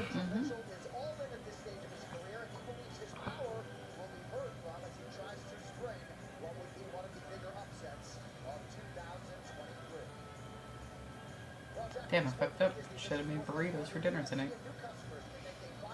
Oh.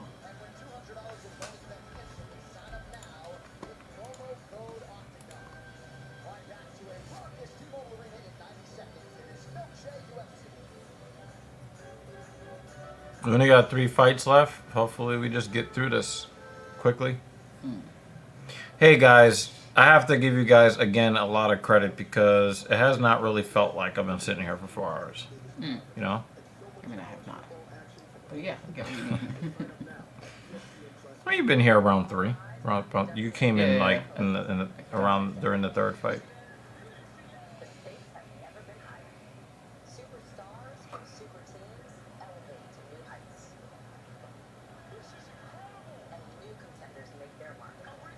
I'm gonna go take an allergy pill because my eyeball is itchy. Oh god.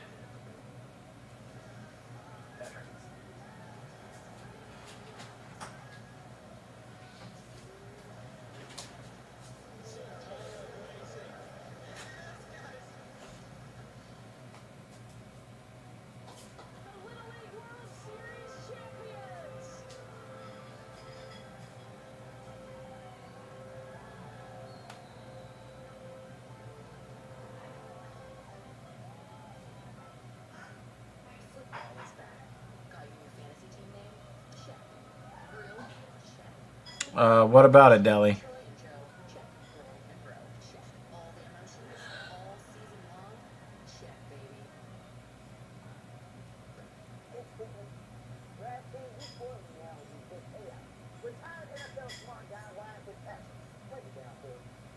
Place your bet, and the bonus bets instantly appear in your account. Like magic. Like Fitz magic. That's too much magic. Too much magic. Want to turn $5 into 200 instantly in bonus bets? Download the DraftKings Sportsbook app. Because life's more fun when you're in on the action. The crown is yours. Everyone is ready for a double dose of Monday Night Football. First on ESPN at 7. Saints new quarterback Derek Carr leads New Orleans against number 1 draft pick Bryce Young and the Panthers. And on ABC at 8, it's more football as Nick Chubb and the Browns head to Pittsburgh to face Kenny Pickett and the Steelers. Saints Panthers at 7 on ESPN and Browns Steelers at 8 on ABC.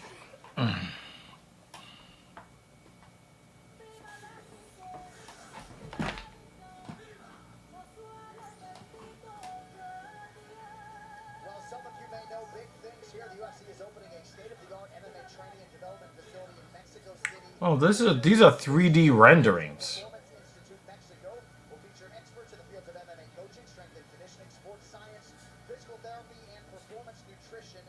This is a multi-million-dollar facility, as you might expect. It'll span more than 32,000 square feet, and it'll be equipped with the latest in sports science technology to help all UFC fighters, as well as up-and-coming talent from Mexico and all over Latin America, realize their full potential. The Mexico location will be the world's third UFC PI, joining existing facilities in Las Vegas and Shanghai. Very exciting development here. We are also ambitious about hosting a UFC live event back in Mexico in 2024. Yeah, Jeremy, they never let us forget. 2019. I mean, can Brandon Moreno get on the marquee here? I mean, can we go back to Mexico next year? What's going on, Brandon? I mean, I believe that's my goal of Mexico next year, right? I was in upstate New York at the time, and it was one of the most surreal things. You know, when I woke up on that Tuesday morning in upstate New York, you know, we couldn't see any of that stuff from where we were, and it was like a really unusually bright, shiny day.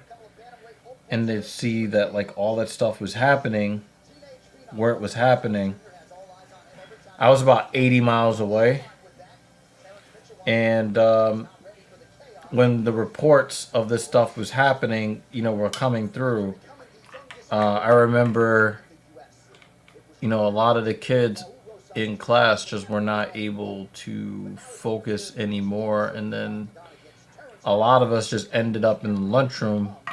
There was no more teaching that could be done that day. They tried, but they failed. And it was just kind of like, you know, it was weird. It was sad. You know, like my neighbors were trying to make sure that, you know, the people that they knew that worked in New York City, you know, could be accounted for.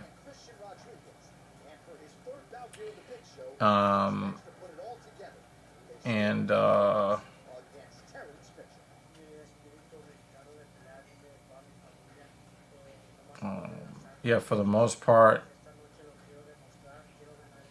you know, I had an aunt that was down there, or, you know, she claimed she was there. And, you know, she told her story.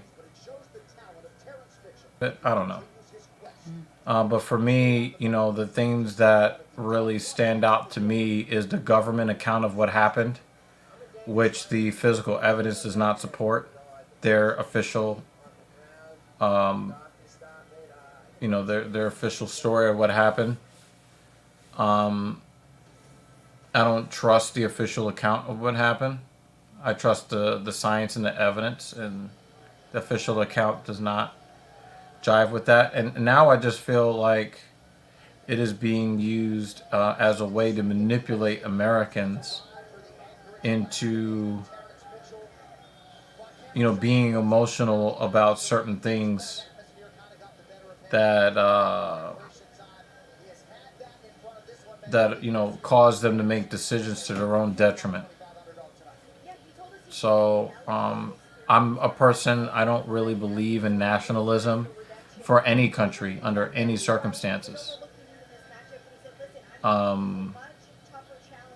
So, like, you know, I told you, like, I had tickets to Monday night's game. Mm-hmm. I gave my tickets away. I didn't want to hear USA chants and, you know, constant nationalism. I've never been a guy that supports nationalism. Never.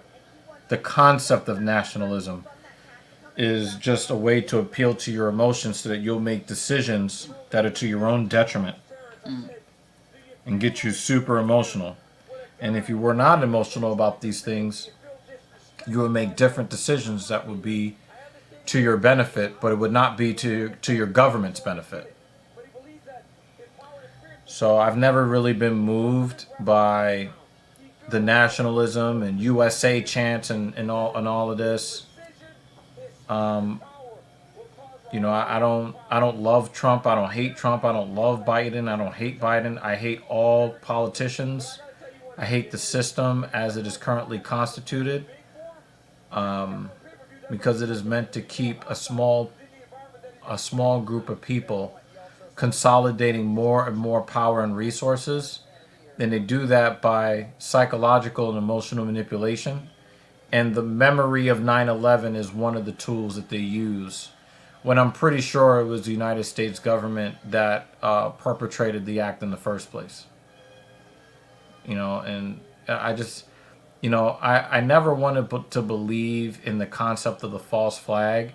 And then I saw evidence of false flag attacks used by governments around the world, most notably in the weeks leading up to the Russian invasion of Ukraine. The United States was the #1 snitch in they're about to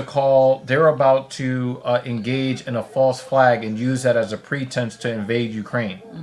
And the United States intelligence, well, where do you think that they got that playbook from? Mr. CIA, they learned it from you.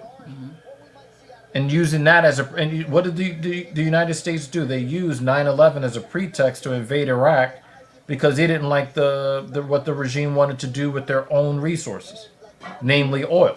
Yeah. Oh yeah, you know. So you know, I got a lot of issues. I got a lot of issues with the way that these countries conduct business. But then I have to understand that I don't have the power to change any of that stuff, and so I don't really like to use a lot of time thinking about those things, because I could be using that time and effort to enjoy my life, right?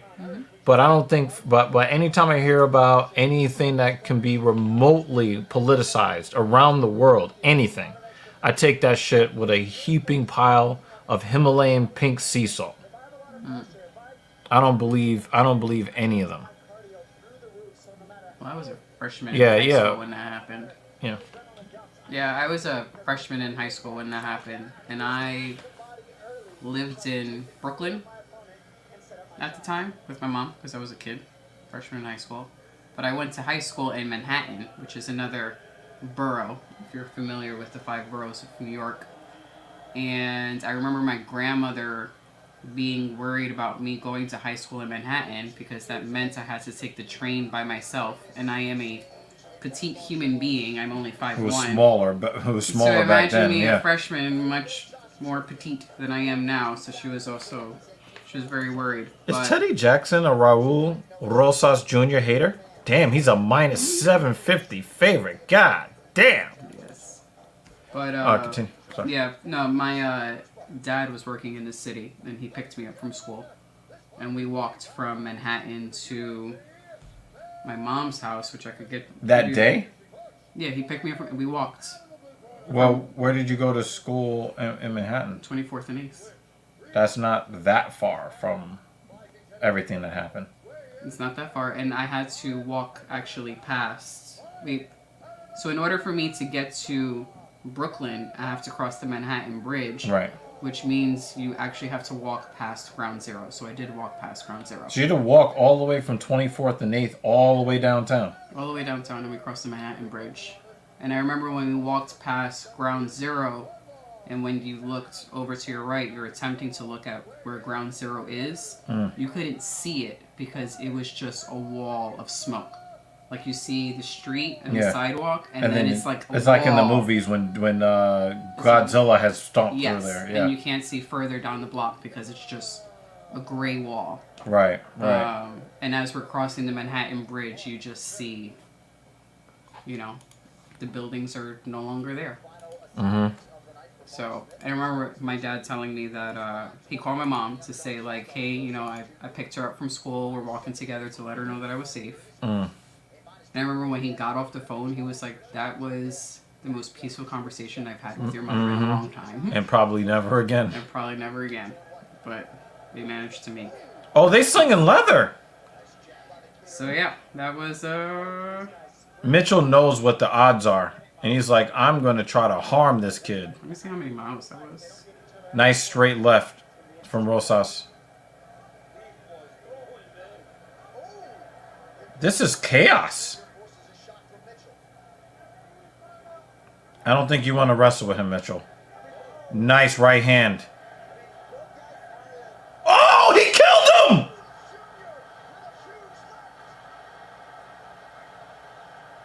Yo! Yo, he flattened that man. I thought he was out cold the way he hit the ground. Oh, high. That is a high. That is a high. Yeah, that's over. Wow. Oh my God.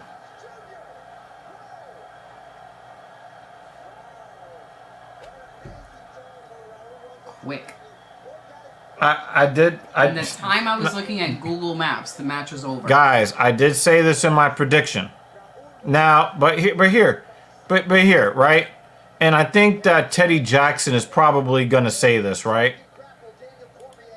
The whole fighting a can on the main card, right? Like, you know, obviously you want to see, you know, you always want to see the minus 750 favorite. You do want to see him.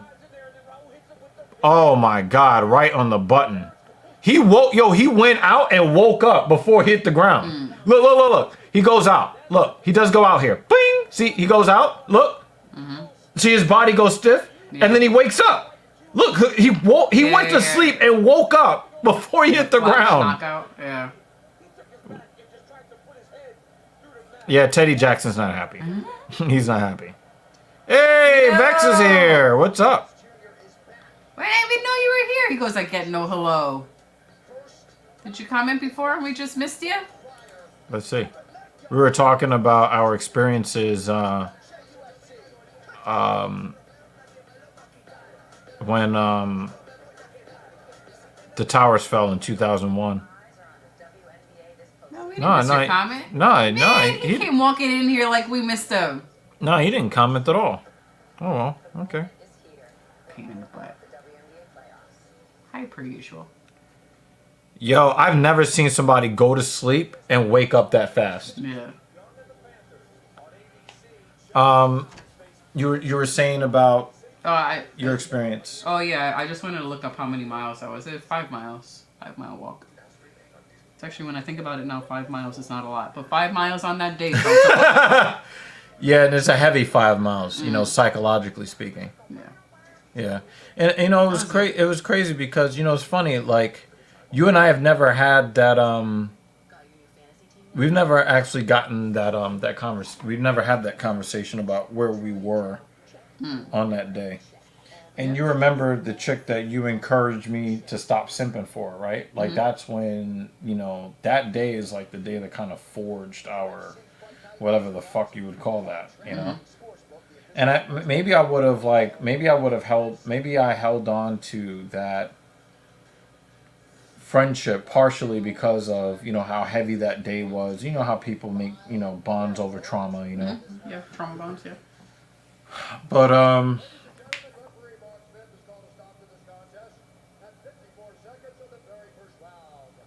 yeah, he lit Terrence Mitchell up. That left hand, that was nasty.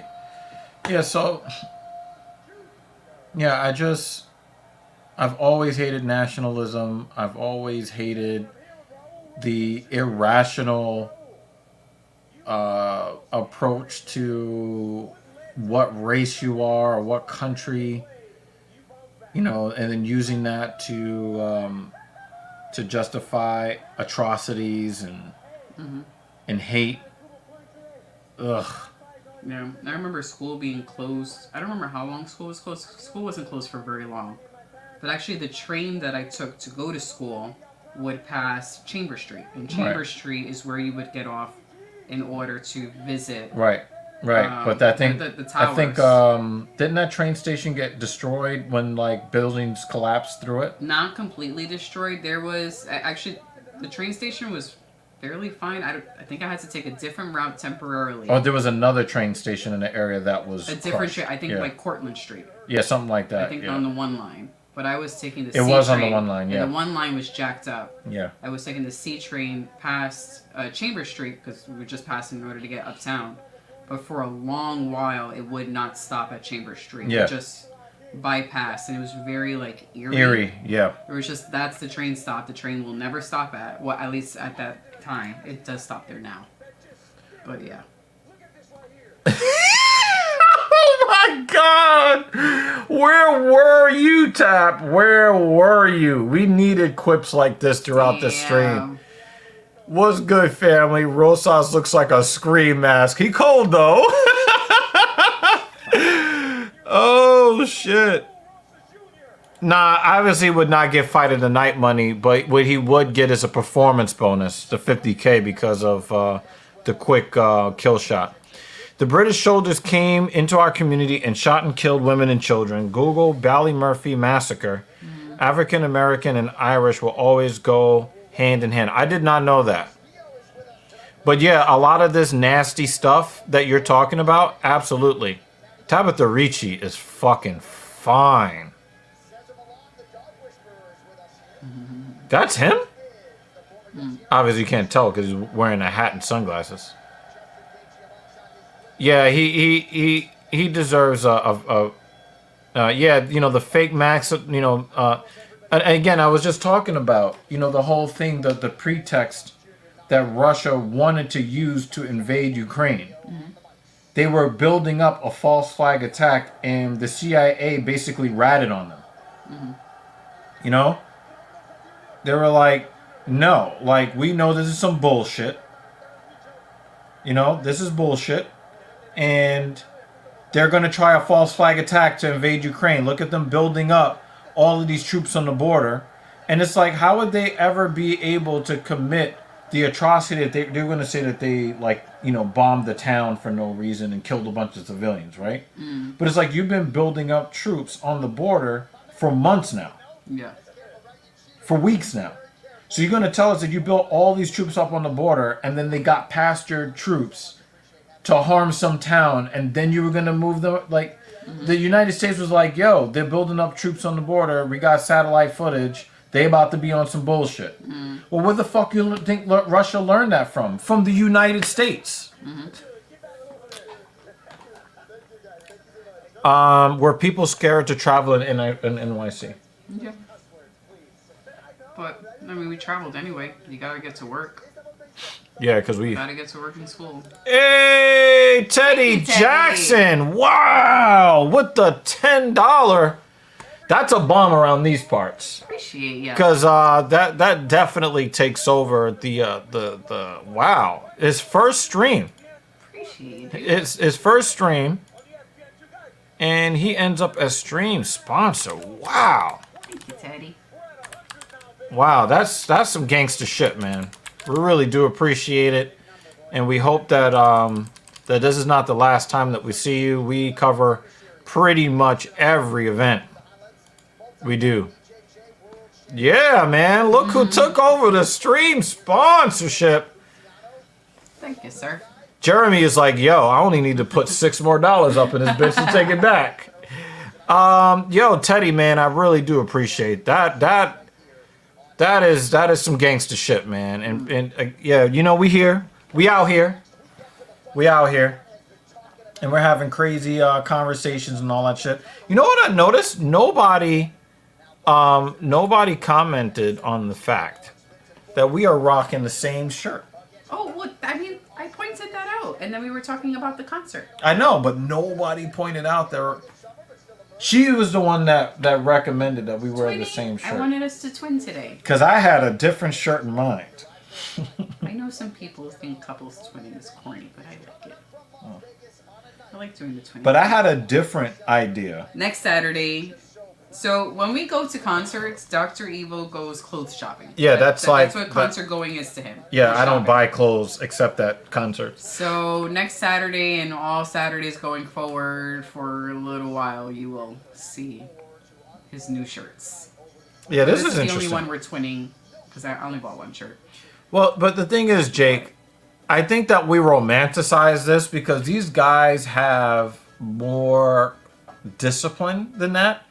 Because here's the problem. When you have that kind of training, a misdemeanor assault turns into a felony automatically. And a lot of these guys know. And when they start their martial arts training, their instructors are very clear And I remember my martial art instructor was also very clear about the type of training that you undergo is mainly so that you don't use it, not as an excuse to use it. So the guys know that the burden of performance and the burden of decorum is higher for people who have been given lethal abilities through training, which is something that most police officers understand, but some don't, that you are to be held to a higher standards than your regular civilians. But that's a different conversation for a different time. But yeah, you know, you can make fun of it, but the thing is, you just don't want to go nose to nose with these guys because then you end up in a problem. Now, if it's, you know, Nate Diaz and you talk shit, he's gonna throw up a darce. He's gonna choke you out standing up on the street. Okay. Yeah. You know what's really funny? Metal T-shirts all use the same. I know we were talking about it too, right? Oh yeah. So the opening act, Jason Richardson, and he's using the metal fonts. They and couldn't it's up on read the that screen. shit. I couldn't fucking read his last name. I had to wait for him to say his own damn name for me to read. I'm like, oh, that's Richardson. I can't read metal. Right here. Fuck. Right here. Yeah. You see soft puffed up ears, which is why that's part of the reason why CM Punk got fired. They're like, yo, you've actually had real training. You can't be getting up in Tony Khan's face like that. You got to get the fuck up out of here. Dally says, who's your top 3 MMA? Not the top 3 best ever, but your best ever. So, who you love seeing fighting? That would be Wonder Boy. Stephen Thompson is one of them. Dustin Poirier is another. And I can't remember his name. Hold on. I need to get his name. Give me a second. It's definitely not going to be a name you're expecting. Trust that.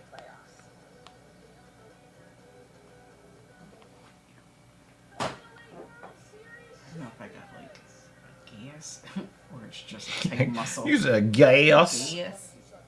Or like Brandon Royval. the muscle's just fucking with me. Brandon Royval. So Stephen Wonderboy Thompson, Dustin Poirier, and Brandon Royval. Yeah, but you don't hear about Bisping assaulting people because he knows better. Okay?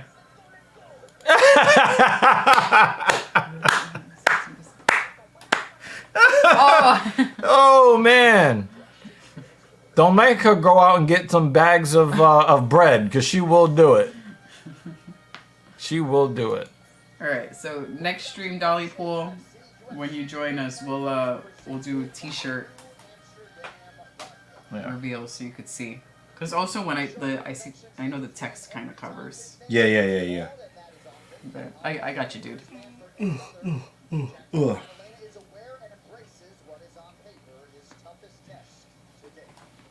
Yeah, for me, I soured on Silva because he's a PED cheat. So he said, "Wow, you're right. Wasn't expecting that last name." Yeah, Brandon Royval. Love seeing him fight. I love seeing his, his demeanor. I'm also a fan of Chase Hooper. I like watching him fight. Yeah, there are some fighters I always get excited to see them fight,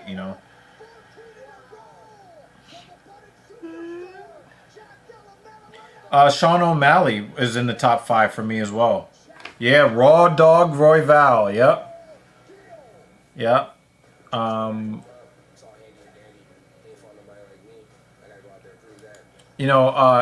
In the top 10 would be Kevin Holland.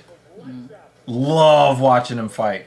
Like it was a very bittersweet experience watching him against Wonder Boy because I didn't want to see either one of them lose, I loved them leading up to the fight though. Yeah. That was so great. Yeah. The two of them, the bond that they have. Oh, by the way, did you know that Chiesa predicted he would lose by darts to Holland? He predicted it. In his analysis of his own fight, he's like, I gotta watch out for that darts. He's got a mean darts. And he got choked out due to the darts. For like, want to see McCoy Pond? No, that's not how I remember. That's not how I remember Michael Chiesa. You know how I remember Michael Chiesa. Don't talk about my mom!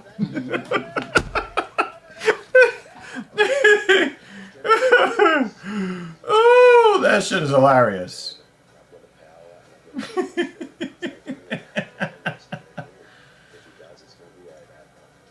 See, the thing is, Jack... See, here's the thing. Why I picked Kevin Holland to win this fight. Okay, guys? Jack Della Maddalena is not a guy that you can out-tough.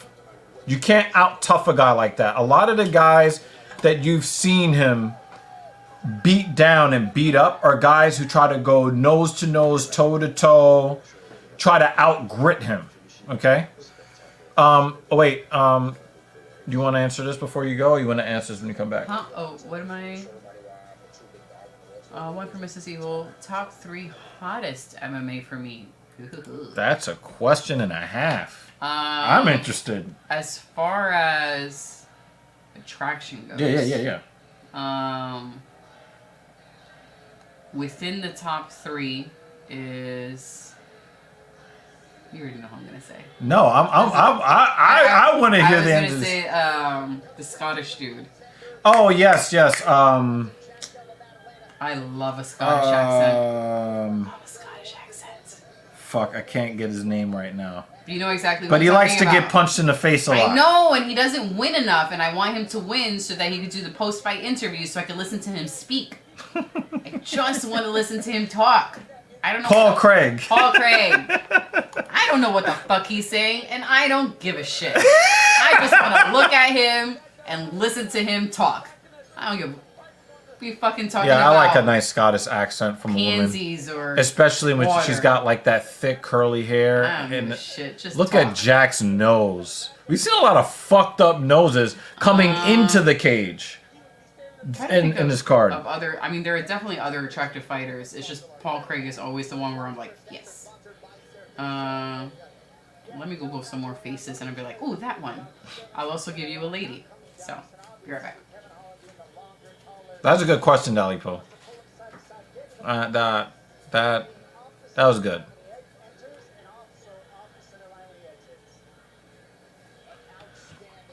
Kevin Lee had his Chiesa moment when he walked up on Strickland making fun of his brother's TikTok food show. Sean asked him to spar, and Kevin said he was above that. Translation, Kevin is like, I don't want to get abused again. Let's go! The walkout for Kevin Holland. Let's go! Where is he? Oh, I thought he was using a special song.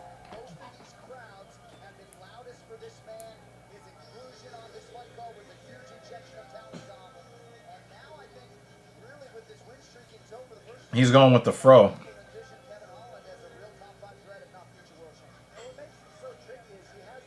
Yeah, he did not comb his hair today. I ain't mad at you, brother. Oh, yeah. I know that you're going to hold her to coming back with the other 2 names, but she probably has to do a little bit of research. Yeah, she doesn't really pay attention to the names like that.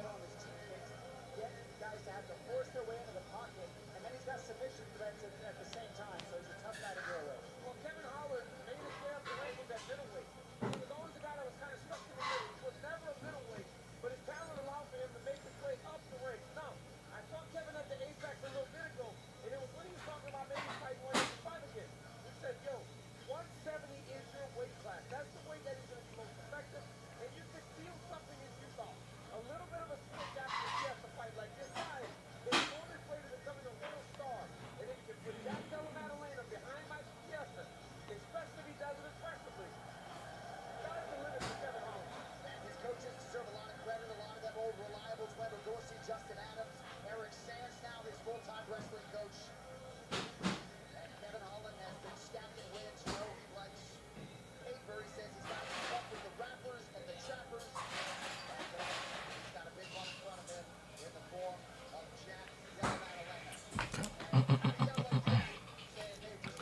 Paul Craig's beard is so fine because he eats a lot of pussy. Paul Craig says this. That's from Dan Jensen. Jake Miller says, if Kevin ever used his grappling, he would win this clearly. He won't, though. Yeah, he wants to stand and bang. He's got an 8-inch reach advantage. God damn. 4-foot height advantage, a 4-inch height advantage, 8-inch reach advantage.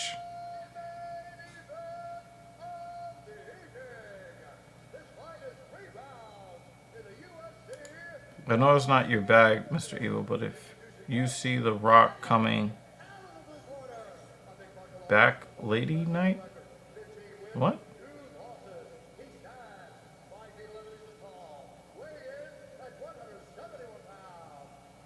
I don't understand what you're saying.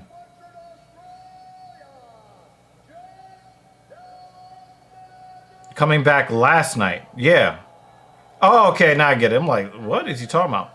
Yeah, it was really nice to see him come out. Nobody knew that he was going to come out. John Cena also showed up too, which is pretty interesting, but that was a little bit more known, you know. Right now, wow, David Banner thinks he's going to destroy Holland. Wow. Okay. We're going to put that in the prediction bucket.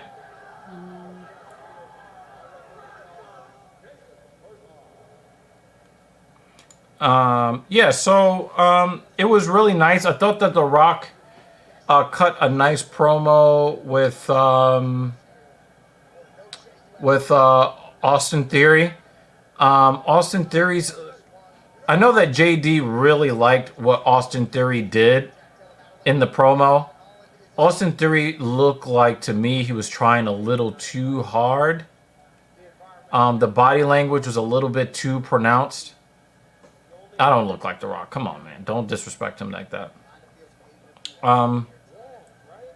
Yeah, so Holland, I want to see if Holland is going to use his footwork. If he uses his footwork, I really don't see Jack really being all that effective. I mean, he is catching Holland's calf, though.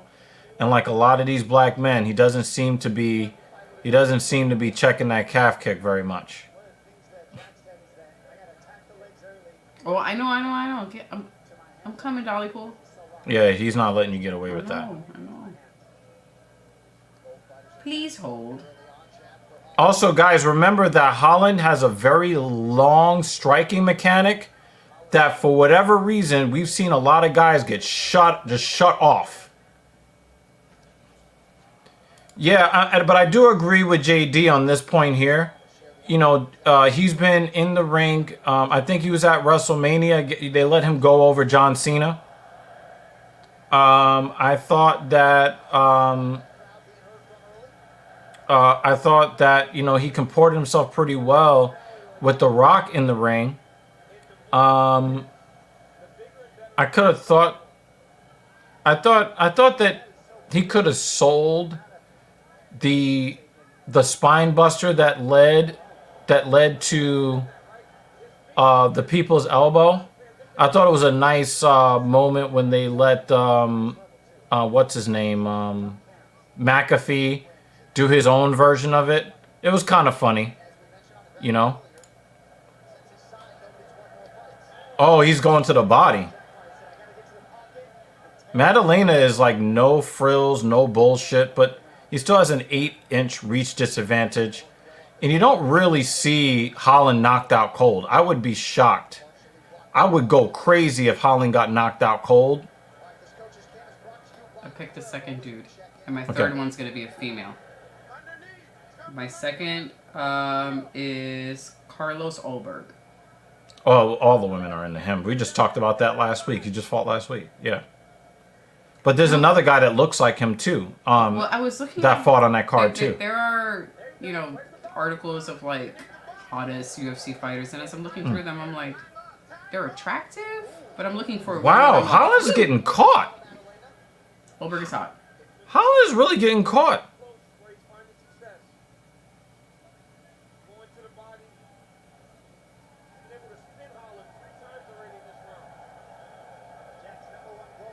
Holland's got to use his footwork. I got him losing this round. I got Holland losing this round so far.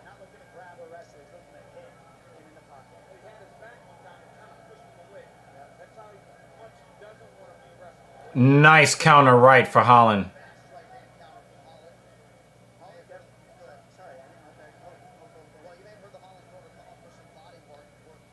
Now, for whatever reason, JDM is doing a good job getting inside on Holland. But if Holland is able to establish range, he's just going to point fight Jack Della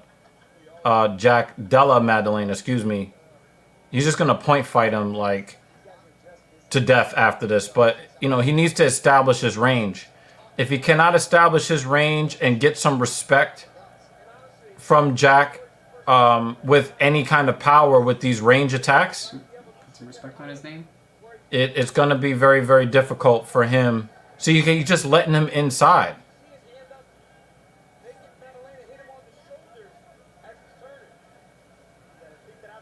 Yeah, I just don't like... And the thing is, oh, he kicked him in his ass, literally. I don't like how the finishers of past wrestlers have been passed down to other wrestlers. And part of the reason why I don't like it is because... Like, for instance, if you look at HPK's super kick, right? That used to be done. That's the end. Now it's just a regular ass move that like 15 different wrestlers are using as a regular move, right? KO is using, you know, that Stone Cold Stunner. I think somebody else is using it too. I think Seth Rollins is using the pedigree, and it looks weak because he's half the size of Triple H. Find your own fucking finishers, right? Like, I love to see wrestlers come up and get some shine. But seriously, get your own fucking moves. You know? Okay. My third, I'm going to say, not current look, pre-short hair, bleached hair, Michelle Watterson. Okay. I mean, I was really into her back in the day too, before she went with the not her. I cuck my husband with black men haircut. I hate the haircut. Yeah. But I've always found. But her attractive. the women that I like. We had. I mean, there are other women who are attractive, but I had to. We had a pick couple one, of them. So Yeah. I'm gonna choose Watterson. We had Tracy Cortez is up there for me, but you know. You already know. So Paul Craig, the other dude, Olberg, Michelle Watterson. Those are my three.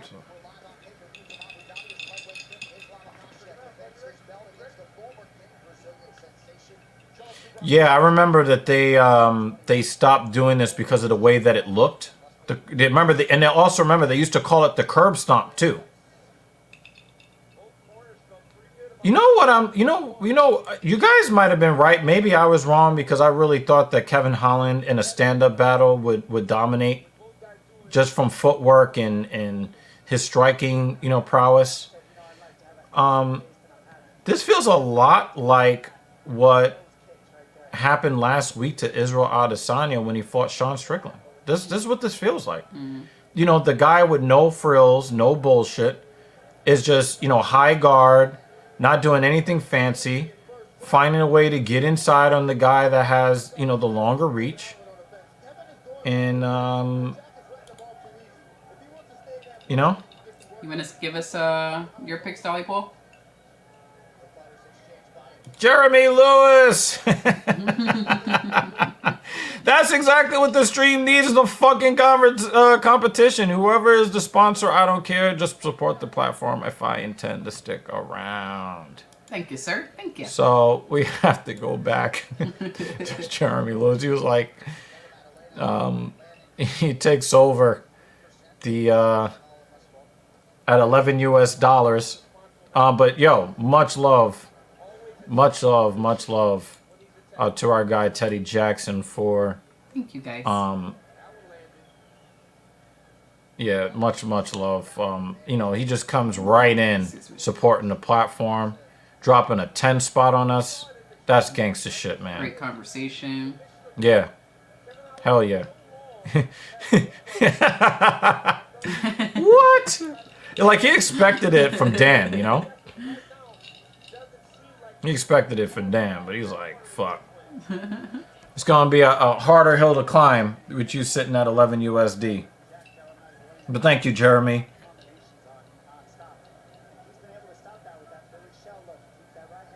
So here's the thing. Here's the thing about Madalena right now.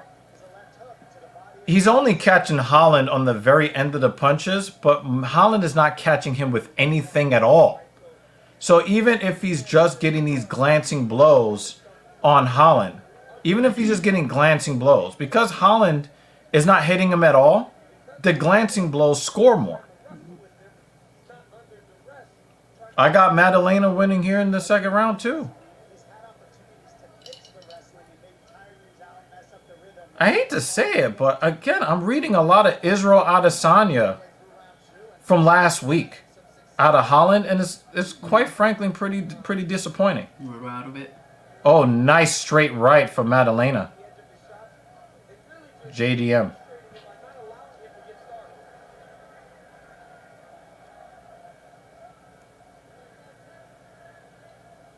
I think that JDM is showing Holland more respect than Sean showed Adesanya.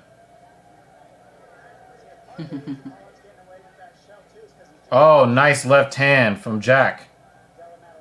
Oh, He's just making him miss, too. He's making him miss.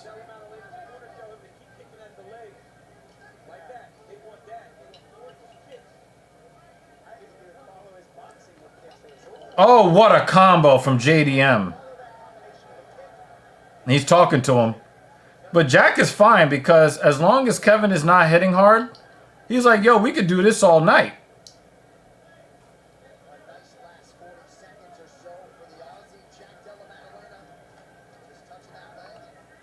All of these shots are being defended. Is he tried to shoot on Jack. Good attempt at that. And the only one that caught the elbow was Kevin. He caught Jack's elbow. Let's give a little extra love to Jeremy.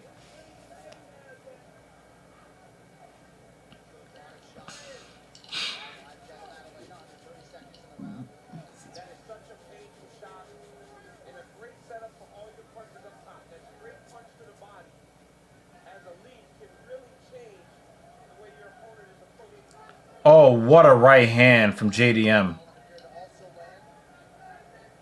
Why does it look like he's playing patty cake with JDM? This is not... Yes. The guy is not even threatening any wrestling. He's not threatening any wrestling. He's not doing anything that is... Thought he had a moment. You know, he's not doing anything that's like really... flashy. He's not doing anything that's super duper high level. Mm. And Holland doesn't know what to do. He just doesn't know what to do. Yeah. Has he gotten a clean shot on Jack the whole fight? He has, but they're like pillow hand type shots. Yeah, he's not. He's just. Had any, what is this? It doesn't seem like anything significant. Just kind of a pitter-patter. Yeah. It just doesn't look like, you know, with all of these shots being defended the way they're being defended. I mean, you guys were right. I didn't expect a poor performance on this level like this from Holland. I've seen guys lay on him. Right, and I hated that he just laid there and talked to them. I hated that, right? But he displayed more heart when he was getting kicked in the head by Wonder Boy than he is against JDM. Is getting all up in his kitchen. It's weird. He almost hit him low with that kick.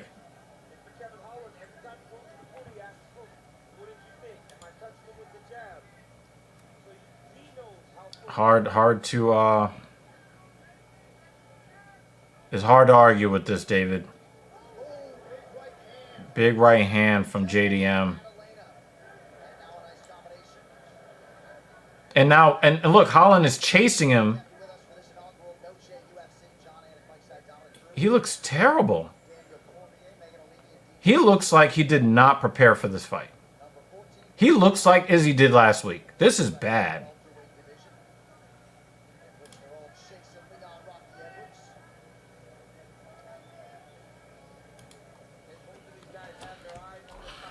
Just updating JL.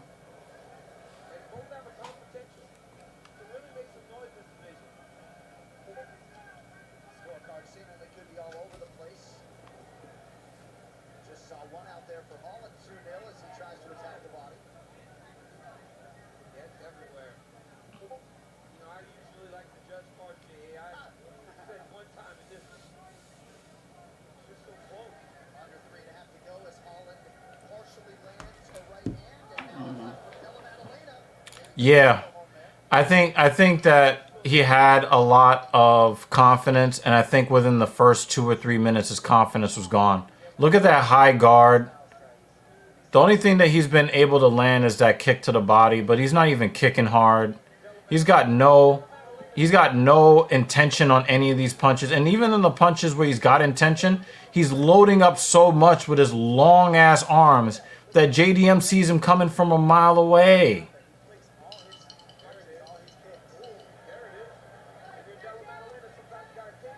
That was a nice elbow from Holland. But, like, this is the first nice thing that came from Holland, and we're halfway through the third round. This is very disappointing. And a lot of these strikes that have counted as far as strikes from Holland, a lot of them are just being defended or rolled off. You know, JDM is rolling a lot of these strikes. You know, he's pitter-pattering.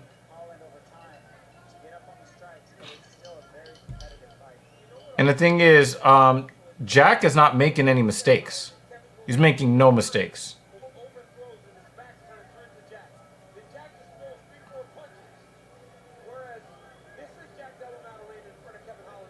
They're booing now. I think a lot of people are disappointed in Holland. This is his worst in his wheelhouse performance. David Banner. He tried it and he liked it.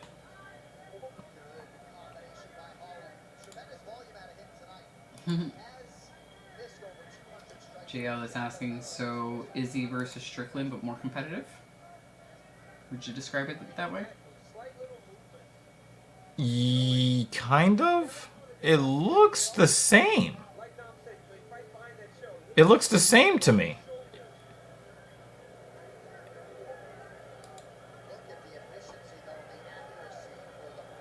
Yeah, I know what you mean. I know what you mean. I know what you mean. Now Holland finally starts using some decent footwork. He has less than a minute left. Yeah.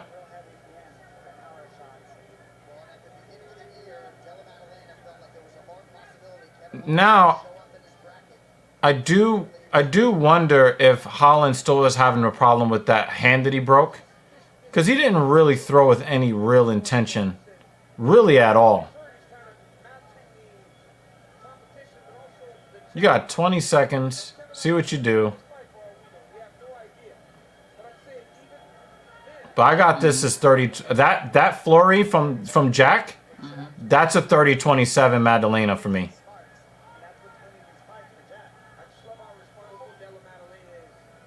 And Jack is not even trying hard. Yeah. He's not even trying hard. Yeah, I got it 30-27 JDM. That was embarrassing. That makes me sad. That made me sad, man.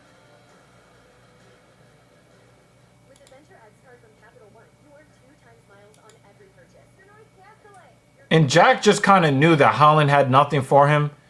She was like, "Listen, I'm just gonna play it safe, keep the guard high, keep the keep everything like fundamentally sound." No, it wasn't lunch meat. It was just uninspired. That was that. I didn't like that. I didn't like that. That's why they use Ford trucks. Ford F-Series, 100% assembled in America, because we're all in on America. Jack is crafted at the oldest registered distillery in the United States, where it's charcoal mellowed drop by drop for a smooth finish, which isn't the easy way, but it is Jack's way.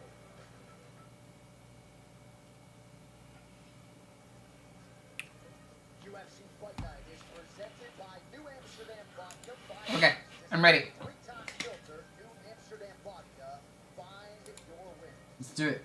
Import by Cuervo, official tequila. Nah, I might have to Google their names. nah, not even, I'm Jeremy. gonna forget what the heck they look like. Not even. This is. Is he treated it as like a friendly sparring match with his son. I want to see if it's all three. Fuck out of here! Split decision?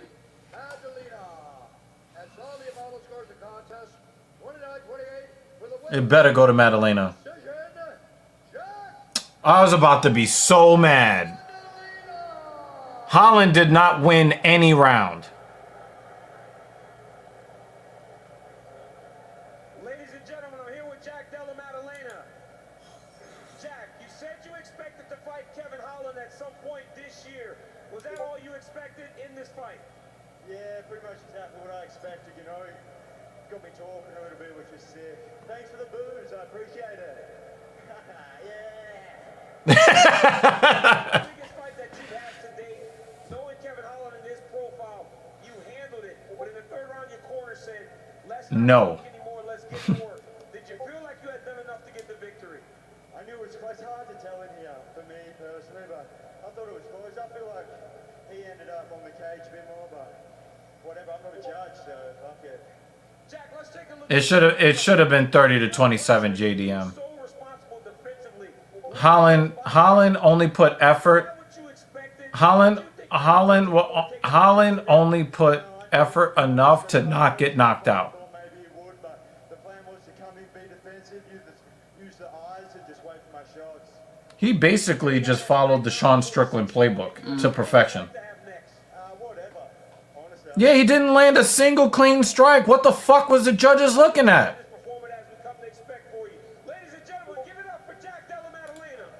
Veronica Macedo, Tracy Cortez, Ariana Lipsky. Oh, she's legit. I have to look at Veronica again, though. Oh, yeah, remind me what Veronica looks like. You don't see too many ugly women named Veronica.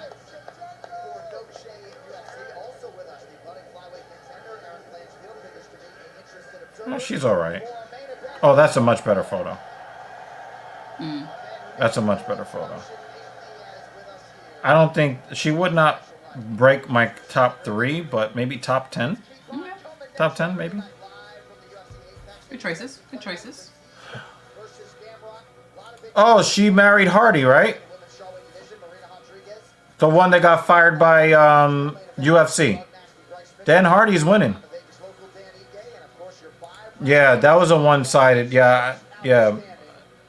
But the right guy got the decision, so it wasn't a robbery.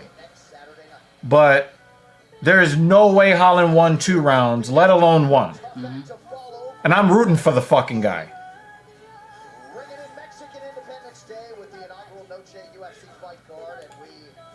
All right, so all of you guys picked JDM, I think, you guys. So Rick said Valentina by beatdown. David says Grasso retains. Valentina gets her belt back. Kyle Nelson versus Fernando Padilla for fight of the night. We'll see. Colin Hood correctly picked JDM. Dan picked JDM. Banner again said fight of the night. Terrence Missile by sub. Nope. JDM by TKO with a head clash. Nope. Grasso on points. That was oddly specific. Wow. TKO by head clash. Jay said Grasso decision. JDM decision. Jay got that. So many years. So when the fight started, I felt amazing. I didn't think it was lunch meat though. It wasn't lunch meat, but you know. All right. Shevchenko by sub in the 3rd round. Okay. When I saw that she won, I took her back and I said, this fight, this is going to be over right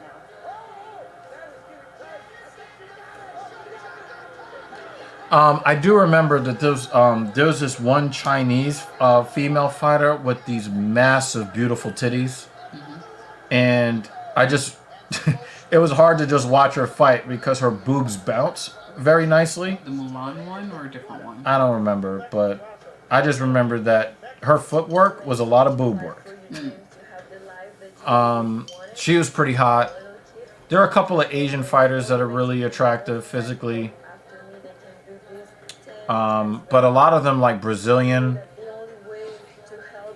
Alexa Grasso is pretty attractive too, physically. She's cute. Yeah. Yeah. Grasso's attractive. But I don't have her at the top. But But she is an attractive woman. Yeah. I want to keep this belt in Mexico, so I'm going to give it Yeah. Like, dude, like, it, like, you know, doesn't change anything. she had the heavies. Soul champion. My focus right now is to get back what is mine, to get back what was mine. Shevchenko's not bad looking either. To prove to the people that I'm still here, I'm still on the top, I'm still the best from the best. So tonight, Grasso will see the most explosive, the most powerful, the most dangerous version of Bullet Valentina. She's gonna get the most dangerous 1-2 kick. This time, it's gonna be no mercy. I want Valentina to feel my power, my strength, my determination. Not a pass. Yeah, it's not a pass. It's not a pass. Grasso's a cutie. Yeah, she's cute. Yo, Dally Fu is going off the deep end. Shit we can't put on the screen. He said, I'll see myself out. Oh, shit. Yeah, but Antonina is a fucking loser. You know what I mean? Like, win some fucking fights. Yeah, she's got other stuff going on. There was a post that Shevchenko put or shared where Valentina was promoted to captain. In the of military? her own. No, she's a commercial pilot. Oh, So okay. Yeah, so I think she has her own captain of her own plane. That was pretty cool. All right, so we'll She's got other shit amend. going for her. Yeah. This nigga, yo.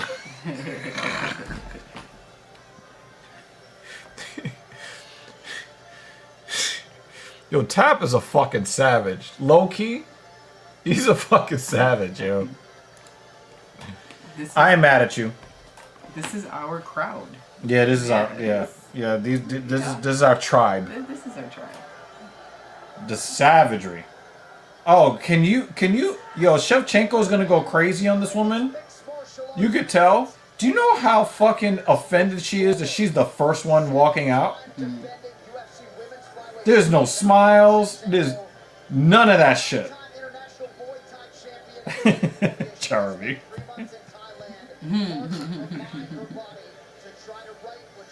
The hottest woman's champ? The hottest woman's champ. Oh, there was a time with Rose Namajunas was pretty hot when she was the champion, when she first got the belt. I think that rival. What would you say, David? I think Grasso's more attractive than Rose, and even during the time where back in the day when she was more younger, favorable opinion of Rose. But it's still think also like the Grasso's more quality of attractive. her skin and stuff like that. That's I'm kind of looking at those things. Yeah. You know, right now, like her face has been, she's been fighting a long time. Yeah. But Valentina's been fighting a long time too, but she hasn't taken a whole lot of damage, so her skin for the most part is not really that fucked up for her age and experience level. Yeah, I agree with David. Yeah, okay. Well, definitely not top 10 now. Yeah, I mean, you're an American white male in middle America. We expect you to like Misha Tate. Jeremy. No disrespect to you. Pumpkin spice latte? No, thank you. Yeah, Jeremy, the longer you fight as a woman, the least attractive that you end up being. I mean, there was a time when the preacher's daughter, what's her name? She was very, very good looking back when she fought Ronda. And you look at her skin is fucked up on her face. I was trying to find photos of Holly Holmes, of the ladies when they're not, in the ring. Because there are some, like, during their interview, I'm like, wow, she's fucking cute.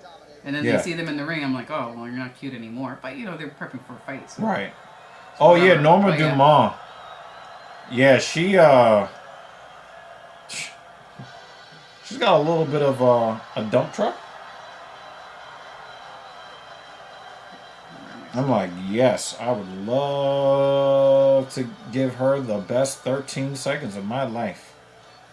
Oh. Yeah, this is another one where much better during interviews. Yeah. Yeah.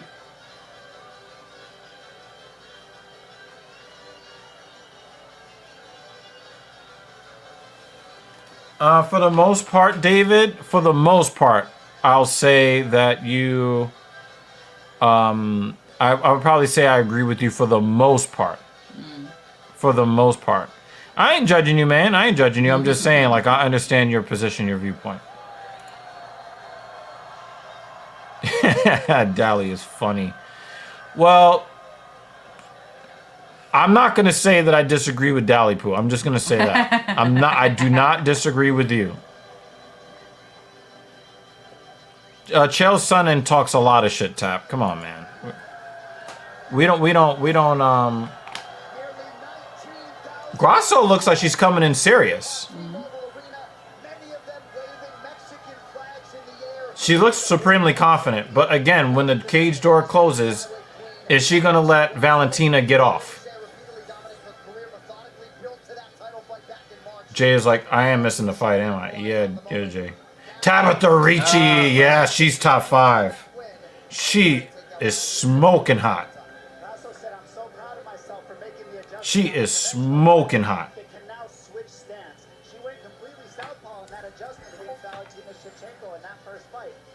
In fact, I need to actually get I need to actually I don't know, but Grasso can be in either of these stances, mixing the takedowns, stuff the takedowns, and more than anything, she said the biggest adjustment. He said, I'm sick of these guys finishing their fights. Aww.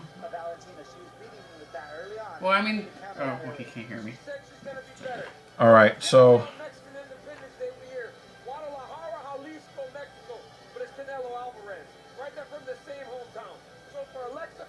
I gotta find some. Look at Tap's comment. Grasso scary. I thought her striking was better than Valentina's in last fight, and her punches looked a lot heavier. Her punches did look heavy, but she just didn't throw them. That's what I'm talking. What about Tony Braxton? That bitch give me action, guaranteed satisfaction. Pollyanna Viana is another one. Yeah, she's good too. I'm just trying to find. I'm looking for all the women's rankings here. Women's featherweight: Juliana Pena, Raquel, Ketlin Vieira. 145 is a bunch of ugly women. God damn, nigga looking ass women.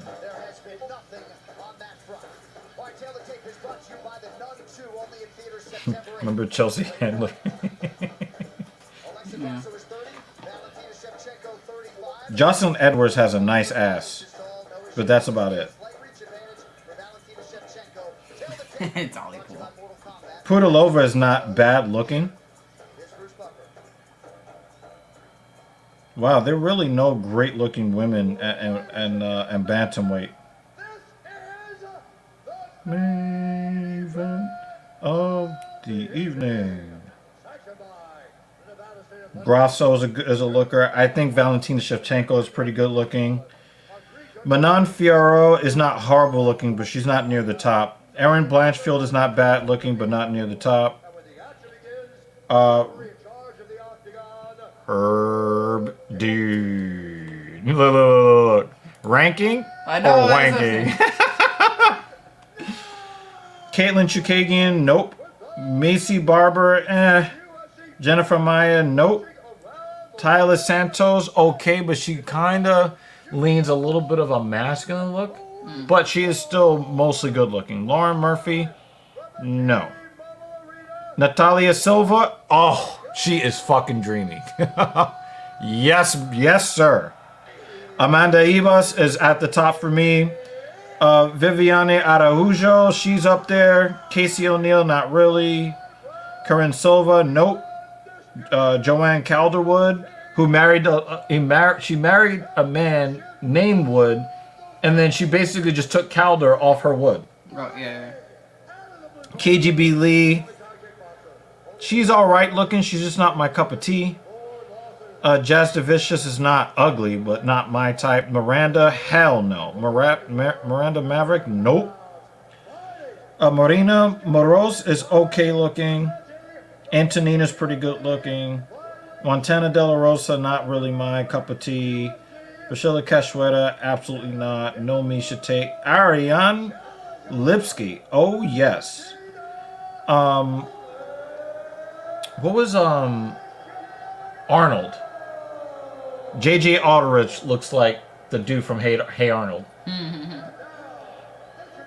Melissa Gatto, nope. Luana Carolina, nope. Stolyarenko, nope. Agapova, not really. Courtney Casey, nope. Meatball Molly, nope. We already covered Macedo.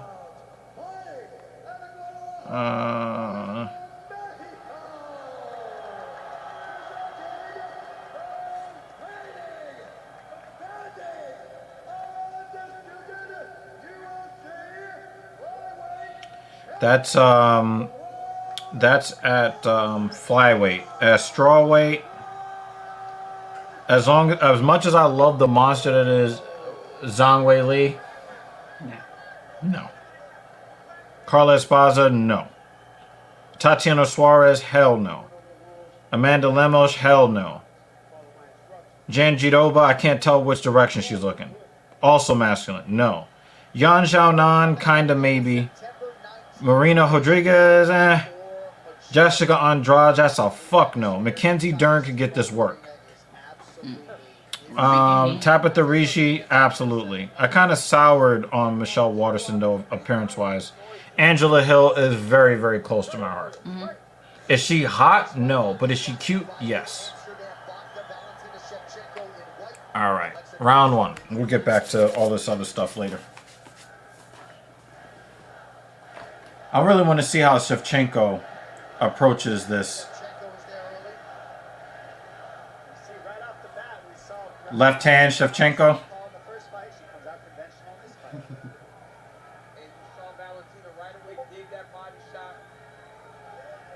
Shevchenko is a woman on a mission. This is a huge fight, David. I wasn't even listening to Bruce in the cage. I was looking at hot fighters.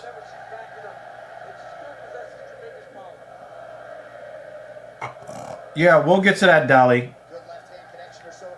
We'll get to that. So we're going to get Herb Dean or we're going to get Herb Din in this matchup? It's going to people elbow somebody. Is he going to lay on the couch eating chips? I want wonder how he Beer, responded like to that. chilling on the floor. I really want to know how Herb D responded to that. Yeah. Nice defense from Shevchenko. Nice straight right from Grasso, though. Like they're going to do things so different when they get back in the octagon, but then they don't show it. Shevchenko seems intent to deliver on all that she's promised this week. And now we see Grasso in the southpaw stance. She switched. So Grasso went with the leg kick, and Shevchenko went with the counter immediately, but it was blocked. Oh shit! Grasso almost got knocked out there with that combo.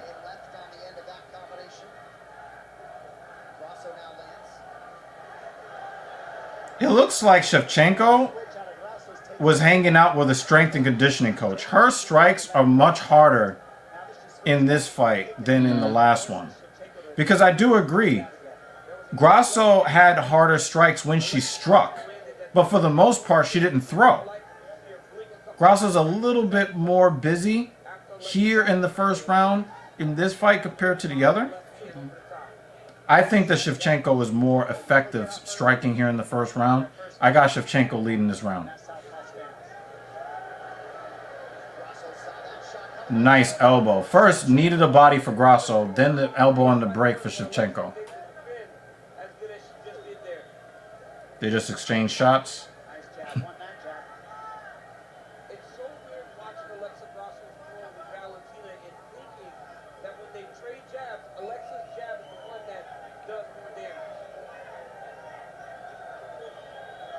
Nice 1-2.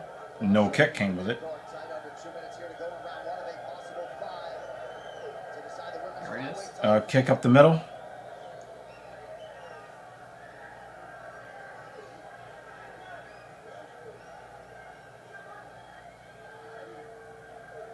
Step in straight right for Shevchenko. Splits the guard. She stepped on that shot too. Oh, nice 1-2 for Shevchenko.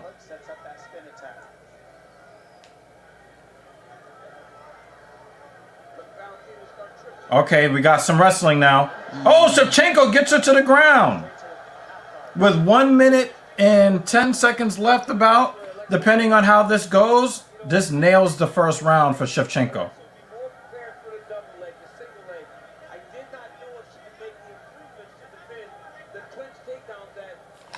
Don't let her advance, Grasso. It's going to be a short night. Do not let her advance. Oh, she's in full mount. Oh, she's trying to take her back. She's got her back. Oh, she's got a body triangle. Oh, good defense, Grasso. Good defense. Shevchenko wanted that rear naked bad. She wanted that rear naked real bad.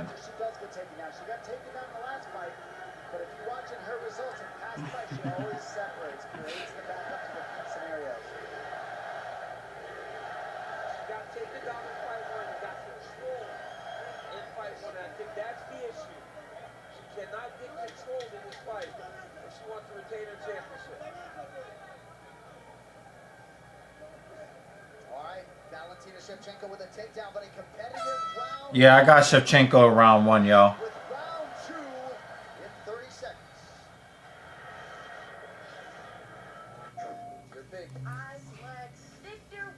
Yeah, Shevchenko won round 1. But I mean, Shevchenko won every round that she's fought with this woman. It's just that she got caught. Oh.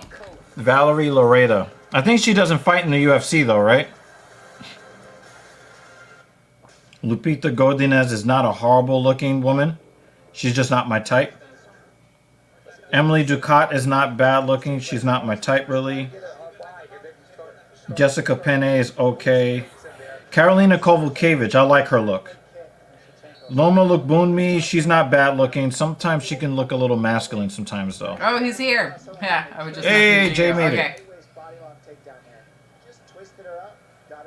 Jasmine Lucindo is probably the most masculine, good-looking woman. Corey McKenna is not bad looking either. Obviously, Polyana Viana is good looking. Jinyu Fry is not bad, but she's not ranked near the top for me. We got round 2.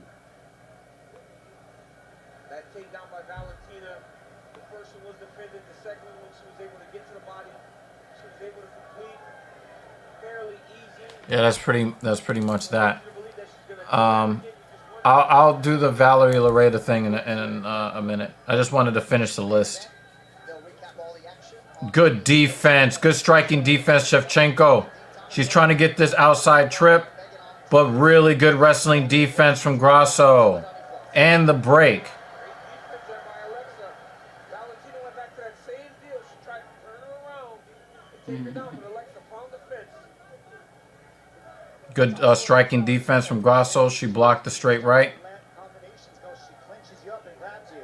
That's exactly what you got to do sometimes. Just moving and backing up doesn't always work. You got to grab a hold of your opponent, get him to stop hitting you. Well, we have seen Valentina fight so many different styles, right? We have always seen her have tremendous striking, but in the Jessica Andrade fight, We covered Angela Hill. She's up there for me, but she's not in the hot category. Oh! She knocked her down! She knocked her down.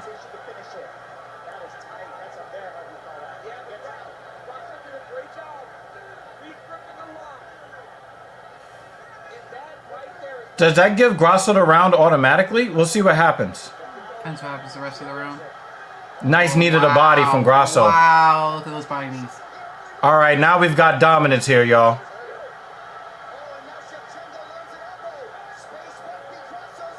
Wow. Shevchenko took that was the most damage I've seen Shevchenko take in an exchange. Oh, good wrestling. Good wrestling.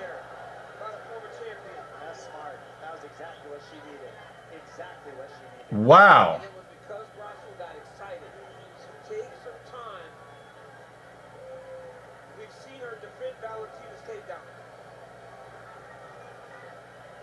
Valentina's pulling that head out. Grasso's very patient. Yeah. Very patient. Oh, she put a knee in her booty cheek.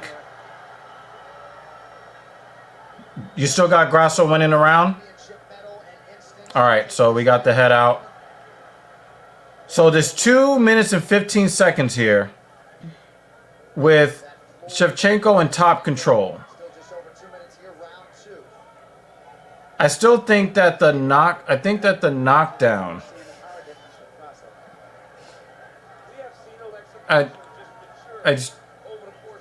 knockdown, unless Shevchenko really threatens a deep submission, I think that this round is Grasso's, even with the control time for Shevchenko here.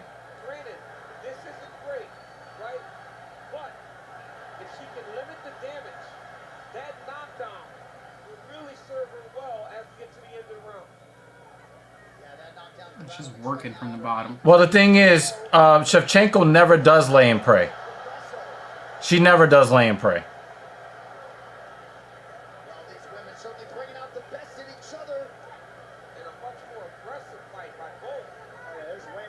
Oh, she tried the axe kick to the body.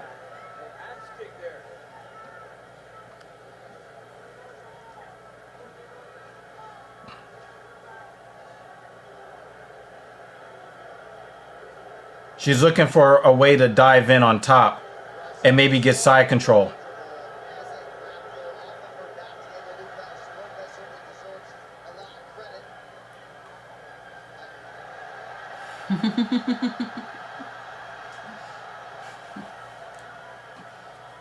He can't hear you say anything, actually. Grasso is doing very well off her back, but Shevchenko is really trying to get that GMP. She's only got 28 seconds to maybe get Grasso a little bit off her game. Yes, she did, got control, but that up kick by Grasso was nasty. But then, even if Valentina loses this round, it's exactly what she needed. She needs to reset the fight because Alexa Grasso will start to build momentum. Yeah. So yeah, I got it 1-1, y'all. I got it 1-1. But here's the thing, right? I expected more dominance. That's actually the first round that I think Shevchenko has lost to Grasso. What that means to me, is that we finally reached a point in women's mixed martial arts where the bar is now being raised. Yeah. You know, Valentina is part of the old guard. You know, she's part of the old guard, and she was dominant for a really long time. And now it's kind of like what happened with John Jones in the light heavyweight division. Guys were catching up to him. Yeah, that's a knockdown, y'all.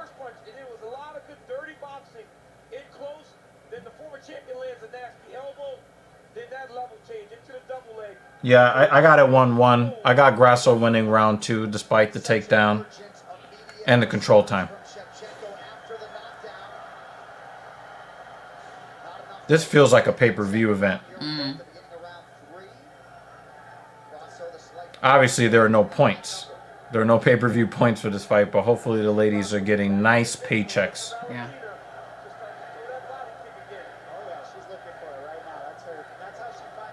I think that Shevchenko doesn't want to see this go to the scorecards. I think she's going to try to go for a finish. Inside calf kick. I think that's a tattoo near her knee. I don't know. Or is that a bruise? I can't tell. That kind of looks like a bruise. Yeah. That is a bruise. That's not a tattoo. That is a dark bruise, too. That's ugly. See, he said it too! DC said it too! Saying the same thing.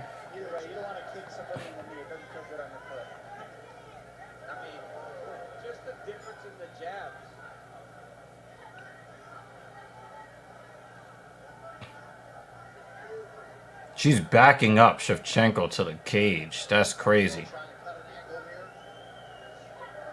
Lead elbow. She got a titty punched. And a level change. And gets the takedown. And she's in half guard. A dominant half guard position.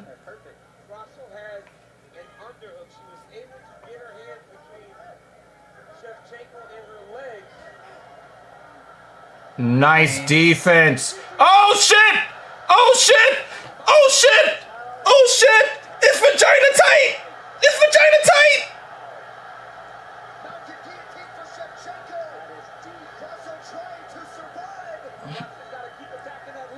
Oh shit, the lock! Oh, she locked hands!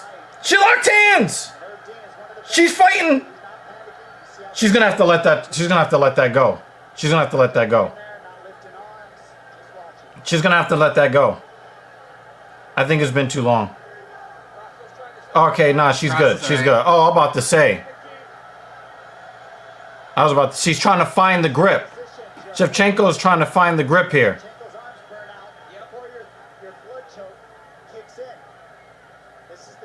Yeah. Yeah, she let it go. Oh, high. She's high up. She's got her back. Body triangle.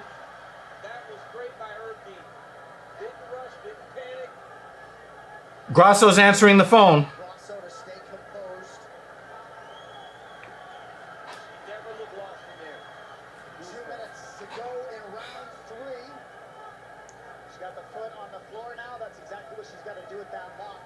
But she's going to have to, Shevchenko's going to have to switch the position of that lock. Shevchenko's got to move that leg. Because she's about to have that body lock broken.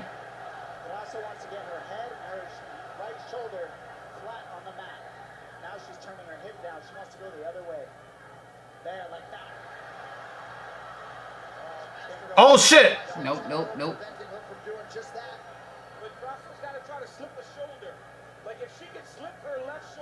She's got two arms. She's fighting with two arms on one. And now Grasso is trying to distract with strikes from in the dominated position here. Shevchenko in total control of this round thus far. Like, look out, Shevchenko's right leg is on the floor. Usually you can get out of that body triangle here, but because her legs are so flexible, it's not working. That's the right defense for Grasso. Keeping her right foot behind the knee of Grasso. Grasso needs to try to clear that. Needs to get underneath. Yes. She's got to find Oh, is she gonna reverse? Is she gonna reverse this? Shevchenko is trying to keep this position here. Oh, you I'm fucked it sorry. up! I'm sorry. Oh no! Oh! Boo! Get off the stage! All right, she's going for armbar. Dominant third round for Shevchenko. Dominant round for Shevchenko.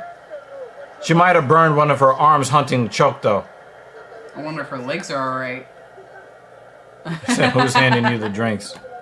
I was trying to put a plate of food on the desk. Sorry. Yeah, it's definitely a 10-9. It's only a 10-9. It's not a 10-8 round. It's really tight. You have to keep boxing. You have to go aggressive again. Don't miss her punches. She's catching them. Do not let go of her. Do not let go of your position. 2 more rounds. Do not let her take it. You gotta hold it. You gotta hold it with your spirit. Yeah, you see how they're trying to work out her arms, right? They're trying to get the blood to flow back in her arms. She wasted a lot of energy with that choke, and that could actually put could put Shevchenko in a bad disadvantage in the striking if she cannot successfully defend strikes on the feet. Yeah, I think that she used a lot of energy on the choke. Women don't like to see niggas happy. She cutting off the stream and shit. Stop hating. As soon as I hit the button by accident, I was like, I fucked up. My bad. But this is where Grasso's got to be very careful in her approach. She cannot get reckless and get taken down early in this round. And here's the thing: we know that Grasso is probably a better striker as far as boxing skill than Shevchenko. But I think that what we're seeing here, Shevchenko is a better mixed martial artist all around. No, hell no. The UFC don't want Ronda back. What? They don't want her back. And hopefully she doesn't want to be back.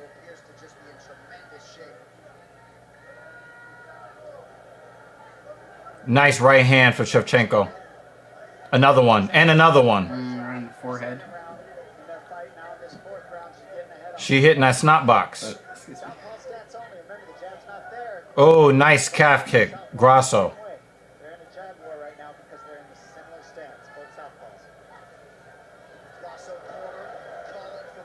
Hey, Shevchenko's doing okay in the stand-up here to start round 4.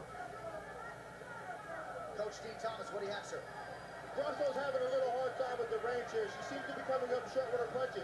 And then she also has a dilemma because when she steps forward, she opens herself up to getting taken down. So the reality is what she has to do, she has to bend her knees a little bit more, keep stepping forward and throwing punches. Nice right hand, Shevchenko again. Oh, left and right. So Herb Din actually had a good comment here that I really did not think of. Grasso is having trouble implementing the kind of offense that she wants to implement. Oh, her hand is down. Her hand's down. These are illegal knees. Those are illegal knees. Is it one hand down or two hands? One hand down. Oh, you say you have to have weight on the hand. Okay, so it wasn't illegal. Okay. Okay. So you can't do the Yeah, just base. yeah. Or just touching with the fingers. Yeah. That could cause Valentina to round. Oh, what a slam! She looks like she's going for. Oh, she made a mistake. She went for the Kimura and lost the position. Wow, and she had Shevchenko's back. She had it. Oh, good job getting to your feet, Grasso. And replay did confirm that all of those strikes were legal. One hand down does not constitute grounded opponent here under the guise of the Nevada State Athletic Commission. Oh, so you need to. You need to here. So it was legal. 2 minutes to go, and that one opened up a cut. It's a good round to this point for the champion. She was able to land, got that nice takedown off, landed some good jabs. She's got a hit. Land a few more strikes. She wants to get herself back. That probably means that Grasso is leading in this round, I guess. Oh, she's bleeding. A little blood. Not enough for Dan Jensen, obviously. They're chanting Grasso. Inside leg kick, and then nice combo from Shevchenko with the hands. Grasso found some good success with that outside leg kick. Shevchenko's jab has been on point tonight.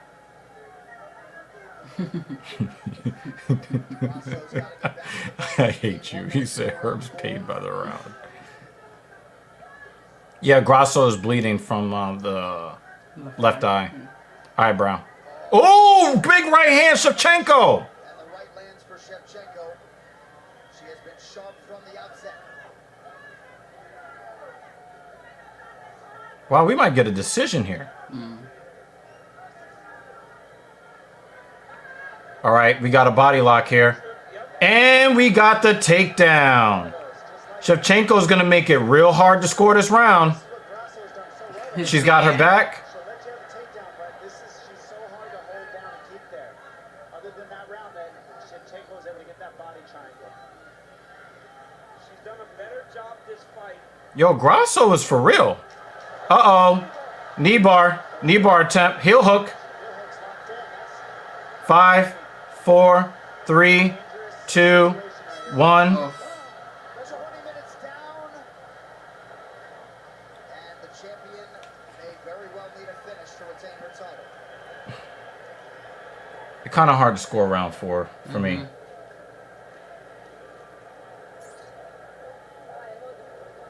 Because those knees to the head were legal. But Shevchenko did the damage. So Jay says Grasso 10-9, so it would be 2-2. Now he mentions it. We went to a Death Clock concert yesterday and bought matching shirts. Death Clock. Stand up so you can see it better. Death Clock.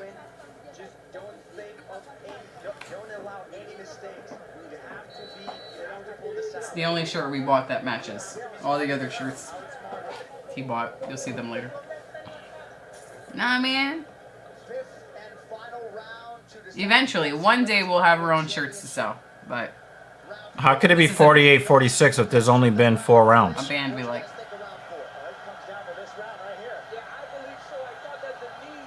He corrected himself. 38. So you got it 3-1. Okay. Oh, nice straight right from Grasso.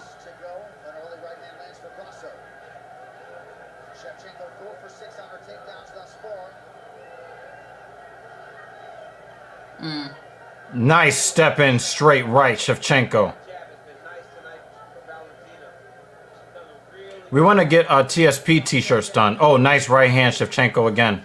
Oh, straight right Grasso with the power. Oh, big elbow from Shevchenko. Woo! Doing some heat on that shit.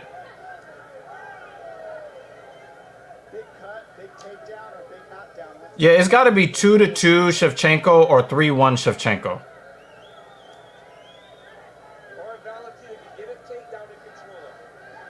Oh, nice straight right, Shevchenko. Disrupted Grasso's timing. Grasso is much better in this fight than the first time she fought Shevchenko. Much better. Oh, wow. She did not like taking that right hand. Oh, she hit her with the left this time. Oh, another right. She's really beating up the left side. of Grasso's face now. Another right. Another right. Another right. Unanswered shots. Grasso looks like she's going for like a weird, like she's looking for that one hitter quitter. Oh, that's a big right hand. Big straight from Grasso.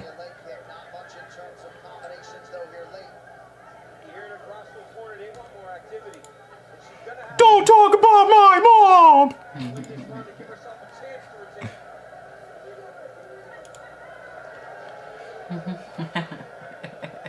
Hey, she's got a tattoo of her gun, of a gun on her ribcage, man. I don't know if you want to shoot that shot.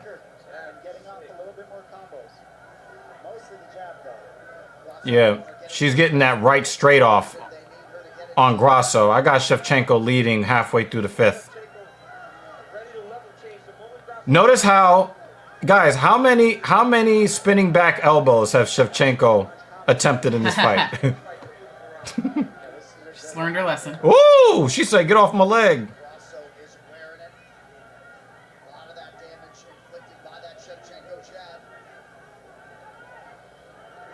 Oh, piston-like jab from Shevchenko. Good footwork from both ladies, too.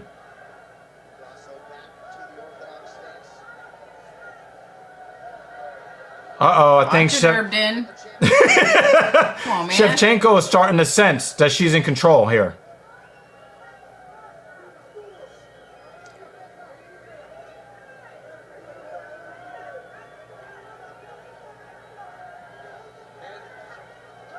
Oh, big right hook from Grasso.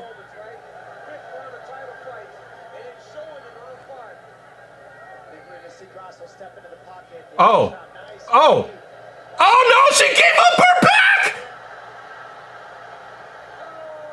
Valentina, what is wrong with you?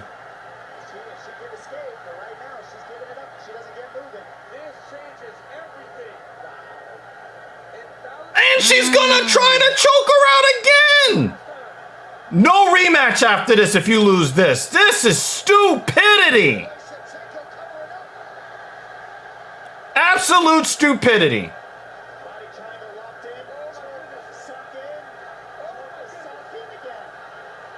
How did she fuck this up again? How did she fuck this up again? Valentina, how did you fuck this up?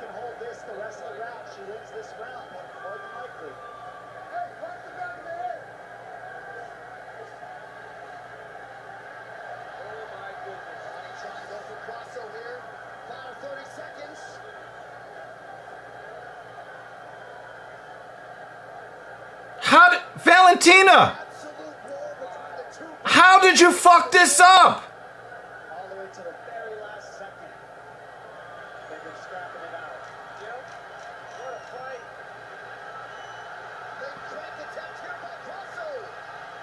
She's not giving up that easily.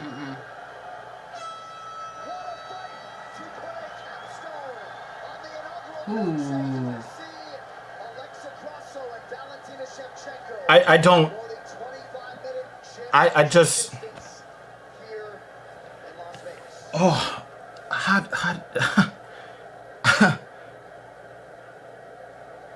Their lives, professionally speaking, forever linked. That's for sure. Perhaps this series does not end here. But it just shows, right, how competitive these two are, and I believe that we can match them up as many times as we want, and we would still see dude, the person who was closest to ending the fight in the 5th round was Alexa Grasso. Look at this back leg kick for Shevchenko early on in the fight. Grasso was able to eat that like nothing and just keep going. Nice double leg. I mean, look, drives through. I can't even argue with Jay. The 1-2s, and it was early on Shevchenko, but this fight went back and forth. But Shevchenko really dominated most of the round, but she got caught. All night. I mean, that was beautiful with the jab, but Grasso, man, the way that she also was able to floor Shevchenko, the heavy hand. Yeah, most of the round was being won by Shevchenko. Very, very close. And you can see Grasso landed a ton of right hands But even if Shevchenko wins this fight, which my instincts tell me Valentina won the fight. My instincts tell me she won the fight. I don't know what the judges are going to do. Dan! Holding us down with the DKK 45. What's up? Thank you so much. Thank you, sir. Valentina Shevchenko believes she has done enough to regain the That lip is flyweight busted. trying to put the ultimate finishing touch on this special UFC Fight Night No Shade UFC. I see Bruce Buffer deliberating.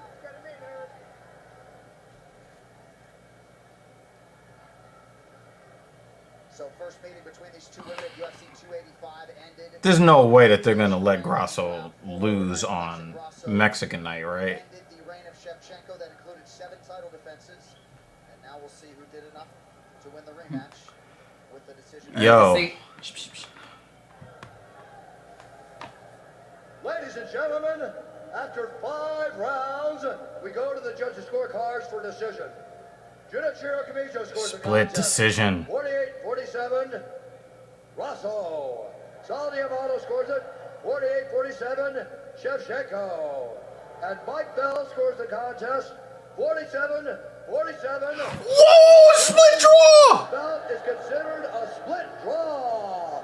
And still, the undisputed UFC flyweight champion of the world. Wow!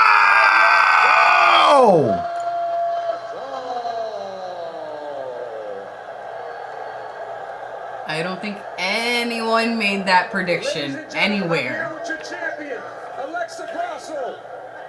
Alexa, how good does it feel to fight for your championship on Mexican Independence Day? Everybody was wrong.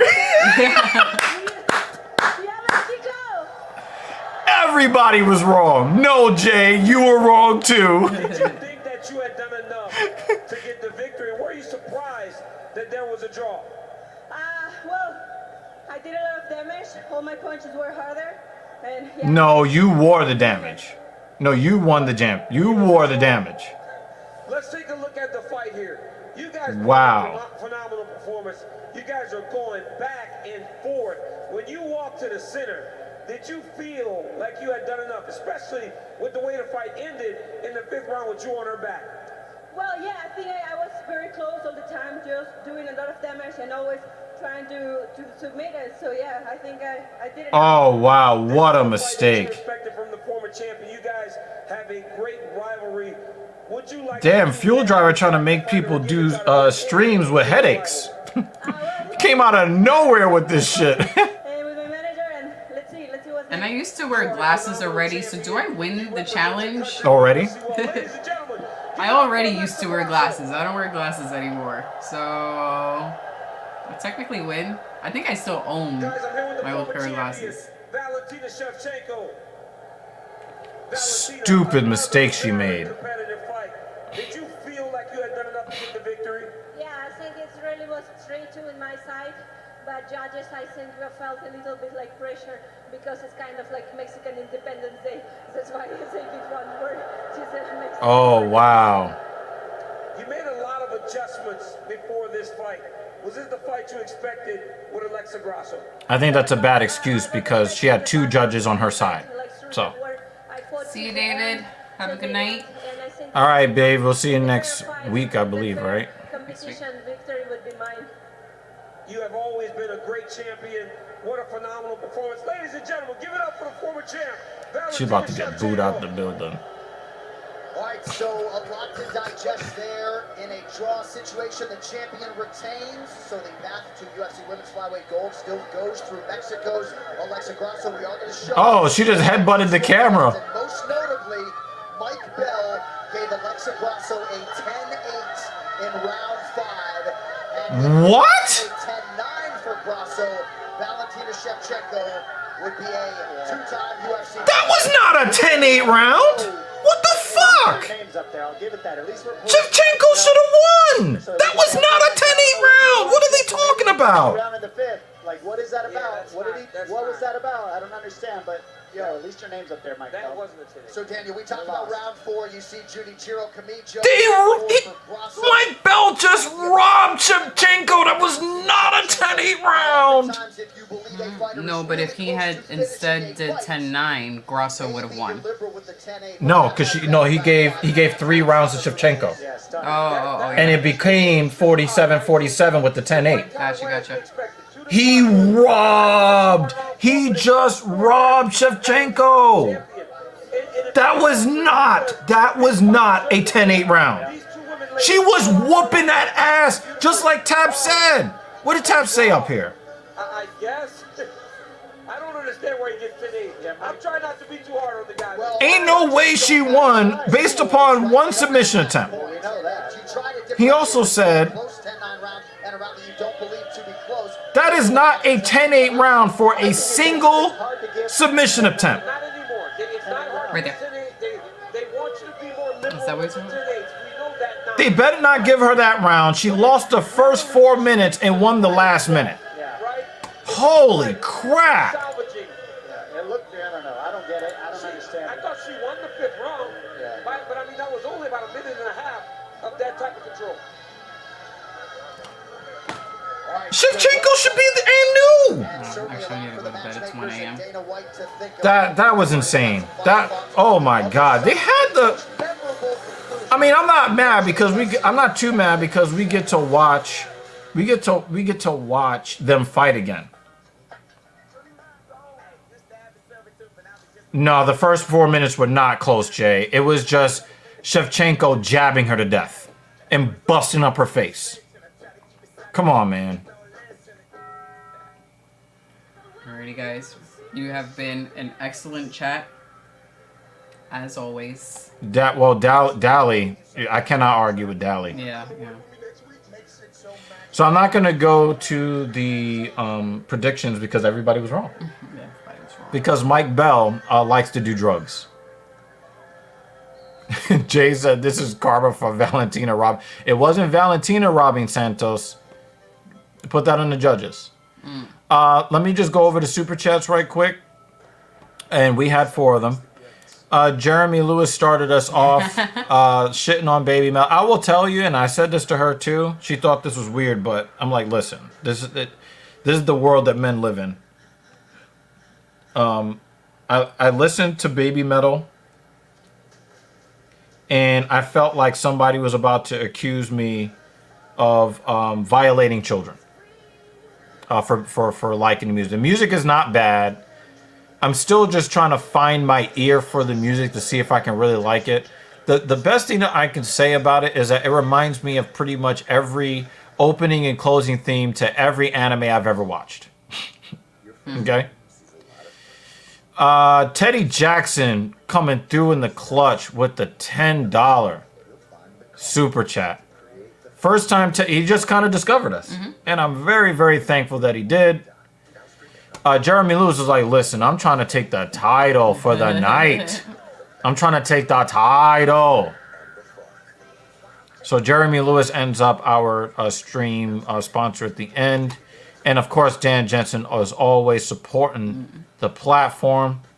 Constantly supporting the platform. He's And like, "Don't forget about me." right at the buzzer, Right at the buzzer. Jay hits us up with the $2 hollow. Yo, guys, thank you for supporting the platform. I really, really, really appreciate it. Again, we do work hard to... wow, Green is going to be main eventing? Wow, Super Sadiq versus Barboza? Ooh-wee. Oh. But yeah, man, much love. Oh, yeah, she really does need to do that. Yeah. No, you predicted JDM, but Grasso didn't get the decision. It was a draw. So everybody's wrong on a draw. Now, if the referee was competent, then you would have lost. Because that judge gave Shevchenko 3 rounds. And even if you give Grasso the 5th round, that was not a fucking 10-8 round. It should be and new. So, come on, man. I'm drunk, but I love the stream. And spending the night with you both. Yeah, man. Pause, but still, I appreciate it. See you next week, dude. Yeah. Obviously, think Dan. Dan Yeah, already Dan is already closing us out. This was probably one of my favorite streams with the viewers. It's a great stream, guys. You know what I'm saying? Like I gotta give you guys a lot of credit. You guys were an awesome fucking audience, and we love you guys. Of course, Dan has the message that Dan has the message for the evening, and that is be safe out there and don't choke. In the real world. In the real world. Thank you so much. Let this lady go and do her thing, looking at the inside of her eyelids. And we are up out of here. Have a good one, y'all.